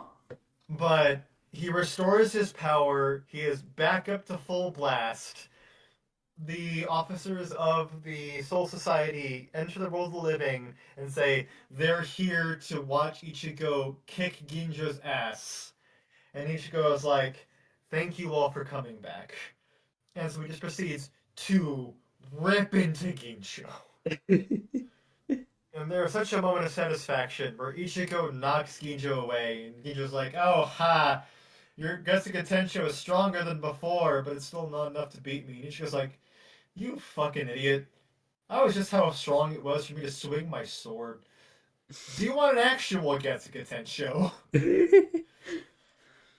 And Ichigo does the ever classic do a strike that hits the sky that blasts apart the clouds. Also, he cuts the mansion in half. Hell yeah. And then, of course, just because he's a sassy little bitch, he says, oh, I'm sorry, I won't miss next time. So Ichigo fights Ginjo, and the officers are just standing off to the side. The members of Execution come around, and they're all just like, oh shit, what's going on? And Ichigo, as far as everyone can tell, kills Ginjo. Just massive detonated explosion. He seems to be gone, and everyone's just being like, oh, okay. Well, our work here is done now. And only some of Ichigo's human friends are like, wait, why did it take you guys, like, no, they say, like, why did all of you guys come here to just watch Ichigo win? And Byakuya, who is one of the people who stepped forward, reveals they weren't here to watch Ichigo win. They were here to see what Ichigo's decision would be. Because it is revealed as Ginjo steps out from the little dust cloud that he had been caught in, Ginjo was the very first substitute Soul Reaper. That's why he targeted Ichigo. He wanted to steal Ichigo's powers to get revenge on the Soul Society. And he also seemingly wanted to convince Ichigo to fight with him. So they're watching to see, does Ichigo fight alongside Ginjo? And if so, they will attack Ichigo. So they're here to see, does he still work with them or does he work with Ginjo? Ginjo uses a little bit of his power to empower the other members of Execution. It doesn't matter. You get boring fight scenes because it's literal humans versus gods of death. Damn. It's never a fair fight. It's not a fair fight. It's about as fair as Ichigo fighting Aizen that last time. Renshi literally beats his opponent by just drawing his sword. Like, he doesn't even take his sword fully out of its sheath. He just draws his sword. He hits her stomach with the hilts of the blade, and that wins him the fight. Donk. Yep. And so it's just Ichigo versus Ginjo, and Ginjo is trying to get into Ichigo's head again the entire time. Ichigo can sympathize with him, honestly, but Ichigo says, like, Ichigo has like an monologue of like, if our roles had been reversed, if I had been the first and you had been the second, would we have the same, like, would we still be in the same positions, or would I be in your place? And like Ichigo wonders that a little bit, but he still says like, you attacked my friends, and I will not forgive that. And so he chooses the path of protecting the people he cares about. He kills Ginjo, which is actually genuinely the first living being kill Ichigo has in the entire series. And to further add emotional weights to it, after Ichigo returns to the Soul Society, he actually asks the Gote 13 for Ginjo's body so he can bury it in the living world. Damn. And that is the Lost Agent arc, done in 20 minutes. A lot quicker than the last one. Yeah, like, again, it's a lot more down to earth, a lot more human and emotional, and really, really tied to Ichigo's mindset and mental state. I feel like it serves its purpose, but I feel like it's kind of boring after you just went for this like huge thingy. Again, that's why this was the quote unquote original Yeah. ending, because you had everything wrap up very, very nicely, and then you had this. And sure, it returns to the status quo of now Ichigo has his powers and can fight and protect as he realized that he wanted to, but there's very, very different tones for both endings. Hmm. And now, the big boy. I'm actually going to be explaining very little of the arc. I'm going to speedrun the fuck out of it. Not just because we're running short of time, but also just because I can speedrun this far more effectively than any of the others. So, I mentioned that the Quincy got genocided multiple times. Yeah. Yuhabak is the head of the Quincy. He is their leader and the man who is the son of God and also the man who created the Quincy race. All Quincy, like any Quincy, literally has Yuhabak's blood running through their veins. That is how they have their powers. Damn. And what do you know? 1,000 years ago, Old Man Yamamoto killed Yuhabak. Hmm. Only Yuhabak is the son of God and the single most bullshit character in the series. And he just said, actually, no. So basically, he tries to invade the Soul Society with his Quincy army 1,000 years ago. He got stopped. He got killed. But his power is so relentlessly horseshit that he just resurrected 1,000 years later. And just as strong, if not more powerful than he used to be. And so they reveal that the entire past 1,000 years, the Quincy have actually been in hiding. At least the ones that survived the genocides have been in hiding, literally in the shadows of the Soul Society. They created a pocket dimension in the shadows. And so they've been watching everything the Soul Society has done for the past 1,000 years, planning out like how to most effectively kill them all. And now that Yuhabak has been resurrected, they enact their plan. And boy, do they come swinging for the hills.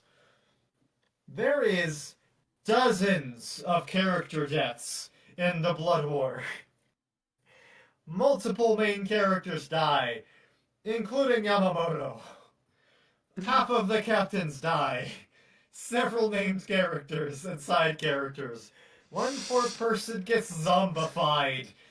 As in, multiple people get zombified, but one person gets zombified in a way where they're just in constant agony. And everyone's just like, they know that he doesn't have to be in pain, but it was the clown that turned him into a zombie, and he seemingly did it because it was his fetish. What? Oh, hell no, we're back at the weird Just- shit. No! Oh, trust me, one of the characters in the Blood War is canonically a necrophile. God. Why are we In back total. at this? She's a trans lesbian necrophile. I support it. You know what? Trans rights. Do what you want. She's actually one of the most controversial characters because Kubo actually does a fantastic job of she's just evil. Like her being a trans has nothing to do with it. She's just evil. Go off, girly. I don't care. I like representation of evil girlies. It's me! Oh yeah. She's evil. She is such a bitch. She's also a cannibal. Yeah, no. Favorite character. I don't care anymore. I honestly don't think you'll love her because she's so cute. Locked So in. cutesy and Locked goofy. in. Like everyone is like thunder strikes and murder, and she's actually doing like, here's a cartoon skull that I made out of my energy, and I'm gonna throw at you. Why is it kind of me, And though? it makes the little clanky noise. It makes the clanky bone noises. Like she's just so unserious. My apartment is full of dead shit. It's so fun. People love Giselle because she's so fucking evil. She's like just perfect representation. Because her being trans has nothing to do with her character. Also, she gets dead names by the gay guy, and she gets so fucking mad at him. Bang. They have incessant hatred for each other. It's so great. Okay, can I just watch the Thousand Year Blood War? Is that like an option? I mean, it basically told you through the whole story. I'm happy to give Exactly. you through a watch party with the Exactly. It's Blood like War. it's like I would love to do that, actually. I'm just here for like one character. I am happy to set up watch parties where it's like early morning for me on the weekends, so you could stop by for them. Or even like super late afternoon, so it's morning for you. Either way, I don't care. But yeah, so the Blood War arc is literally just them going to war against the Quincy. The Thousand Year Blood War is not, in fact, done yet. The final season is going to be released next year. Okay, so I have time to catch up. But yes, so basically, the Quincy invade, and holy fucking shit, do they take names. Kubo confirmed at some point that there are 3,000 Shinigami in the Gote 13, right? Mhm. And the very first assault that starts the Quincy invasion, they're killed down to 800. They take no prisoners. They curb stomp the remaining Espada. They take Mundo for themselves. They rip apart the Soul Society. And finally, they go so hard that the royal guard of the Soul King comes down from heaven to be like, what the fuck is going on, man? So, the royal guard, after the first invasion ends, talk up to Ichigo and friends. And they reveal to Ichigo, and here's where we get to the spicy part. They reveal to Ichigo that he has not been using his actual Zanpakuto literally the entire series. So, something very, very core to Ichigo, and something that is actually a meme on the community, is that he is everything. Hell yeah. But Ichigo never really paid attention to his history. He kind of just assumed that, like, he trusted that his father would talk to him about it at some point, but things go so wrong, he demands that his dad tell him, like, what is going on with his history and why it's so important. So he finds out his dad is a Soul Reaper captain, and his mom is a Quincy who got infected by a Hollow. Ichigo is everything. The dude with the coat and the sunglasses that Ichigo has thought was Zangetsu this entire time is the manifestation of his Quincy powers that has been faking being his Soul Reaper powers because he didn't want Ichigo to fight. So remember how I said that his whole goal is to protect Ichigo? Yeah. Yuhabak is such an unstoppable threat that he sincerely believes the only way to keep Ichigo from being killed by Yuhabak was to not have Ichigo be involved in the fight in the first place. He Damn. generally thought that was the only way Ichigo would survive. So, Ichigo gets the big reveal, he talks with his sword, he gets a better understanding of it, and then he gets to one of the most climactic chapters of Ichigo gaining understanding of there is no cooperating with the blade. There's understanding the blade is a part of who I am. Hmm. In order for Ichigo to attain his full level of power, he must understand he and the blade are one thing.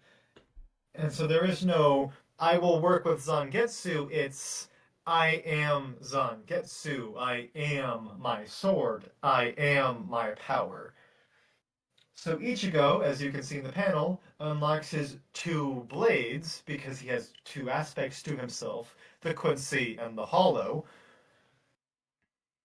and becomes as powerful as he can be, as Zangetsu reveals by the whole joke of like the Hollow told him straight up that he was Zangetsu. So the Quincy powers straight up say like, yeah, so the power you've had access to this entire time is just the power that I couldn't hold back. Huh. So Ichigo is so monstrously overpowered now. That like, so you had the Shinigami captains, you had the Arrancar Espada, right? So naturally the Quincy have their own elite fighters, right? Those elite fighters are the Sternritter, and each of them has a letter representing their power. Ichigo, at one point, gets into a scuffle with 8 of those bastards, and he looks so thoroughly unconcerned. I Like mean, he, if anything, looks annoyed that they're interrupting him. And it is so clear that he could wipe the floor with them, even when they're outnumbering him 8 to 1. And take note, this is the first time Ichigo doesn't spam Bankai. They hold off the reveal so long in such a well manner that even in the anime, Ichigo goes toe to toe with Yuhabak 3 times, and he still hasn't bothered to use his Bankai against the man. I don't need He that. is that much more powerful. Also, yeah, I'll explain the story by the end first. So Ichigo is just tearing across. Like, there's a certain point where he attacks, like, he sends an attack at a Quincy Sternmitter, and she goes to defend, and he literally tells her, "You idiot, dodge." Like, how bad does it have to be that you're telling your opponent to dodge? Get good, huh? But yeah. Oh, yeah. So it's just, everything is just like a constant slaughter of the Quincy and the Soul Reapers fighting each other. And, like, you see the mutilated pieces of the Soul King enter the fight. And that's like a really big deal, actually. So, the history of the Soul Society is that I mentioned that there were like the high nobility, right? Mm-hmm. The reason they became the high nobility is because way back at the beginning, the Soul King created reality as they knew it. And they, like, this group of people didn't like that the Soul King was all powerful, so they mutilated him Fun. because. And then they sealed his parts in amber so that his power could keep everything from tearing itself apart. And now parts of the Soul King are kind of just lying around.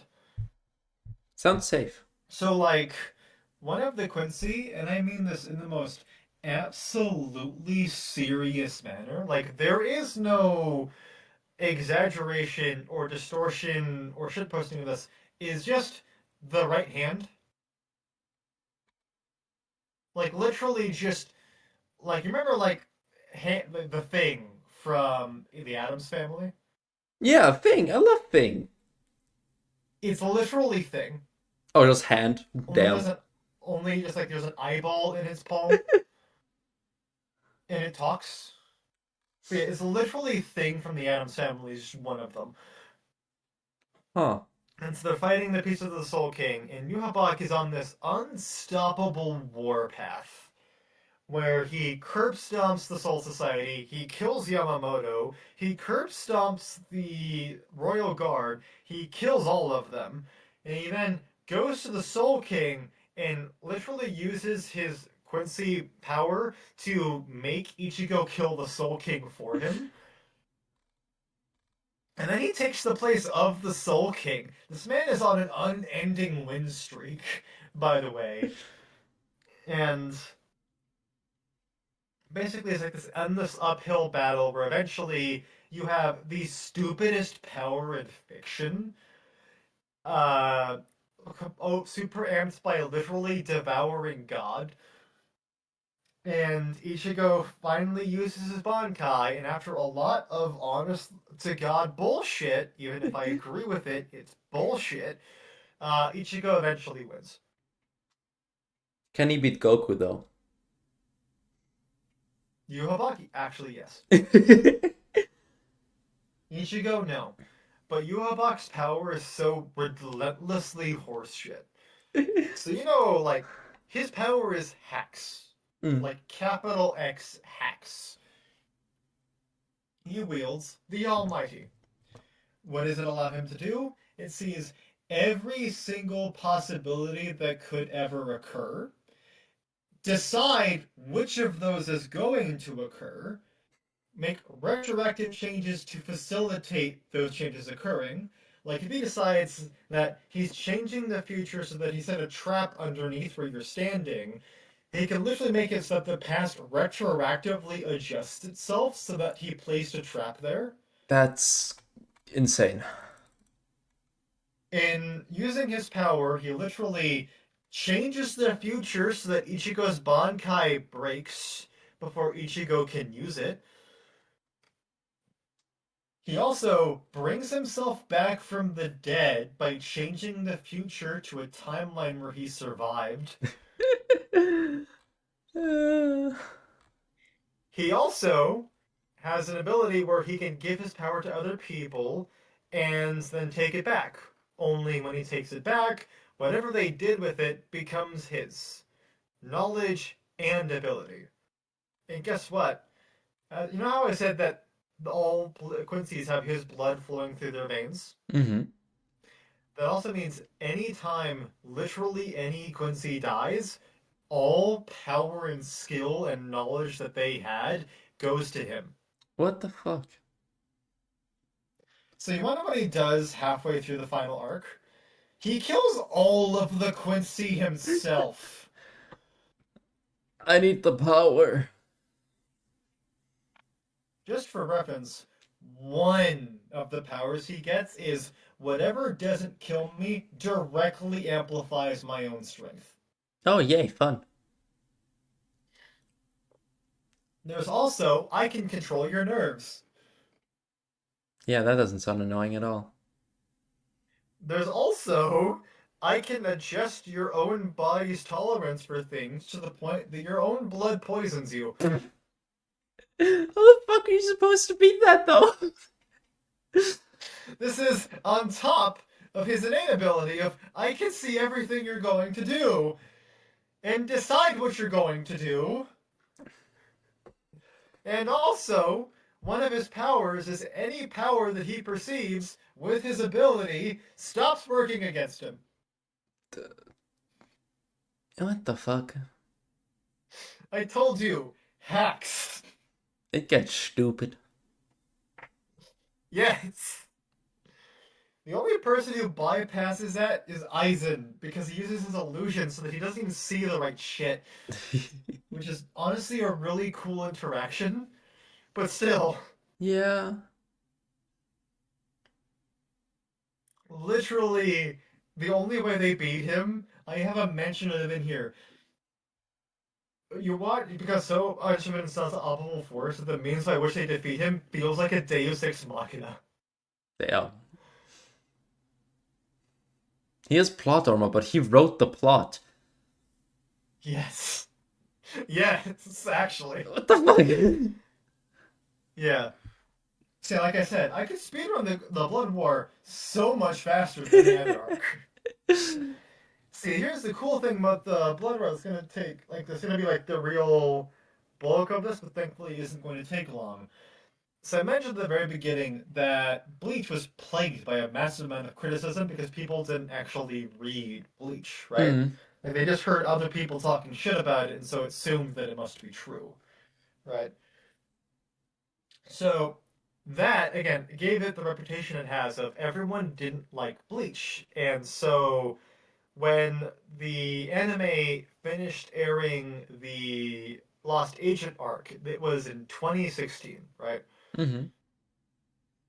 Oh no, I was wrong. It was in 2012. That's when the Lost Agent arc finished airing, and the manga finished in 2016. They stopped airing the anime because they had caught up with the manga and were giving it time to, finish itself out, spin itself out, right? Yeah. They're like, hey, we're gonna let the author finish the arc and then we'll animate it. So 2012 was when the Bleach anime finished, and then for 12 years we heard nothing about when the anime was going to come back.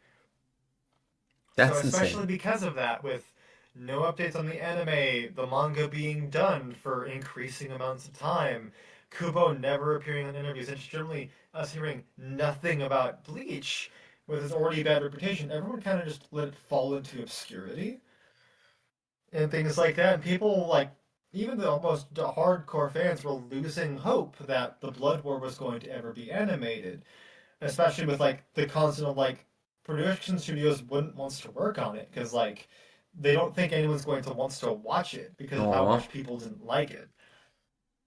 Then in 2000, I'd have to check what it was. I think it was 2020 or 21.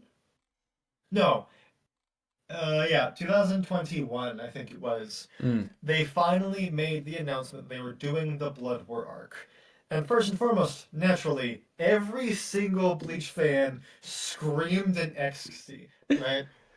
We're all just like, finally! But then, what really makes the subtitle the Making History in More Ways Than One, then we started hearing tidbits about it that really made things go off the wall. Because they were announcing the anime, and then they announced, like, hey, so who do we have working on the Blood War anime? The best soundtrack designer in the anime community, the best choreographer, the best animators, the best script writers, the best directors, and everyone's been like, why the hell is this anime collecting the Infinity Stones? Like all the people who had thought Bleach wasn't all of that were realizing that the entire anime like production studio, like yeah, the industry, all the industry, they were raised on Bleach. All these people, Demon Slayer, Jujutsu Kaisen, My Hero Academia, all these people were inspired by Bleach. They exist because of Bleach. That doesn't just extends to the anime, it extends to the choreographers, the sound designers. Thousands of people in the industry became into it because of Bleach. And now all these people are joining it in this massive fan project that's on production, like, massive corporation budget. And everyone's been like, oh, hey, all of the voice actors are joining in, all of the original cast are joining in, all these famous names of like the people who voiced Bakugo and like Tanjiro and Demon Slayer are also joining in on Bleach. Everyone's been like hyping up Bleach. Just by proxy, everyone's been like, oh, hey, everyone's here. And so, like, all the people were just like, I thought Bleach was bad, are hearing all of this nutty amounts of information being piled onto it, and just like, what the fuck is going on? And so, episode one aired, and it was 50% nostalgia trip that still is so good. Every single time I watch it, it puts a smile on my face. And 50% like the biggest, like, guess who's back, motherfuckers? And all these people who had for like been introduced they joined the anime community after Bleach stopped airing. They never got into it. They're like watching it for the first time. And they're all just like, "Oh, hey, Bleach is kind of fucking dope." Hell yeah.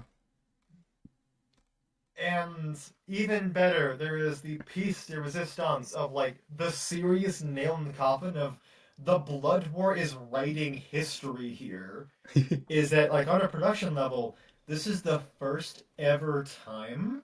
It's no longer the only time, but this is the first ever time the original author is one of the directors. That's cool.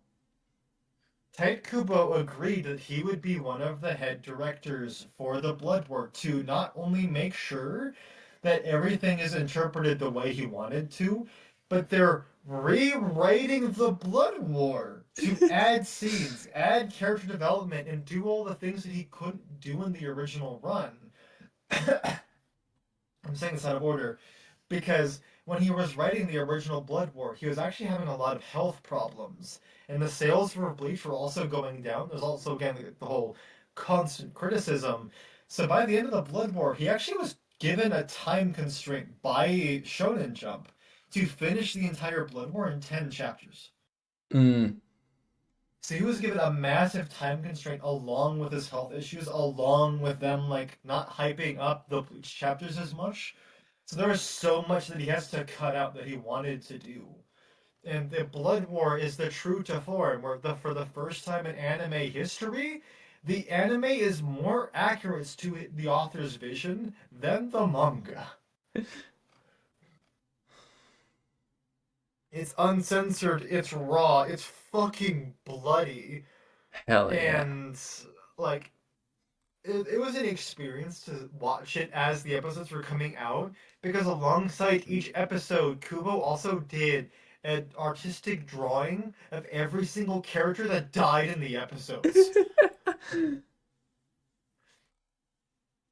And like even in the artistic drawings, he does like representations and foreshadowing in the drawings. So like for all of the characters that died but get turned into zombies by the necrophiliac, if you look closely at all of their death drawings, they have a little like cartoon skull somewhere on their clothes. So like you can tell they're going to come back, every single one of them. That's dope. Yeah. Like being there for the real time is fantastic. Seeing it happen, especially because we also got lore dumps that no one even thought would happen. Like in one of the episodes, one of the things he added, which made the all the Bleach fans like cream their pants, was he showed the original like Gote 13, all of the first captains fighting Yuhabak in the first war. And we're all just like, holy shit, we didn't even think this was an option. And then Kubo is all just being like, went on an interview for the first time he's ever done so, by the way, at Anime Expo last year. And he very cryptically just said, uh, like, what is there to look forward to in like the upcoming series? And he said, look forward to what happens to Ichigo. The last time he hypes up something in the Bleach anime was when he said, look forward to Yamamoto, and that ended up being the best fight of the series to date.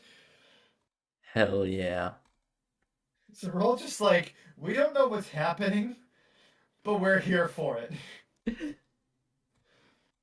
Someone also is a fucking nerd in the best way and actually found out how, like, timed the pacing for how they're adapting the manga, and they're realizing we're gonna have 10 solid episodes of new shit in the new anime. Hell In yeah. like in the final season, we're gonna have 10 full episodes out of a 13 episode season that we have never seen before. That's dope. Yeah, it is an absolute fucking treat. And that is the last panel. But yeah, that was like the big thing. Like all the external stuff about Bleach is what I was really obsessed about for Mm. this rant of like all of the everyone who grew up on Bleach jumping back on the boat, everyone being fascinated, all the criticism, like its downfall from being one of the big three into everyone just being like, yeah, it was one of the most popular for a really fucking good reason. Hell yeah. And especially nowadays when people are far more open to anime being more poetic and emotionally powerful and having deeper themes and having more unique anime than just like the silly, loud protagonist goes on an Mm. adventure.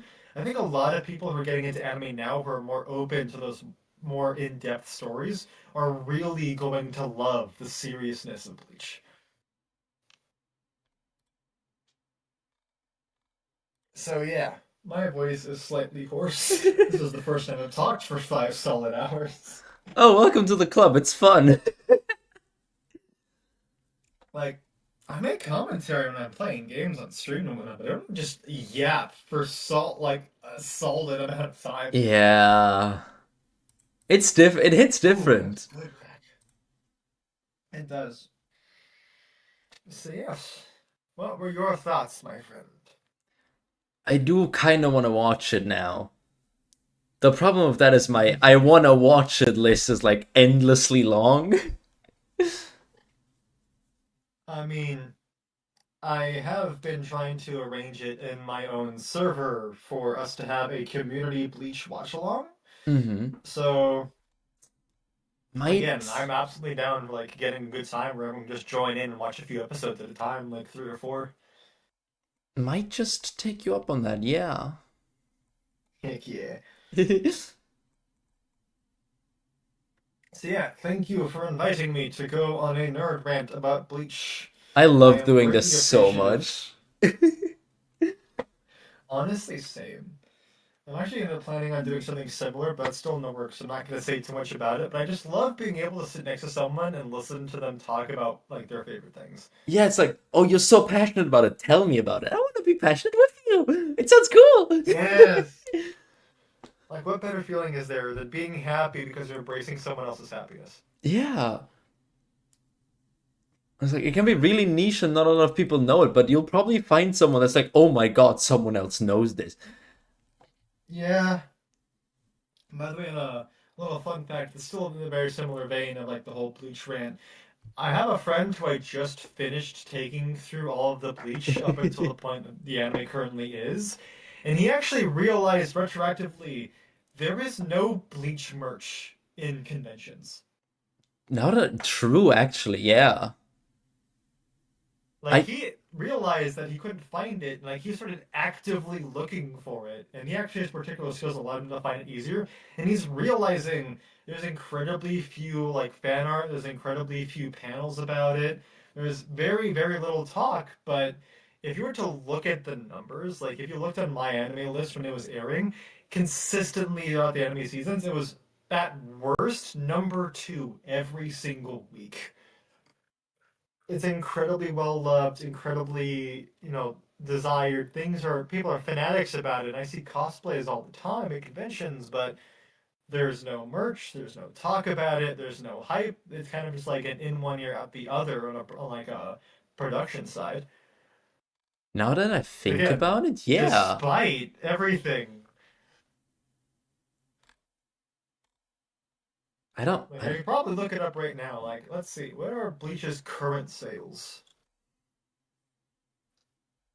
yeah, recently I found more Junji Ito stuff than Bleach, which feels The more series has sold niche. over 130 million copies. That's a lot of number. Okay, let's see.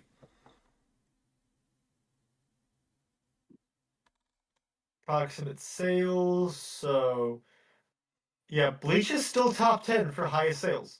One, two, three, Makes four, sense. 5, 6, 7, 8, 9. No, it's number 12 right now. But yeah, it's number 12. And like sure, it's kind of hard to beat some of these things. Like you're not beating Detective Conan. But like for a good example, like Jujutsu Kaisen is dramatically lower on the sales, but it gets far more hype and attention on it than Bleach ever has. Maybe because it's It's like this new? really weird phenomenon. Ew, I mean, found a I think bot. it Let me might be crunch because the bot. it's new, you know? Yeah, but even then, the Blood War is new. It's been airing every season for the past 4 years or 3 years. Maybe because it's just more of an old anime and not like a new anime that has like a lot of promo about it, you know? That's kind of That's what I mean. Like, it's not getting promo, but if you yeah. look at it on a production side, it's getting number one or number two every week for highest rated episode of the week. I don't know. That's like one of the things I find the most fascinating about it. Like, even when I look at it from like a company standpoint, if I were to look at it in the greediest way possible, it doesn't make any sort of sense from why they're not trying to promote it more. Because people clearly are loving it. It's making the highest ratings. People, if they have fans this dedicated, like almost like well over 10 years after the original anime stopped airing, like that's exactly what companies want. People who are dedicated, who are fanatics, who will eat anything given to them.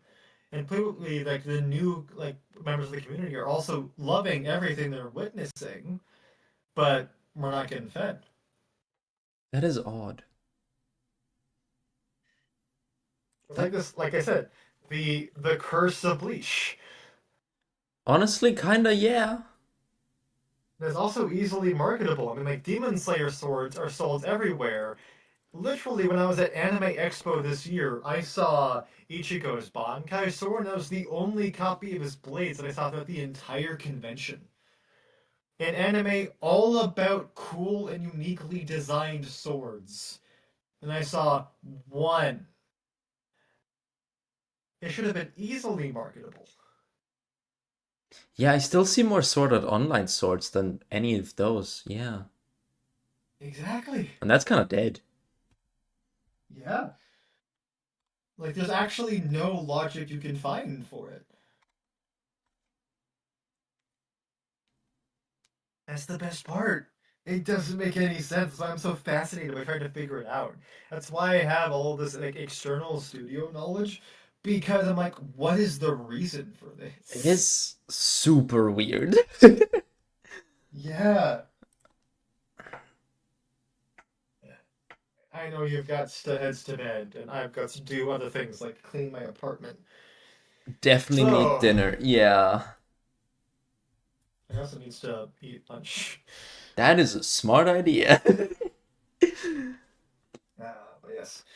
Once again, thank you for allowing me to rant about my greatest fanaticism. And I am always happy to get into more collabs with you in the future if we have any games that we share. I do have Absolutely. Peak. Peak is good. Peak is good. Would you say Peak is Peak? It's very peak. Quite Peak. Quite peaky. Alright. So, do we want to raid out or just like end stream? I usually raid out. Do you have someone you want to go to? Let's see, is there anyone I know that is currently live? Because usually I go to friends just because I have the certainty of I trust that I Yeah, trust them. Ooh, one of my buddies who is also a Bleach fan is currently live.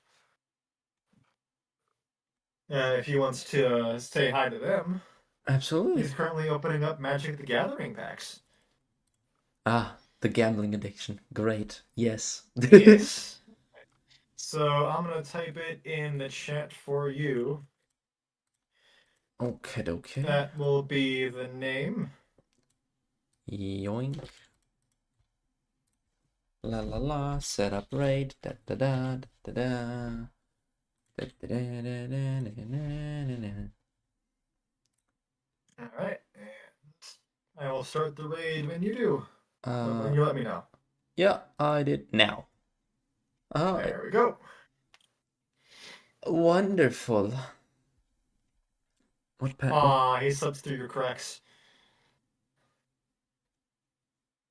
Aw, I appreciate you saying my yap was lovely. I appreciate it. My voice doesn't, but I do.